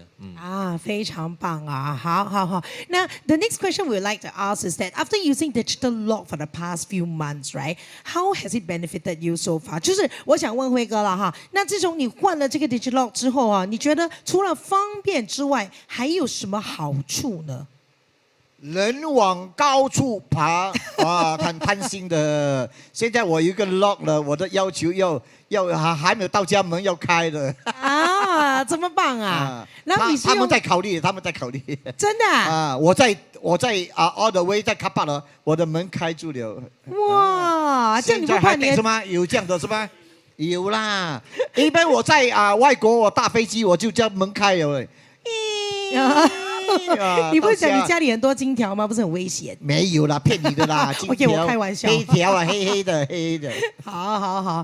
Okay, and of course, after using a digital lock for the past few months, right? How about Charles? Tell us a little bit more about this digital lock. Is it safe? Sorry, Ricky, is it safe? You think I don't know? Charles here. 因为有你在，你的那个 star power 太过强了，我差点要坐到台下面了。OK， You are so beautiful. OK， go back。哇，我看崔哥为我唱歌，应该是睡不着了，肯定睡不着了。对 ，OK， 当然呢，除了方便以外，我们也是definitely we are also looking into the security portion. Okay, so just like Igloo Home products, okay, they are one of the smart locks available in Singapore. Smart lock and digital lock, there's actually a fine line in between. Okay, so smart lock actually offers a wider range of access and reliability, durability as well. So for users wise, even though they are not at home, okay, without the use of Wi-Fi, their lock is not connected to Wi-Fi, okay, they are actually able to use their mobile phone, okay, using their mobile phone to generate a PIN code, okay. It can be any form of PIN code, like a one-time PIN, a duration PIN, a permanent PIN, etc., or even a Bluetooth key, okay. So these are the convenience of using a smart lock. So after you have generated, okay, 你已经有了一个密码，再用你手机啊，你开了，你可能你要考虑一下哦，可能明年我们要换。我刚才听你讲是不用 WiFi 的，不用 WiFi， 有这样的没？是的。Oh my god， 够力，特别好厉害，不用 WiFi，对，好。对，说不用 WiFi 的情况之下，你能直接操作，你能启动一个密码，然后呢，比如说你每个星期都有。比如说有工人有来到你家打扫，OK 呀，所以这个工人呢，他们就是可以用你这个一次性密码，或者是你的duration key 来每次进到你的家，所以这个就是 smart lock， 不需要用 WiFi 的，你的电话也 not connected to the phone， 你可以在外国也好。So even though you are overseas, you are also able to use the generation of the PIN code to enable other users to get the access. And of course, Ricky was saying earlier on also that not only that, you don't need Wi-Fi, and on top of it, you can actually generate one-time access PIN code for your helper to go into the house to help you clean up, right? 对，现在真的是很方便。对对对，好，我们先跟俊豪 say hi 好不好 ？Hi 俊豪，还有我们的 Steven Ng，Hello Steven Ng 你好。对了对了，OK 他们也跟辉哥讲 Hello 哦，在那边。有没有看不有啊到有啊？Sorry 哦，Hello Hello，Hello，你们好。 OK，帮我们 share share 出去可以吗？对对对，帮我们谢谢分享点赞啊哈，谢谢大家。OK，what do you foresee in development of products that undigital lock carries？有没有除了这个，还有什么新产品会上市的吗？ On a yearly basis, Undigital Lock and our team, we are always in a lookout for fresh products and innovative ideas. Okay, so it could be other products as well, like wooden door or metal gate. Currently, we are into laser cut. So full laser cut design metal gate. We do have customized printing of laminated door. Okay, so just imagine that your door, okay, you can print any design that you want. Okay, example like your wedding anniversary photo. Okay, 结婚照，比如说你的门主人房门后面，可能你可以放上一个这个照片对吧结婚照。对所以这个是我们其中一点。当然呢，在这个 digital lock 方面 ，OK， 之后 OK， 我们真的不会去知道会有什么样的进展，但是可能会有更多的 WiFi 功能的锁头，对或者呢就是可能可以用 facial recognition，哇哦照到你的脸，照照你眼脸睛，哦照舌头，放我的脸，laser 我的脸在你的 door 那边然后每个人来知道辉哥住在这间不错哦。OK， 辉哥，那我想问你，如果真的可以放照片的话，你要放什么照片？就是你的脸罢了吗？原装啊，原装的。是整身的吗？还是只是脸？那个。哎塞，哇，好多人超爱哦。转后面。OK， 那刚才Ricky you were saying that there's a laser card thing, right? Is it the same as an access card? Okay, sorry. Okay, the laser cut products that I mentioned is due to is for the metal gate. It's just imagine the whole metal gate itself. We are able to cut out the design that you prefer. So, say for example, you have an image, you can forward it to us. We can generate it, using programming, and we are able to cut out the design you want on the metal gate. It's not the lock itself. Yeah, so it's more of the metal gate. Okay. Yeah, so this is one of the new products that we That you currently have. and we are also able to do for mild steel, aluminium, and of course stainless steel. 那辉哥，刚才呢我们的 Ricky 讲到了，他以雷射可以在你的铁门上面放你要的任何的照片还是东西嘞，很棒哦。你要吗？快点跟 Ricky 讲，帮你做一个铁门的。没有在考虑 Before New Year 我要换。Before New Year 换，对，要换什么？换一个财神在那边吗？在考虑的。不可以嘞。为什么？你的门千万不要放财神，因为财神要经过，财神在这边，他就没有进来了明白吗？你要放什么？乞丐。对对对对，他这样经过，哎呦，很可怜的，所以他就进来进来给你，对不对 ？Understand? Yes, understand completely. All right， 我们其实有另外一位朋友就问到了With the surge of raw materials costs and shipping costs, do you see a rise in retail COT of cost of consumer？ 那他问到了，那我有时候我们的这个材料或者是货运这个费用呢是越来越高了。你觉得这个费用这个会不会传给我们这些购买者呢？会不会？OK， 第一点呢，我们当然是要知道 ，we need to understand if our product costing will increase. Okay, so of course this is one of the thing. Probably Charles can highlight it later on.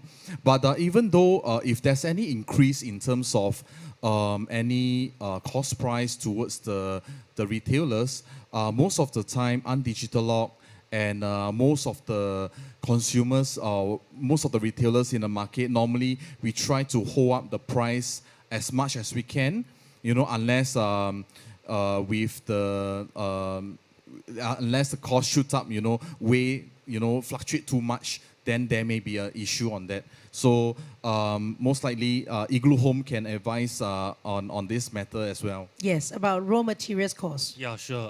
It's just that for your point, right, Ricky, the material cost naturally over time will shoot up, right? It will increase. But we try to, like what you say, try to maintain the retail price. But then again, we also don't want to say, hey, because of the material cost increase, we select another supplier with a lower quality of the material. So we also want to at the same time manage and maintain the kind of materials that we want in terms of quality. And therefore, I think the increase in retail cost, yes and no, I think it's just a matter of time where we can really see the quality. I think let the locks quality speaks for itself. All right， 那刚才呢，我们的这个 Charles 就讲到了，就算是材料的这个价值、这个价格上的话呢，他们也不要因为这个价格上的话，所以呢就把这个去找一些比较低质量的那些这个来做来用了，对不对哈 ？Okay, this is actually a question for Charles too. All right, for Igloo Home, are the digital lock made in Singapore? Which country's technology are the digital locks from? 那请问我们的这个 digital lock 哈，是不是在新加坡制造的？而且呢，是它的那个是从哪里来的？对。Yeah, sure. It's a very good 科技 question. 哈，从哪里来的？所以那个科技其实是研发在新加坡研发的。It's a Singapore company and run by Singaporeans. So we are all Singaporeans who run the company. And I think the whole idea here is because is initially we have all the technology within the company itself, and with all the rights and the different technology behind and the brains behind this, right? We actually can control how the Igloo Home locks perform, and over time improve the capability of the Igloo Home locks. So that's the second question. Now the first one is which country is it from? There are several models. So there are some models that's made in Korea and some models that's made in China, but ultimately the technology and the design all still come from Singapore. I see, fantastic. 好了，那有一位朋友呢就问到了，这个问题我问辉哥，既然你用 digital lock 这么久了，他想问，如果是那个 digital lock 哈坏了，你不可以进去怎么办？坏你的头啊，坏，不是坏 ，battery flat 啊，battery flat 对，如果没电池的话，我用这样久啊，大概有30年了，从来没有坏过。你不要喵，懂吗？不要喵，每半年换一次 battery， 而且换那种好的 battery 啦，懂吗？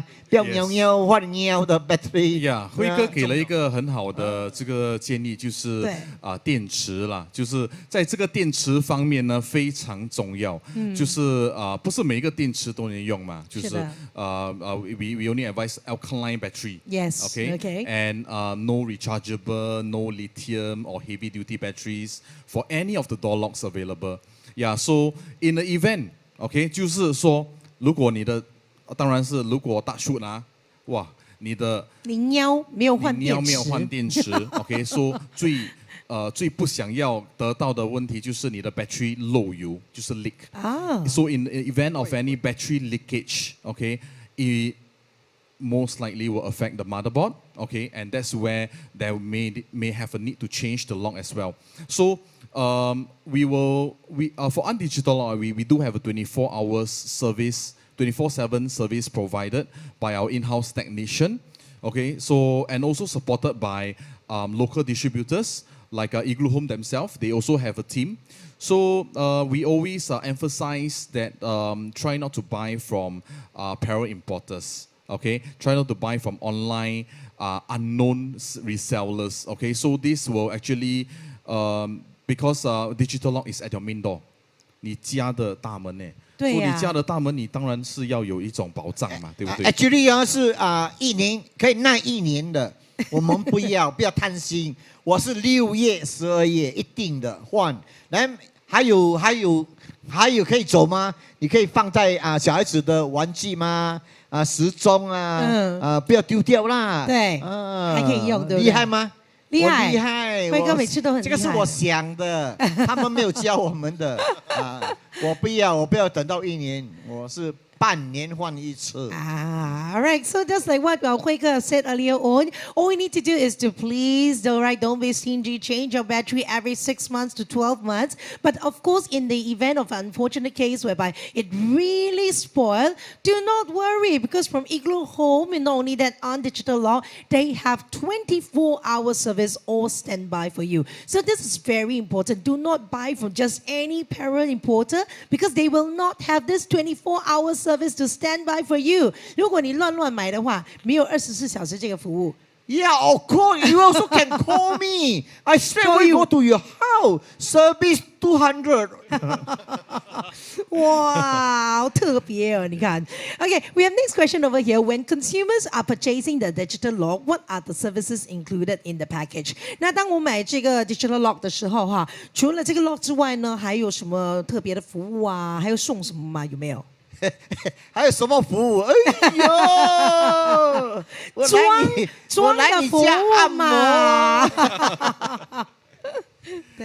Of course, the services provided while purchasing with undigital or local resellers, they are actually a full stop solution, A to Z. So we settle everything. First step, it will be to, of course, we need to assess whether your door is compatible. Okay, so we head down to your place and we will do an assessment. Number two, okay, once it is okay to go, then what we do is that we remove the current lock. Okay, we will pack it aside for you if you want to keep it. If not, we will help you to dispose of. Number three, we will help you to do the installation.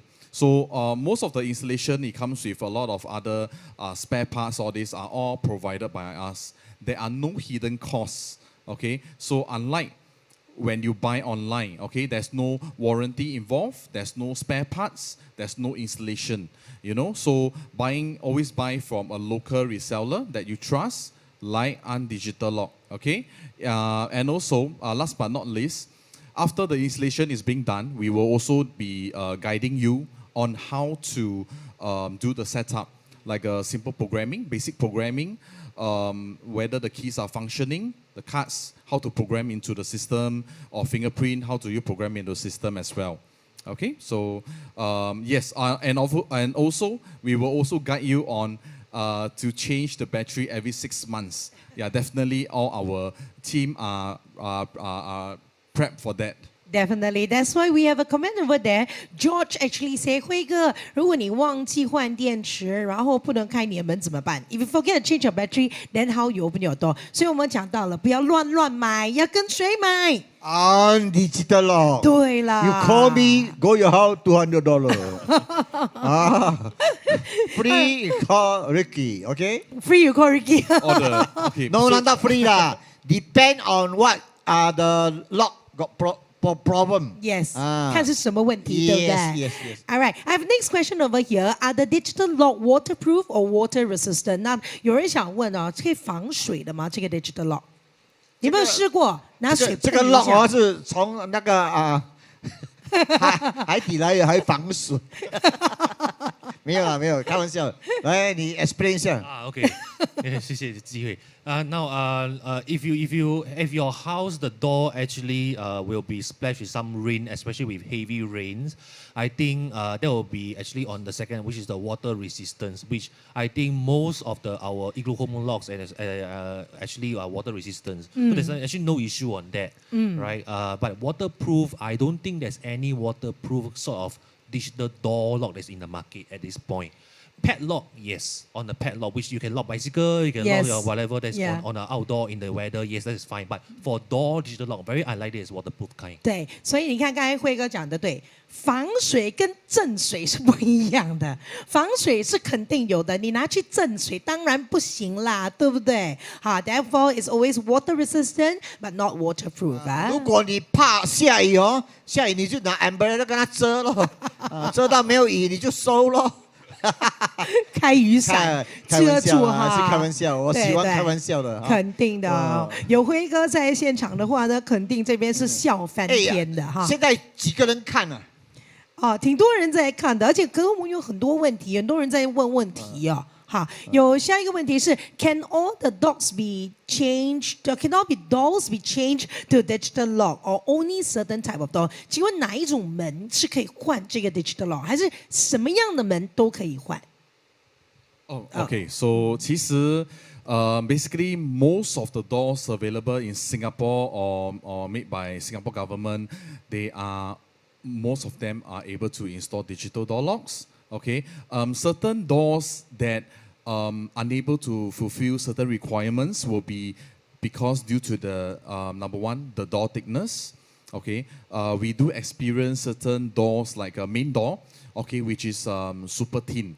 Because let's say after they buy a new housing, they want to change the door, but if let's say they were to try to save a bit of money here and there, instead of a 40 door, right, they give you a 30 door. Okay, so do take note of that. Okay, the door thickness is one thing. Normally, most of the doors in Singapore are at least about 40 and above, and that's number one. The number two will be to have a good clearance between the door and the gate.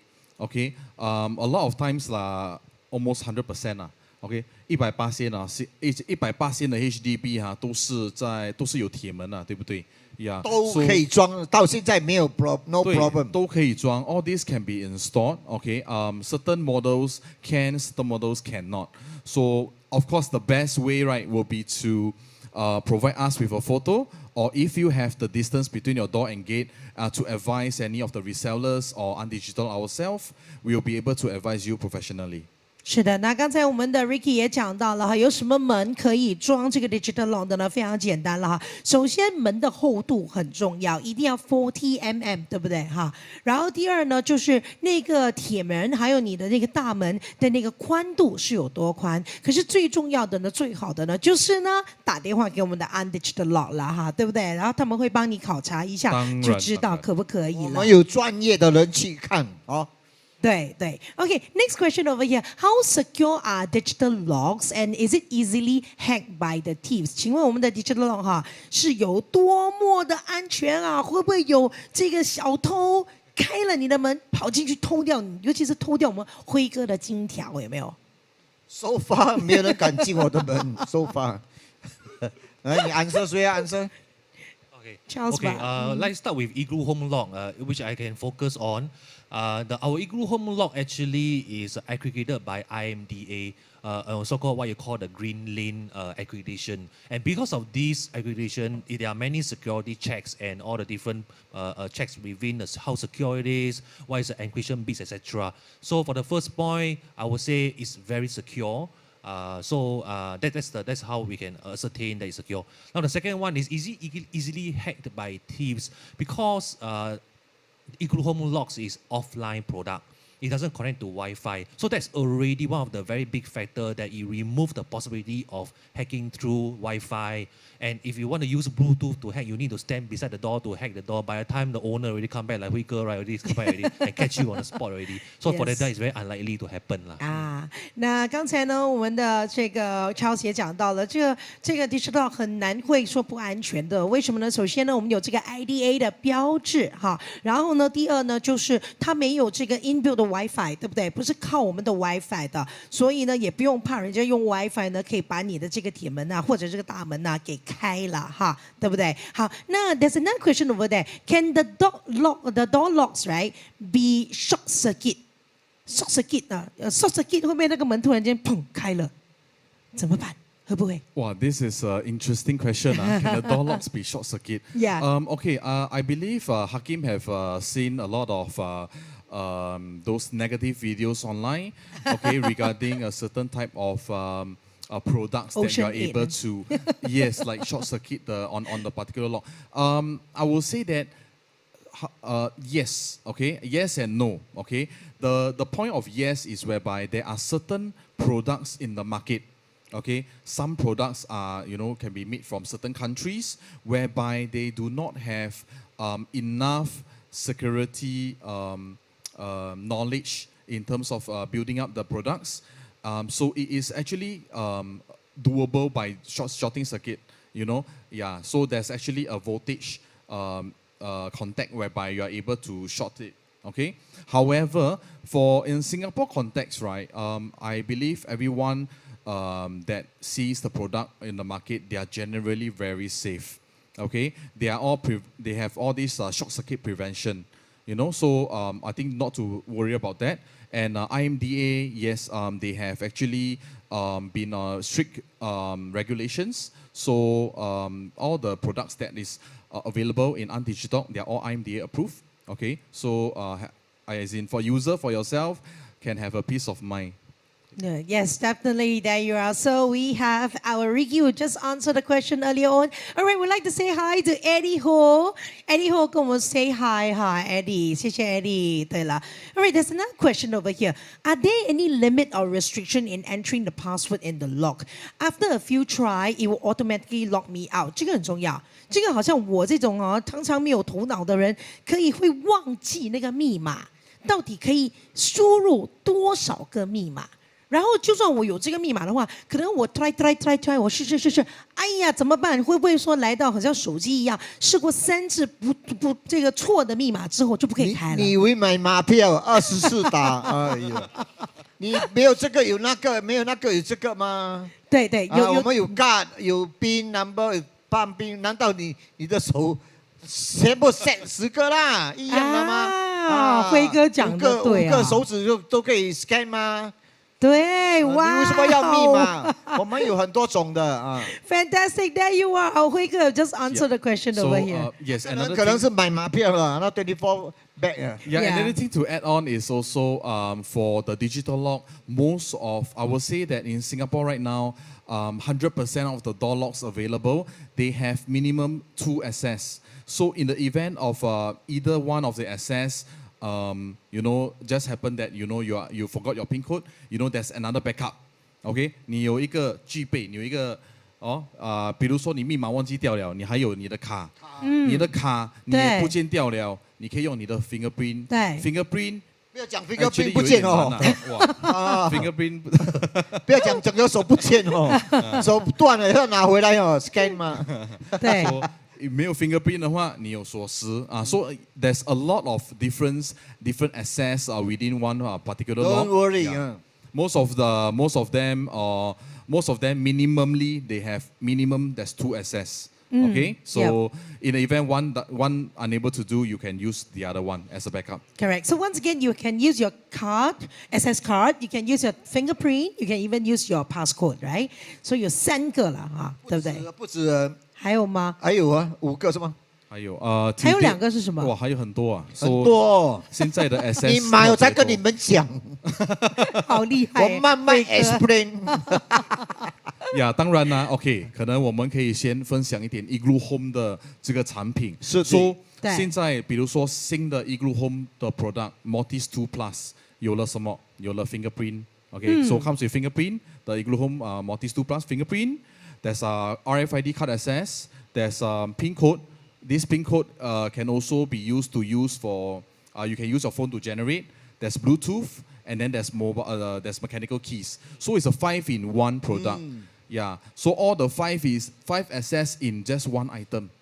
Yes. 5个不同的方式可以开。所以不用担心啊。Okay, I have a next question over here. Somebody actually asked that, all our digital lock, it always come with a bit of sound when we enter or key the passcode, right? So they wanted something that is silent or muted when they come home, so that the family member won't know that they are home. 刚刚有一位朋友问哈。可能是出去外面喝酒喝晚了，不要让老婆知道他回家。是的，是的，有一对夫妇要来买的时候我们就跟他 explain 你一开你的手机就会叮，她老公不要买了。So got problem down here, you understand？ 我每天半夜都跑出去的，现在来买这个 lock 他老婆一直抓到他。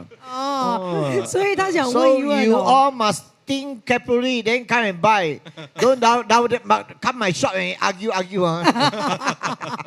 所以要问一问有没有这样子的这个 digital lock 是没有声音的 ？Do you have something that can mute when someone is coming in? 应该有Yes, yes. In fact, all the door locks, right, you are able to mute the sound. Okay, so in the event whereby you do not want to be, you don't want to have a shock, okay, yeah, or you do not want to disturb certain neighbors around or people who are sleeping, you can actually turn the particular system to off, you know, so that it will be, you know, there's no sound. 如果你有这个问题，你老婆一样装，你装，然后我来给你 set up 哦，我是拆弹专家，我可以跟你讲，剪掉这个 wire 啊，没有声音了。剪掉 wire 没有声音，不是啦哈。Just a switch off button. Yes, 那我们其实有一个钮，你按了之后呢，一个钮可以 switch off 的啊。对，就完全是没有了哈。So we can actually switch it off and make it new 的。Okay, one last question over here. Do you have function that if anyone open your door, will I receive any notification？ 就是说，如果有人来开你的门的话，你会不会在手机上收到一个就是说是暗号还是什么，跟你知道有人进来了，有人进你家了。就是刚才我讲这个咯，夫妇，就是你开或是贼开，你的手机都会显示的。OK。所以有人进你门了。All right. Yeah, so 在这边我要强调一下，就是每一个锁头呢都是有不同的功能。OK， so 这种。收到信息 receiving notification okay, so if you were to talk about people receiving notification, these are normally based on Wi-Fi door locks. If your Wi-Fi door locks, you know, is connected, okay, at any point of time when someone were to use the access to come into the house, yes, you will be alerted, you know, on certain timings and what kind of access they are using as well. Of course, the Wi-Fi access also enables the users to unlock anywhere in the world remotely. You know, so these are some of the strong points of having a Wi-Fi door lock as well. Nice. All right. We have one last question over here. 最后一个问题我们挤进来了，好不好？ Can a smart lock system be implemented into smart home system? Sometimes it's too tired to walk to the door to open it. 他想问的话就是这个 digital lock 可不可以跟智能家合在一起？智能家。Yeah. Okay. So in terms of Igloo Home Locks, speaking of Igloo Home Locks, we do come with an app. So all the locks are an app, right? So as long as your proximity is quite close to the door, I would say currently it's about 15 meters, 10 to 15 meters in terms of Bluetooth range. You can actually just take out the phone, sitting on the sofa, watching a TV, and open the app, and then just click unlock. The door will actually open for the guests. There you are. So it can, okay? And of course, 当然能够跟智能家合在一起啦哈。那我们今天呢也非常高兴，也非常谢谢呢 ，Thank you very much， 我们的辉哥呢来到我们现场，来到这边，给我们这边所有在直播室里头的朋友们都带来了很多欢乐。刚才还很多人排队要跟他拍照，对不对，辉哥？刚才拍了很多张，收入也不错。And of course, we also like to thank our Mr. Ricky and of course Mr. Charles for coming on to our panel discussion for today. Now, of course, before we go, 在我们走之前啦哈，okay, Ricky 先吧。Is there anything that you love to say to all our viewers out there? Like Merry Christmas, Happy New Year, 拜年拜早年了。Oh yeah, yeah. Okay, all right. First of all, on behalf of Undigital Lock, we would like to thank Vest.com, the Singapore Reno Expo 2020 for inviting us down today. And we happen to be the last discussion or our last live of the evening, right? Yeah, so thanks for that. And yep. Okay, how about you? 谢谢大家谢谢大家，我祝大家圣诞节快乐。哇，我以为你还有要拜年了。还有记得的，出门一定要戴口罩哦，一定要戴口罩 ，OK？ 是的，我们会听辉哥的话的。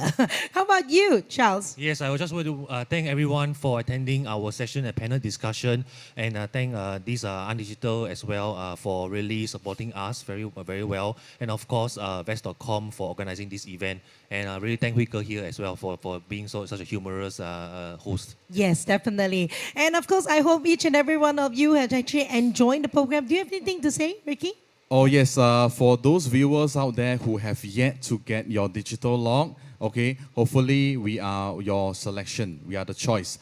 Digital lock. So we do have 2 showrooms located in Singapore. 打一点广告啊. Okay, one is at the Gambas Crescent. Okay, which is located at Sembawang. A to Z building. Yes, the next one is AZ Building, which is just directly beside MacPherson MRT station. So we have launched our festive promo. Okay, we have launched our festive promo since yesterday, and it will last all the way to 31st December.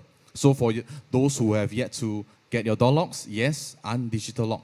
哇，非常棒哦！他们会有这个非常特别的优价哈，一直到12月31号。还有车啊，还有车赠送哎！啊，我们的马赛克对不对？对 ，A 200。对了。Every $100 spend， 哇，每100块你有一个机会得到一辆 Mercedes Benz 啊！对了，对了，是的。每100块，如果是一个 lock 是1000块，就有10个机会，10个单呢。对。10个单呢。Okay, 很好，很棒啊。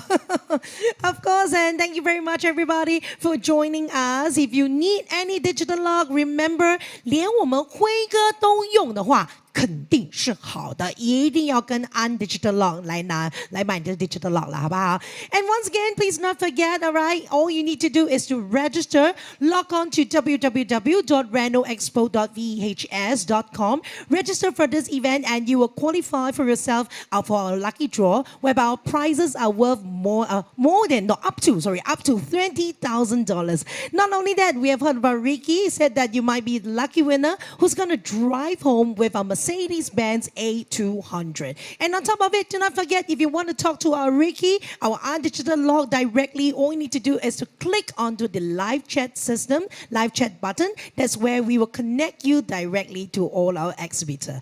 Thank you very much once again for joining us for our Singapore first virtual Home Reno Expo 2020. Now today, of course, is the last day for our webinars right here. But do stay around because this expo will still be open all the way till 10 p.m. Once again, thank you very much for your support. My name is Sylvia, and for all of us here, we're going to say Merry Christmas and a Happy New Year. We're signing out. Goodbye. Bye-bye. Bye-bye.